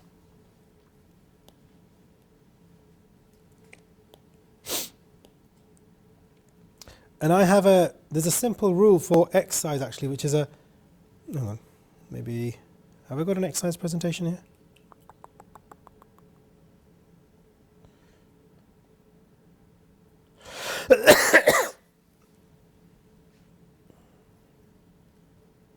Okay. And with exercise, what we tend to do, you guys probably know a lot about exercise, but I'll show the way that I explain it to people based on information that I've got, okay? And so the most common exercise is cardio, and those are where the rules are most well established. Let's start with that. So if you're running and you're non-diabetic, as soon as you start running, your insulin goes down to rock bottom and stays down for a while. As soon as you finish running, it goes back up again. And actually, even after you finish running, because your adrenaline is still carrying on for about 15 minutes after you finish exercising, your insulin requirements do this and then drop down late at night. Yeah? That's the insulin profile after a 1 hour run of someone, right? And as you drop the glucose, this does 2 things. The reduction in glucose allows some glucose to come in from the liver, because it's the reduction of insulin that drives the increase of glucagon that pushes insulin from the glucose from the liver. And some of this is coming from glucagon and some of this is coming from adrenaline. Okay? And then you have fat, the reduction in insulin and the increase in adrenaline drive some free fatty acids to come into the system, right? Yeah? So when I run, I'm getting 50% of my energy from free fatty acids and about 50% from liver glycogen. The main driver for that energy resource is a reduction in insulin, right? What we've already learned is, in a type 1, even if you drop the basal an hour before the exercise, the insulin levels will be like this. And we'll never get down to this level, right? You'll get down to about 50% max. Even if you do a very aggressive, if you drop the basal to 80% an hour before the exercise, during the exercise you're still at about 50 to 60% basal, which means that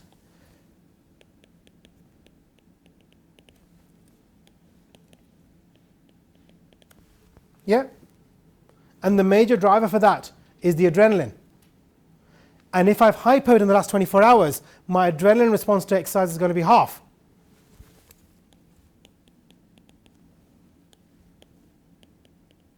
Right? So if I'm a type 1 doing cardio exercise, I have to feed it carbs. Right? And the amount of carbs that the experts come up with is 0.5 grams per kilogram body weight per hour. And so, because of this, if the exercise is less than 40 minutes or an hour, it's hardly worth dropping the insulin, because what's going to happen, as I drop the insulin, I have less insulin here. So I have a more late rise in glucose. So I do all this exercise trying to get my glucose right, and then it screws up things later on the day.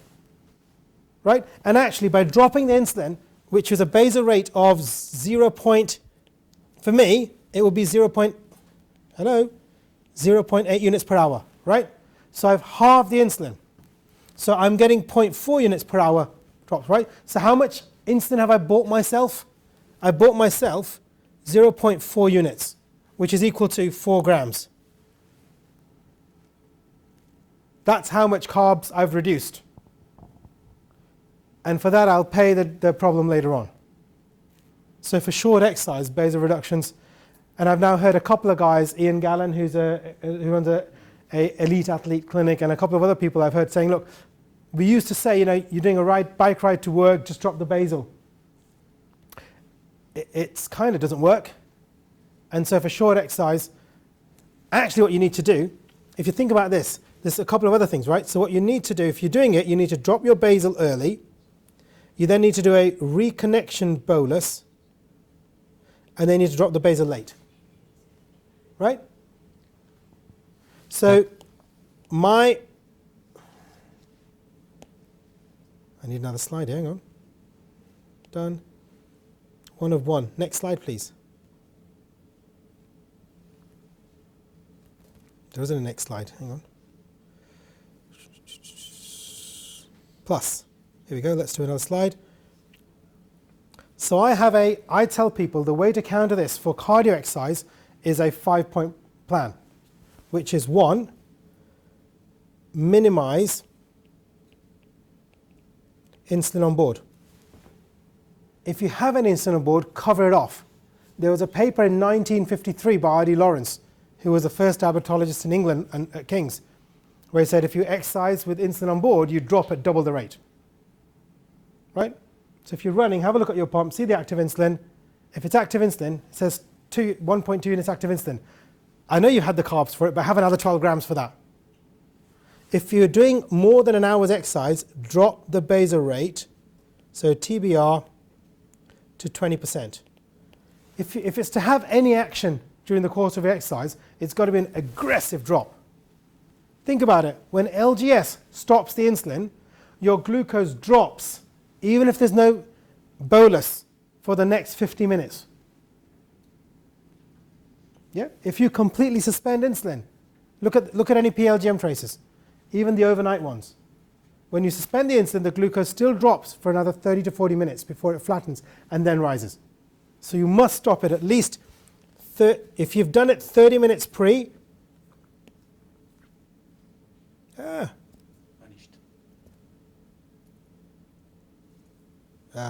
so 1 is insulin on board, 2 is TBR at 20%, 30 to 60 mins pre, right? 3 is 0.5 grams per kilogram per hour. That's the most important. 4 is refueling bolus. Right? When you've finished, I'm about a unit down on insulin, or maybe half a unit down on insulin because I've taken that basal out of my system. I need to take that. I'm depleted of glycogen because I've been running and I'm depleted of glycogen. I need to replace it. If I have only carbs without insulin, that carbs goes into the bloodstream and then comes out again. I don't put it into the liver unless it goes with insulin. So I need to give insulin post-meal. and that stops the afterburn rise of glucose. And fifth is a TBR multiplied by 8 hours at 80%. So 80% of basal rate, so a slight drop overnight. That's a 5-point profile for running in the evening, running, cycling, swimming in the evening. You can reduce the need for carbs by doing high intensity training, squats or 30-second sprints early on in your running. Now, I'm a runner. I'm a kind of part-time, vague runner, not very much runner. But when I run, I know it's natural to run at a constant pace. And I personally find it very hard to do interval training. But for type 1s, that's what it is. And if type 1s who go to the gym to lose weight, young women in particular, gyms always say do your cardio and then do your weights. And I think all of us know here that they've got to do their weights first and the cardio after. And one of the ways to avoid, if some people find they've got a late rise in glucose after exercise, active cool down is quite a useful technique.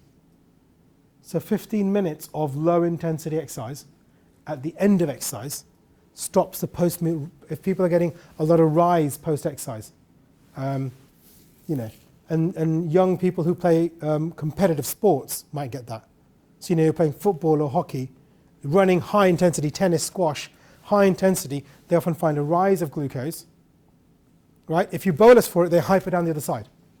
And so at the end of things, just do some 10 minutes of low intensity exercise that will kill the rise without the need, and then you can do your refueling bolus after that. Thank you very much for this great talk, and additionally about this exercise, 5 rules in exercise. About high intensity exercise, then you need insulin. Then you need insulin, yeah. And then about this half, which I do like, so hypoglycemia associated autonomic failure, evening exercise, you must lower the basal from midnight down to the morning night without for avoiding hypoglycemia. So thank you very much. Yeah. Do you have still some last words before finishing? Thank you very much for your great talk. Pleasure. It's been a pleasure. Yeah, I hope there was a few little bits that were of use, some tricks for you to use. I'm happy to receive back your tricks from your experience that I can spread to other people as I do this. Thank you. Thank you very much.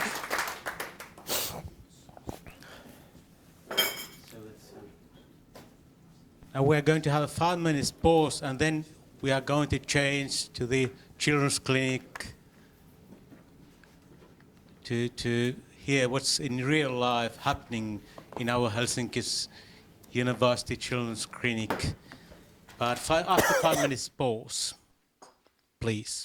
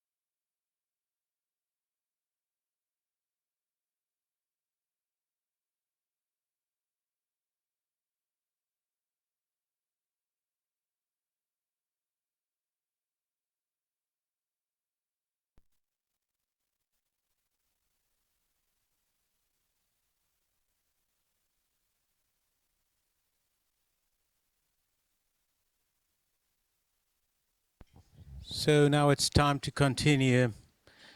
The next talk will be presented by our distinguished pediatrician endocrinologist Anna-Kaisa Tuomala from Helsinki University Children's and Adolescents Clinic, and it's about pumping sensoring in kids, about Curling Pro. She has been used to have pumps and sensors with her patients for 5 to 10 years, so hundreds of patients, so lots of knowledge and experience from these kids, which is really important since the 3 first talks were mostly about adults, and now we are going to the children's age area. So please, podium is yours. My name is Anna-Kaisa Tuomala and I'm a pediatric endocrinologist in Helsinki University Hospital. I came straight from my outpatient clinic and I had 4 patients there today, and 3 of 4 had this new pump and sensors, so the frequency of pump and sensor users is very high in our clinic. The youngest patient I have had is 0 years, and of course we also treat near adult patients like 18 years or so.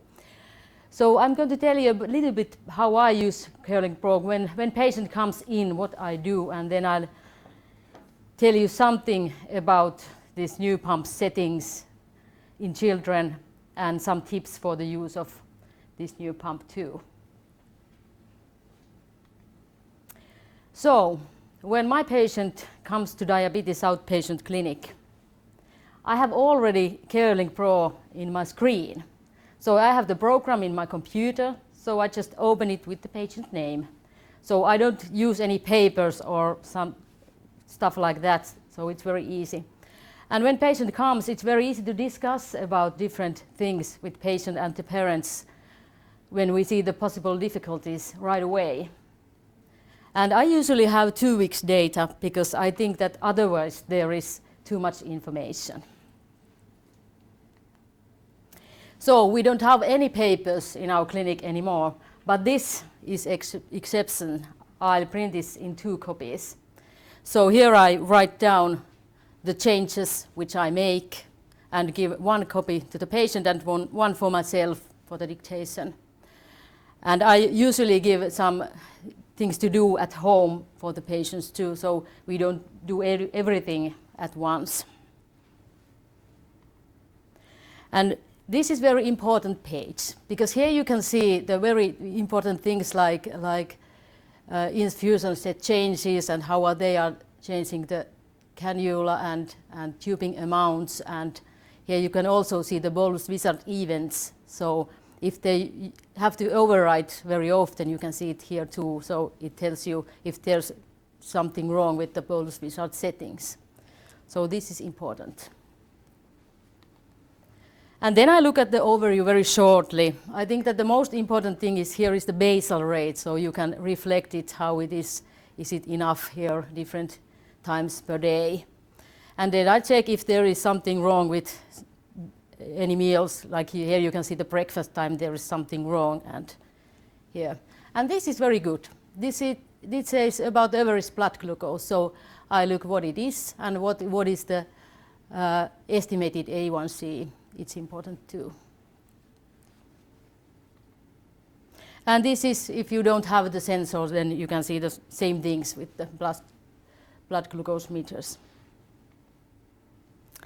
And this is only for that reason that you can see if there is some patterns. Like here you can see that many times after breakfast there is very peak many days.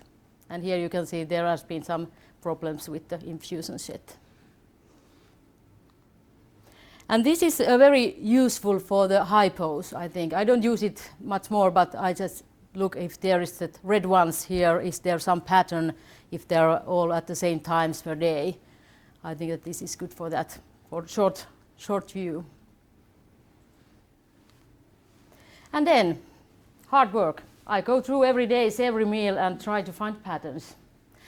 And usually I check first the night, then the breakfast time, then the lunch, and so on. And then we make a plan. what to change now and what will patient do later. I have learned that it is very wise to do only 1 to 3 changes at one time. If we do more, then we don't know what we are doing anymore, so I'll give them some home works to do. So here we start, we just look how is the night, what has it been here. And here looks good, looks quite good, and then I go back and then I see what's the breakfast time, is there anything wrong, and oh on and on. It's that simple. I have 30 minutes per patient, so I have learned to do it quite quickly.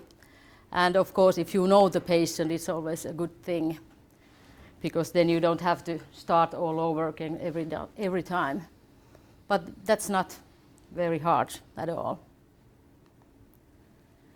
So, what about the smart gardens children?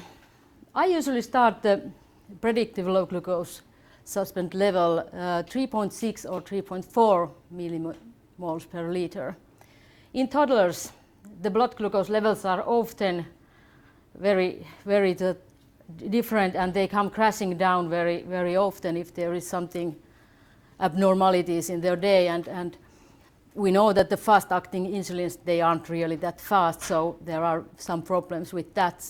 And for them, I might start a bit higher, like 3.8 or 4.0 millimoles per liter, or sometimes even higher. Otherwise, the reactive hypoglycemia may occur. You can see from the curves that when a little child has low glucose, then it comes few up, even though there isn't so many carbs taken. And I think that the most important thing about these settings are that you must remember to change them if they don't work properly. So look at them, think about them, and change if there's problems. So here are few patients and few problems. Now I think the most common problem is that the glucose level comes up after SmartGuard. And the most common problem is the eating. So has the patient been eating? So you must teach them either carbs or SmartGuard. If one eats, SmartGuard should be switched off. And of course, you should check the active insulin time. If you have a lot of insulin on board, then you cannot rely on SmartGuard. It doesn't work. You need to take some carbs. And of course, if there's exercise, the same thing. Is it early morning? Many people have the problem that if the SmartGuard goes on like 4 to 6 a.m. and it's on like 2 hours, then after breakfast, the blood glucose levels come up. And that's very hard. I have learned that if you give the missing basal as a bolus with the breakfast, then it eases a bit that peak. So that's quite good advice for patient. And if there is a toddler and glucose going down fast, then set SmartGuard limit high, so you won't get reactive hyperglycemia. But here is also for the parents, because in small children's parents, they are often very afraid of hypoglycemia, and you can see also that when there is some arrows 1 or 2 down, then they are starting to give the carbs, and then there is a lot of hyperglycemias. And if you correct the hyperglycemias, then there will be hypoglycemia, and it's like roller coaster. So I think that the education is the most important thing. And also to teach the patients and the parents to think sensor way. So you don't need to fingertip every time you look at the sensor. You see a lot of that there is like 20 meters per day, and there is sensor. And then there is anxiety about that they are not the same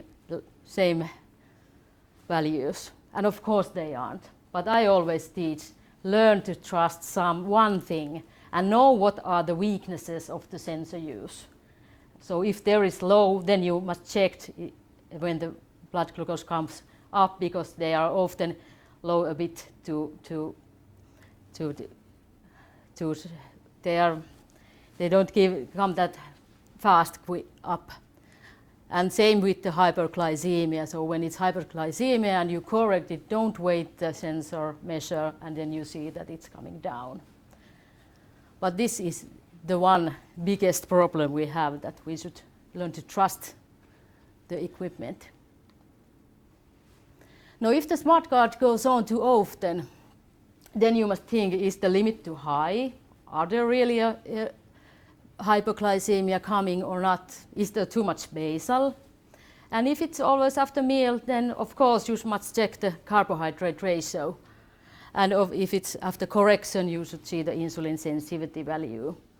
So think these few things. So here you can see this is very usual.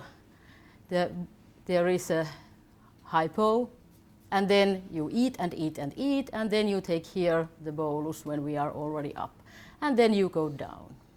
This is very usual. And here you have 2 hours smart card on, and you start to eat, and it's on, and then it's 18.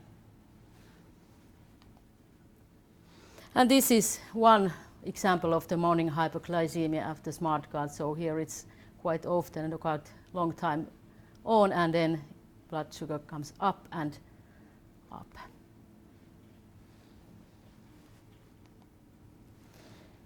Now here it is working very good, so no hypoglycemia. But here again, there's too much carb for hypoglycemia, and the patient has noticed it, so she tries to have some bolus, but it's not enough, and so it goes up. And then we take some more, and then we come down. So this is from one toddler who had the gastroenteritis here. So you can see there is quite too much of basal. It's all the time, it's off. And then they are trying to give a bit carbs, and they are giving the boluses, and it gets hard. So here are some more cases. You can think of these yourself. So give the 1 minute to think what's wrong in here. Can you guess? And if someone wants to say something, please.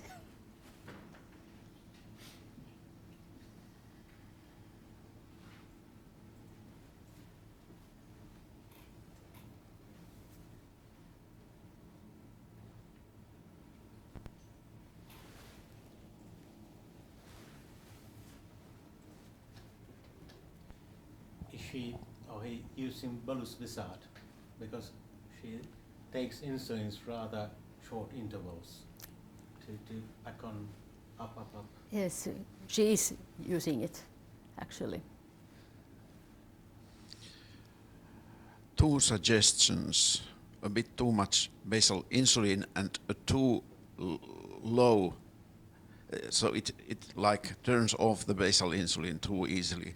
You should set the limit a bit. Because there is no lower. hypo even coming here. And it was all 2 weeks like this, and even worse. What's the level set up? Yeah. And this was like a 9-year-old boy. And he had quite high these PLGS levels, so 4.2 at 9, 4.6 during the day. And after we took them a bit lower, then the problems were resolved. Can I ask a question? When you set these up in pediatrics, it's interesting. Where do you, here I see in the day you've got alert before high set on. Which is, do you use that setting quite often? No, parents do. They can choose them themselves. I use only alerts on high and on low at first, but then they can change them. High at 8 and alert before high. I must tell you that this patient has now this artificial pancreas, this what they have done themselves. So this is APS, very open APS, yeah. yes. Yeah. That's what. They had open ups they have now. So you must understand that this is a very, how can you say, precise family. And these I do have many. You're lucky. There's something, if I may be so thing to step in, is that I always look at this because in the VO, and I find this a big problem in the adults who transition from VO to 640, in the VO, we rely on the predictive alert, and so you've got to act on the predictive alert to avoid the LGS. And then when they can change over to 640, there's a big educational aspect because they learn to act, and you know, if you reverse engineer, if you set your threshold at 3.6, which is kind of where we normally most settings in adults are at 3.6 if you look at Kerling. It means it will turn off if you go to the Medtronic blur 30 minutes before you hit 1.1 above that number. That's a complicated algorithm. My simple way of conveying that, because I think an important educational part when your team put people on 640 is when will it shut off? And if you're falling with double arrow, it will shut off 3.5 above whatever number you set. And if you're getting a single arrow down, it will turn off at 2.5 above what you set. So if you set it at 3.5, it will turn off at between 5 and 6.5 in the normal range. Right? So if it's not turning off, it means you're running too high. Because you want to be at least sometime in the day between 5 and 6. Yeah? So it must turn off, otherwise you're running too high. And when it turns off, people have to be comfortable that it's turning off at 5 and 6. By the time it hits the low suspend, which is when you get the alert on low, by the time it hits this number, it has been turned off for at least 35 to 40 minutes. Right? So at 0.35 units per hour with a sensitivity of 10, that's worth about 10 grams of carbohydrate. Yeah? So that's why the VO people, very specifically, if you get an alert on low, your hypo treatment is half what it would be with a VO. So on a 640, your hypo treatment is half what it would be on a VO. So there are the two key, and your accuracy piece, what I tell them is, should I say it the politically incorrect way? The politically incorrect way, I'll get kicked out. They'll say, they've been so nice to me, inviting me here. I'll say, this is not a Dexcom that's very accurate. It's like it's a Medtronic N-Lite, and it occasionally goes off track. No, that's being rude. Sensors have a difference in lag period, and with a 1 arrow down, you're somewhere between 1 below what the number is on the pump, right? So if your pump says 5, you're somewhere between 3.8 and 5. Yeah? It might be accurate, it might be, but if it says 5, don't try, in your head you've got to take 1 off it. And if you've got a double arrow down, you've got to take 2 off what the pump says to give you that safety margin. And that means when you're 7 with a double arrow down, you could be 5 and you're dropping at 1 millimole every 10 minutes. So you've got to act now, even though the sensor says you're 7, because by the time you find the carbohydrate, take it, it's absorbed, and you turn the glucose around, you've got 10 minutes before you hit 4. So there's that piece of how to interpret the numbers that are. But I do think that you should wait one like 6 minutes. You cannot do it because you see in the food force. Yeah, you can see it can sometimes look like 1 arrow, no arrow, 1 arrow. No, yeah. But and if you do all the changes right away now, and then you see the. Okay. So I think the right thing to do is if you get a double arrow, that means 1 millimole in 10 minutes. It means you must check it again in 10 minutes. Yes. And 2 arrows is 1 millimole every 10 minutes, and 1 arrow is 1 millimole every 20 minutes. Yeah, because actually I don't know, I've not heard a lot of people being educated in what the arrow means in terms of rate of change. That's true. Double arrow, what does it really mean? It means I'm going to change by 1 millimole every 10 minutes if this rate of change continues. Right? that tells you when you need to look at it again. And a lot of people complain about rebound highs after suspend, and you can tell. When there's no carbs, it goes up gradually, and then if the angle is more than 45 degrees, it's carbohydrate. But with 640, it has to be half the number of carbohydrates, unless it's within an hour of the bolus. Right? And also, that's the reason why we don't do this alert before lows, because people, when they change from VO to this, they are taking the carbs right away. So here is it again. So what's wrong in here? Is it perfect? If you don't have sensor next day, is it perfect?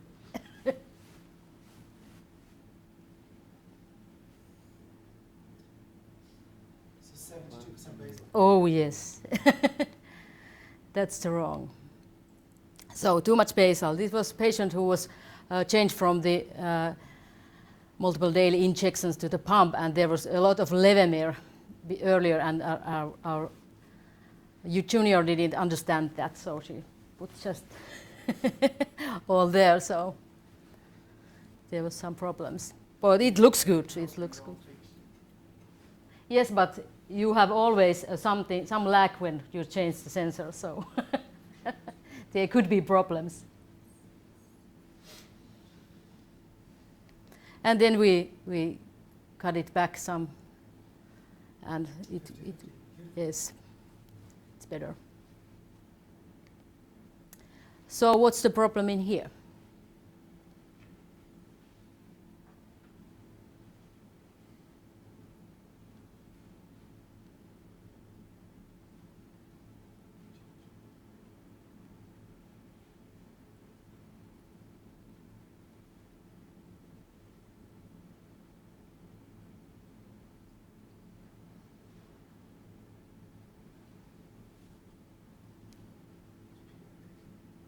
Any ideas?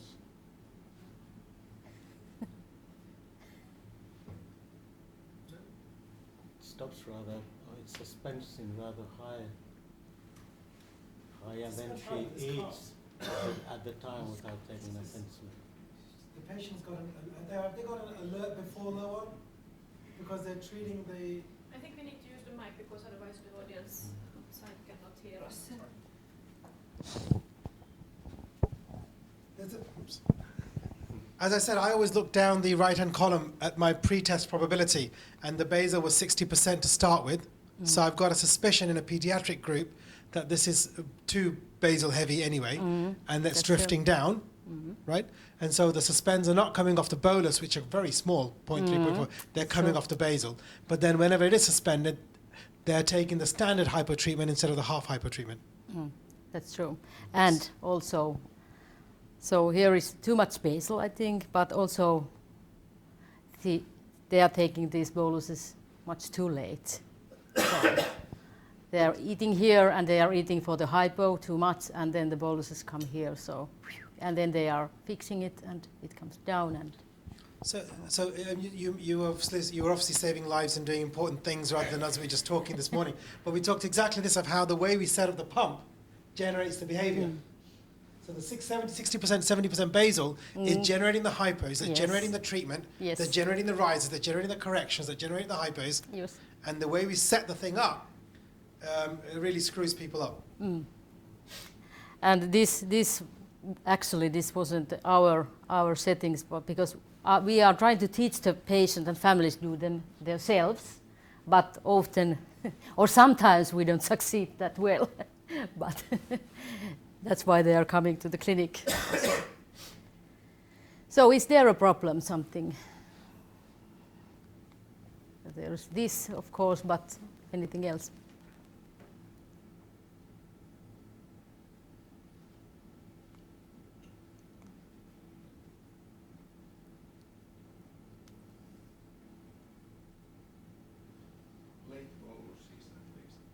That's true. You don't need a diary. The glucose tells you what's happening, right? Sorry, I have a hearing confession. The glucose tells you what's happening. She's got a vertical rise post each meal. She, he, it. I listened before noon, so I don't.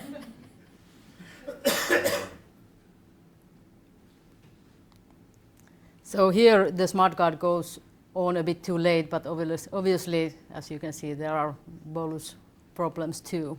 But here there is quite a big, long time from another bolus, and there is hypo anyway.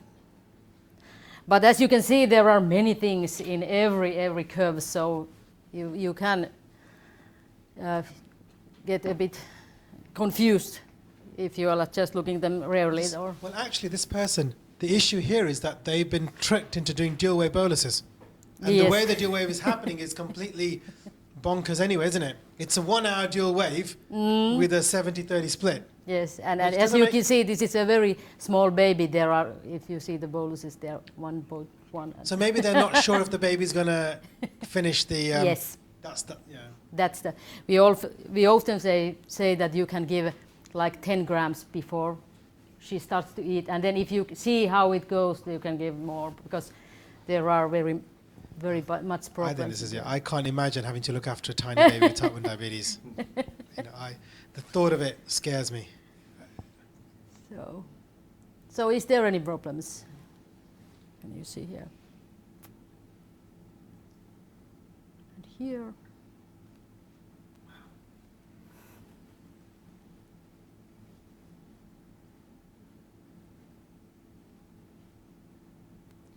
How old is this kid? I think that if he, 8 units. yes, he's like 3 years. And you can see from the carbs how old is the baby. Because if he eats less, then she's smaller, and when she eats more, you cannot have 2-year-old eating 200 grams carbs a day. It's impossible.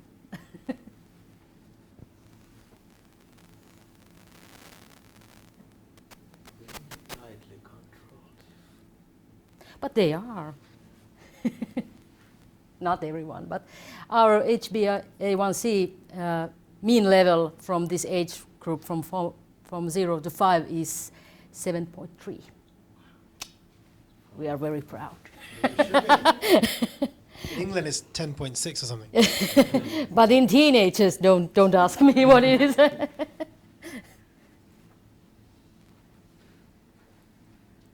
So I think that there are 2 big boluses. So almost after every meal there are ding hypos. So that's not a smart card problem at all. Would you put the setting a bit higher? Maybe because it's 2.8, 2.9, it's stepping down? Yes, of course. We change it. Yes. Okay, this I had. Do you have any questions?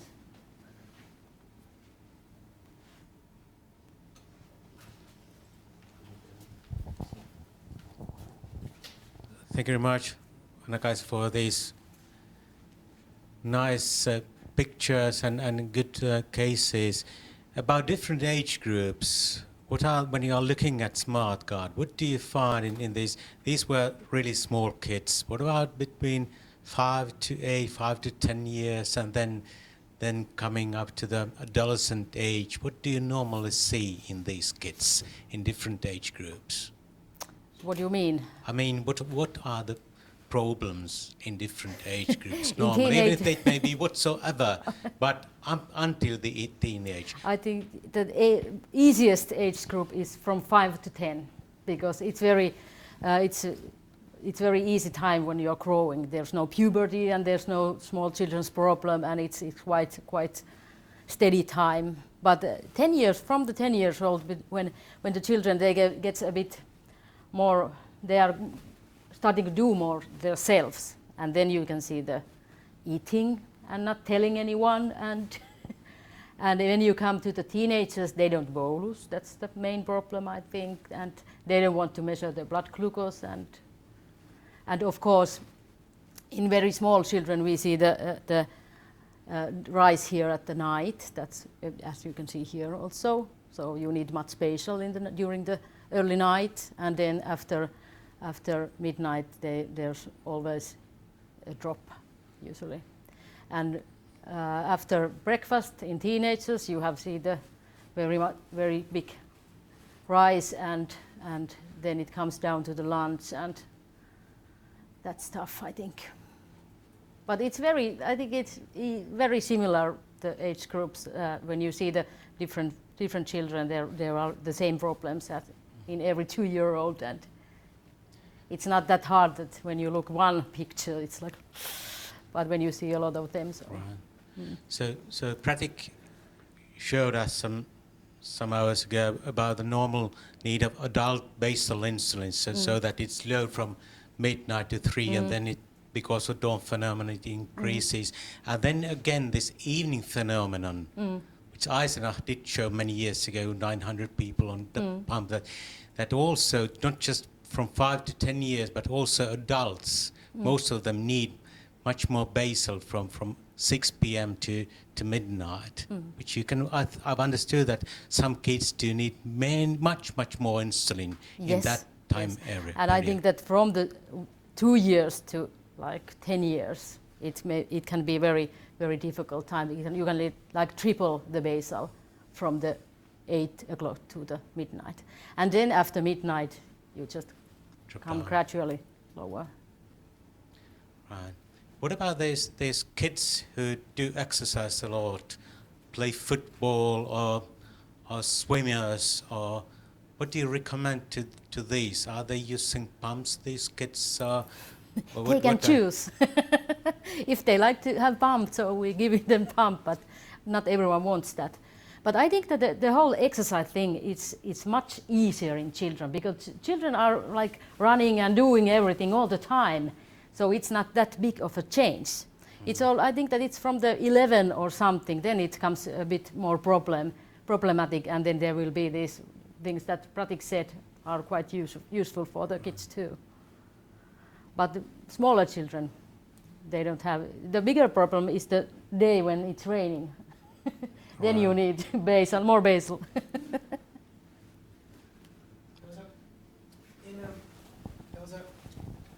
I was at diabetes technology meeting in Bethesda, and there was a guy from Stanford, and they were importing Dexcom data with Fitbit data in, I think, young, 10 to 15-year-olds. And they noticed when the step count was higher, overnight the patient hypoed. And I don't know, I've taken that to say, well, for those people who are very worried about activity and very variable, if you have an iPhone, then it measures your step count. And if your step count is more than 30% of your average, take 10% off your basal, something like that. But he showed it very clearly in the young cohort. And that might be rainy days, or in schools they have 2 days when they play more sport and 3 days when they don't. So yeah. And over 10-year-olds, I think that it's more of a problem than if you're smaller. Yes. They run all the time. Yeah. Yes. All right. I got a question from the website, and then it's your turn.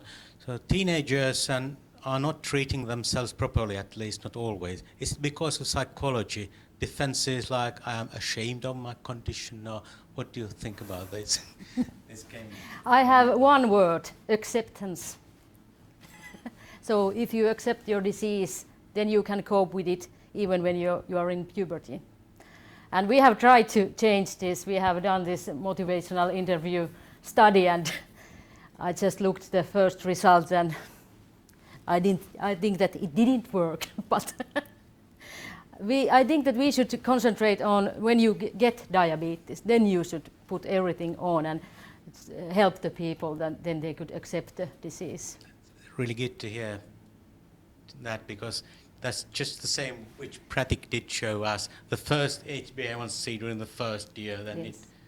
It's the mirror for the future. And that is why we have high hopes for our children who are now like in HbA1c 7.3, and we hope that when they are growing, it will be easier for them.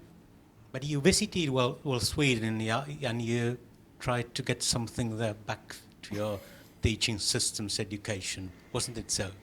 Yes, but I don't think that the teaching itself was any different. But I think that the goals are the main thing that we should all do a lot of work and try to get these goals better and help the people as much as we can. And we are now starting the FinDiap kits in Finland too. So the same program is starting here. Do you have more psychological backup somewhere? Is it somehow included into your systems more? Yes, of course. Of course, we have the psychologist and psychiatrist, and it's a very, very big part of our team. Right, good. So then, one question from here, from the audience. Some blood sugar meter producers have already such cloud services where the blood sugar data can be combined with exercise data obtained by other technologies. I think Google and Apple both have such services available, but these censoring systems cannot be connected with them, and I think it would be extremely useful that all this data could be combined and then this big data could be analyzed so it could be even predict what will happen. I think that's a challenge, but it's not applicable yet. Really tough question to be asked. Do you have something, Anna-Kaisa, to that? No. Perhaps Pratik have. He has, sorry. Yes. You have, certainly. I'm aware of two. I mean, I know Sanofi and Google's partnership is much more on the type 2 side. Medtronic IBM Watson partnership is doing exactly what you're trying to say, combine those data and look at predictive algorithms. And last year we were told by last year's summer we would have an app. Maybe we'll have an app by next year's summer that will give some predictive, the presentation at last year's ATTD was with IBM Watson, they've got access to thousands of zettabytes of data of Careling, and using that, IBM is the best group in the world to use that data to predict hypos, and what they're aiming to do is say, yeah, your pattern of activity and boluses and your glucose variability suggests that you might hypo in the next 3 years. There is actually a huge EU grant call out that I'm part of, one of the groups applying for that, but I know there are other groups across Europe applying for this, and what industry has said, and Medtronic, Dexcom, Abbott, Novo, Lilly have said they're going to provide their big data from large clinical trials, and one of the subsets in that grant application, they tell you what they want you to do, and what they want you to do is build a predictive algorithm as part of this grant. And so there are 3 or 4 academic groups who have expertise in this field, who are, I'm assuming, all will be approached by different groups partnering for this data to do that. So UK groups probably won't be cooperating because you will lose your EU funding.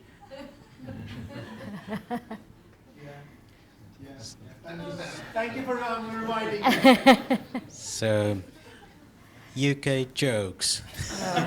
But I have Sorry. one question for All right. Pratik, if you can. I have this, so. Do you have any patient on open apps or this hybrid closed loop which they have made themselves? I don't have any of mine on open apps. Yes. I have a few on, so are people familiar with open apps or We Are Not Waiting and Night Scout and X-Strip? So Night Scout is very common in pediatric population. It's like, So not everyone, but very we many. need to boost our pediatricians Yes. to use it more, I think. Yes. I think it's because you have more sensor funding. I think sensor funding is very sketchy Yes. and less in the UK. That's why it's less prominent. And actually, I have 2 open apps patients, and I must say they don't need me. They don't need it. It's perfect. Like they are very good. It's quite hard to put up, and there are many equipments, and there are not that good batteries, and there are stuff like that. But if you see the curves, So I have a patient using X-Strip. She uses Dexcom and Medtronic pump, yes, and her A1C is lower than mine, with a lower percentage time below 4 millimoles than I do. And I actually have a pancreas.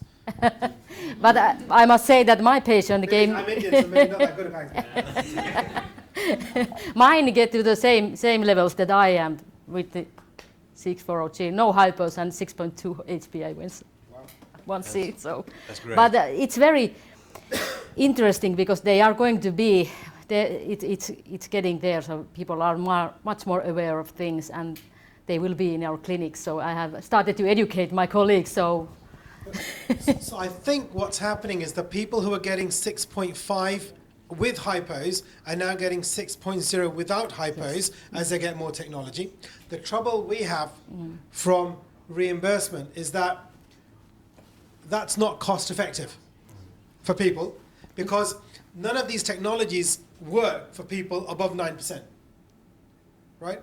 With the technology, you can get the 9%ers to 8, and you can get the 7s to 6.5, and you get the 6.5s down to 6. But the above 9s, they just stay where, you know, because it's a complete different reason. if you don't use it, And I think the most important metric that will become important with open apps and 670 is time in closed loop.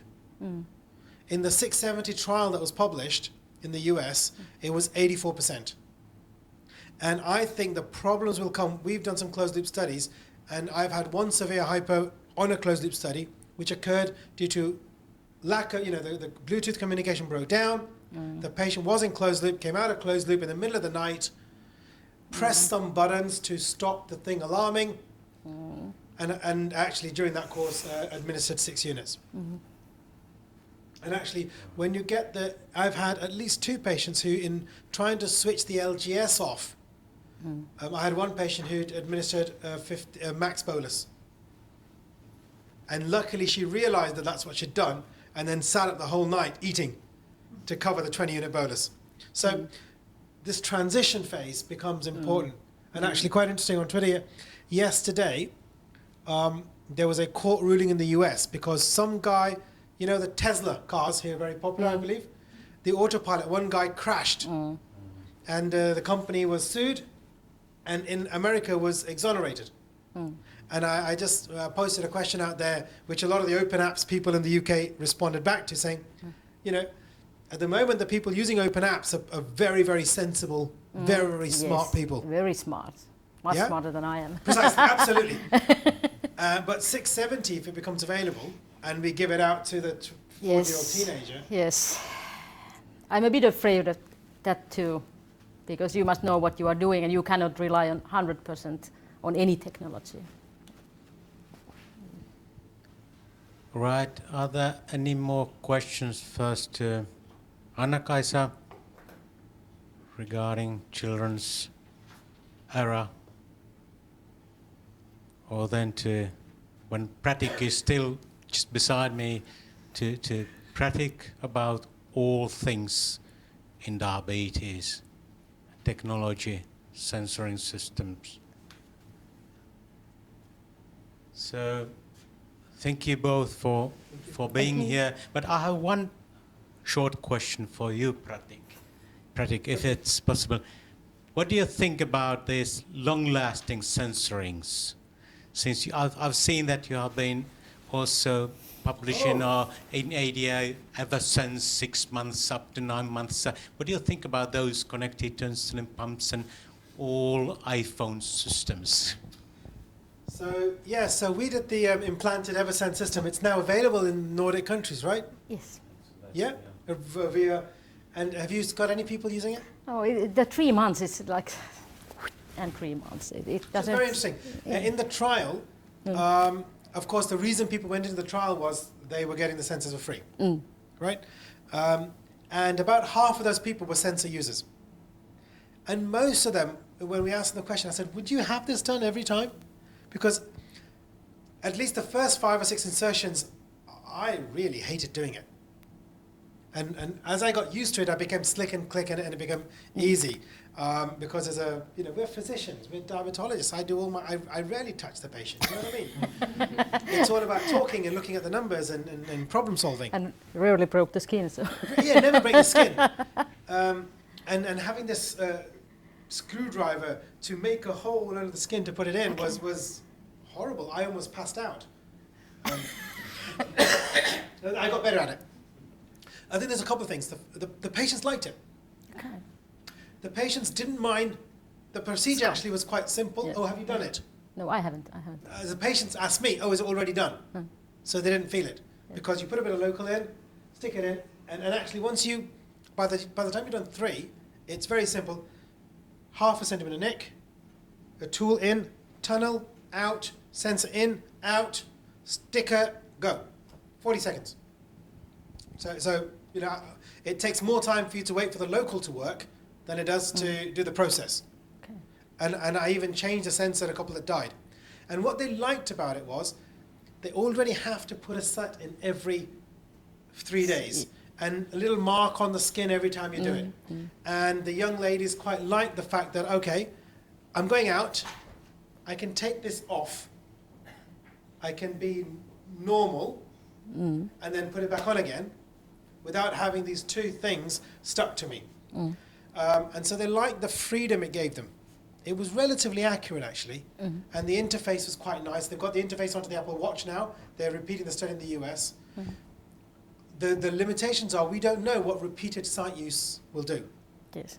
Because the studies have only ever done 1 sensor in a person. I mean, I changed 2 sensors, took one out and put another one in, but if you repeat that 4 times a year, is there going to be any effect? I think that's a bit unknown. And that was my question. Can you do it like 5 years at the same site? We don't know. We don't know. I took one out and put another one in next to it, and actually I asked them, should I just put it in the same hole? And they asked me to do it a half a centimetre to the side. So But you must do another hole. Yeah. Oh, that's... And actually taking it out is a bit more tricky because you can usually ballot it, you can feel it, Yes. and a short nick, forceps grab it, but they have a capsule around them. And occasionally you have to do a bit of, where is it, you know. Yeah. So, but again, I think there's a learning curve with that. So I don't see it as a majority player, but I can certainly, but the response from the users was that they quite like, once it's in, I don't have to do it every 6, you know, that in 3 months that it lasts, and we had a couple that went down to 4.5 months. So 80% of them lasted 3 months, and the study was aiming for 6. And I think we had 2 that went down to 6, and most of them were about 4.5, 5 months, and they're changing the covering to get to 6 months. But, you know, in 3 months, in 90 days, you're going to change 12, 15 sensors. Yes, but I'm just thinking about 1-year-old child who has, I hope, the life with diabetes like from 1 to 80 years, and if you every 3 months you do ding, ding, ding. Right, thank you. Then the last short question, what about 670 Medtronic artificial pancreas, now, which is now available at least in FDA, perhaps, hopefully it will come also to Europe from there then when it's possible through EMEA. What do you think about that? Is it the future of me and Anna-Kaisa? Of course. and other type 1s, what do you think about? Yeah, so, I mean, we've got a lot of Medtronic people here, but Human Hakami, I think, wrote a blog when it got FDA approval, and that blog said, or that article said, that they are training up the US workforce in the Q1 of 2017, and they aim to launch it summer of 2017 in the US with the aim of, and what I've heard, I was speaking with Fran Kaufman at a meeting somewhere, Sydney, I think, somewhere, and she was saying that they are planning a 1,000 patient humongous study that will have European participants. So I think back end of 2017, early 2018, that will be how we get, you know, the centres with experience, and hopefully with a link with Medtronic, will have the opportunity to offer this therapy to their patients. I don't know. Do you know marketing? My best guess is it's middle of 2018 before we have a chance of seeing it in Europe. But And don't look at me. they're not allowed to say. They're not allowed, if they tell us, they'll have to kill us. You know. But, if you look at, I think the best, you know, again, I made a comment in a meeting that someone tweeted out, and I said the best patients will outperform a 670. And I was trolled on the Twitter because I said the best patient. And best is a judgmental word, so I was caught up for my use of language. It is patients who work really hard at things, I think will outperform a 670. Okay? Because those people, as you've seen, get 6.2, 5.8. And they only do that by being very proactive, by bolusing and dropping the carb and doing things before the event happens, because insulin is too slow, right? The paper from the, I take a lot of encouragement from the Hovorka paper, where up till now, all the closed loop studies, the entry criteria has been A1C of 7.2%, average test per day, 8.5 tests per day, severe hypo, 0, awareness, complete. Yeah? That's what the control arm has been.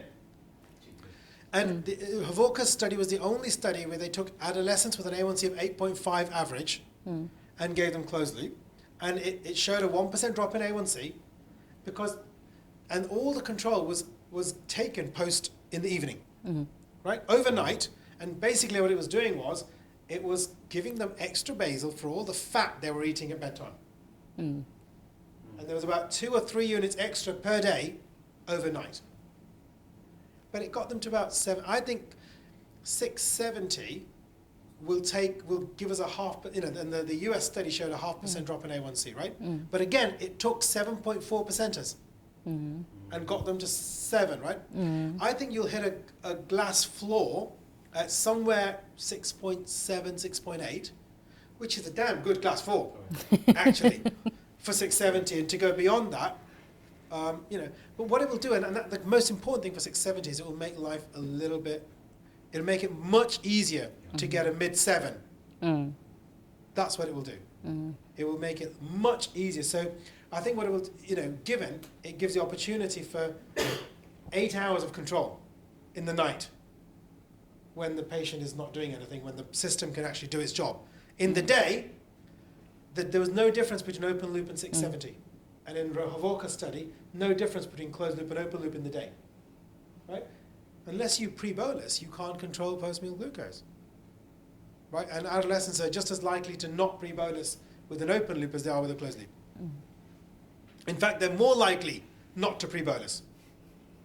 Because if you have a system that will cover it, if you have 2 cookies, are you really going to bolus for that? You're going to let the pump.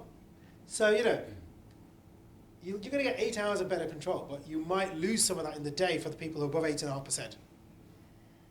That's kind of where I see it. Yeah. Thank you very much for your last words, which actually about this nighttime control, that's for the brain. Restoration of the brain function is really important. It has been published a study where it was in adolescents when they lowered from 14 to 8 and no good REM sleep at all. Then they had at 4 through whole night, really good.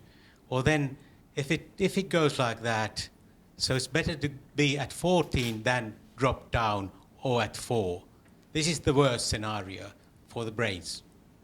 So it's really good to have the 670 for all people thinking about quality of life. So the last question.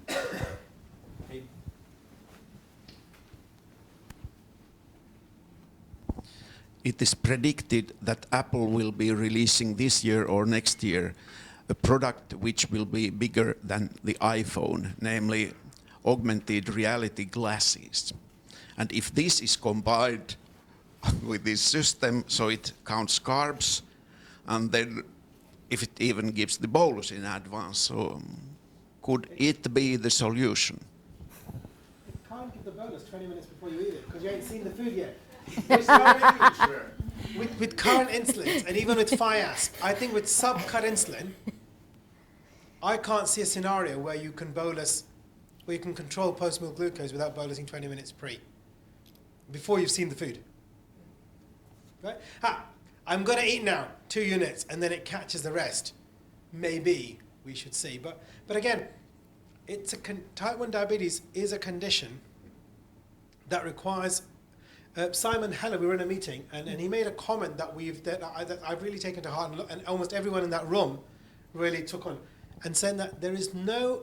He challenged us to say, can you think of any other long-term condition that makes the patient do as much work for no immediate reward, right? You might have any other chronic condition leukemia, MS, something else.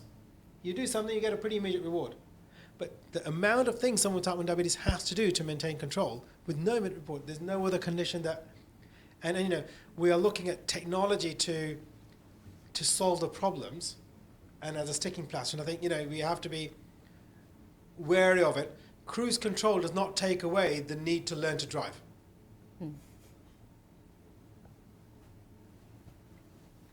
All right, thank you very much for this whole day Minimed Academia.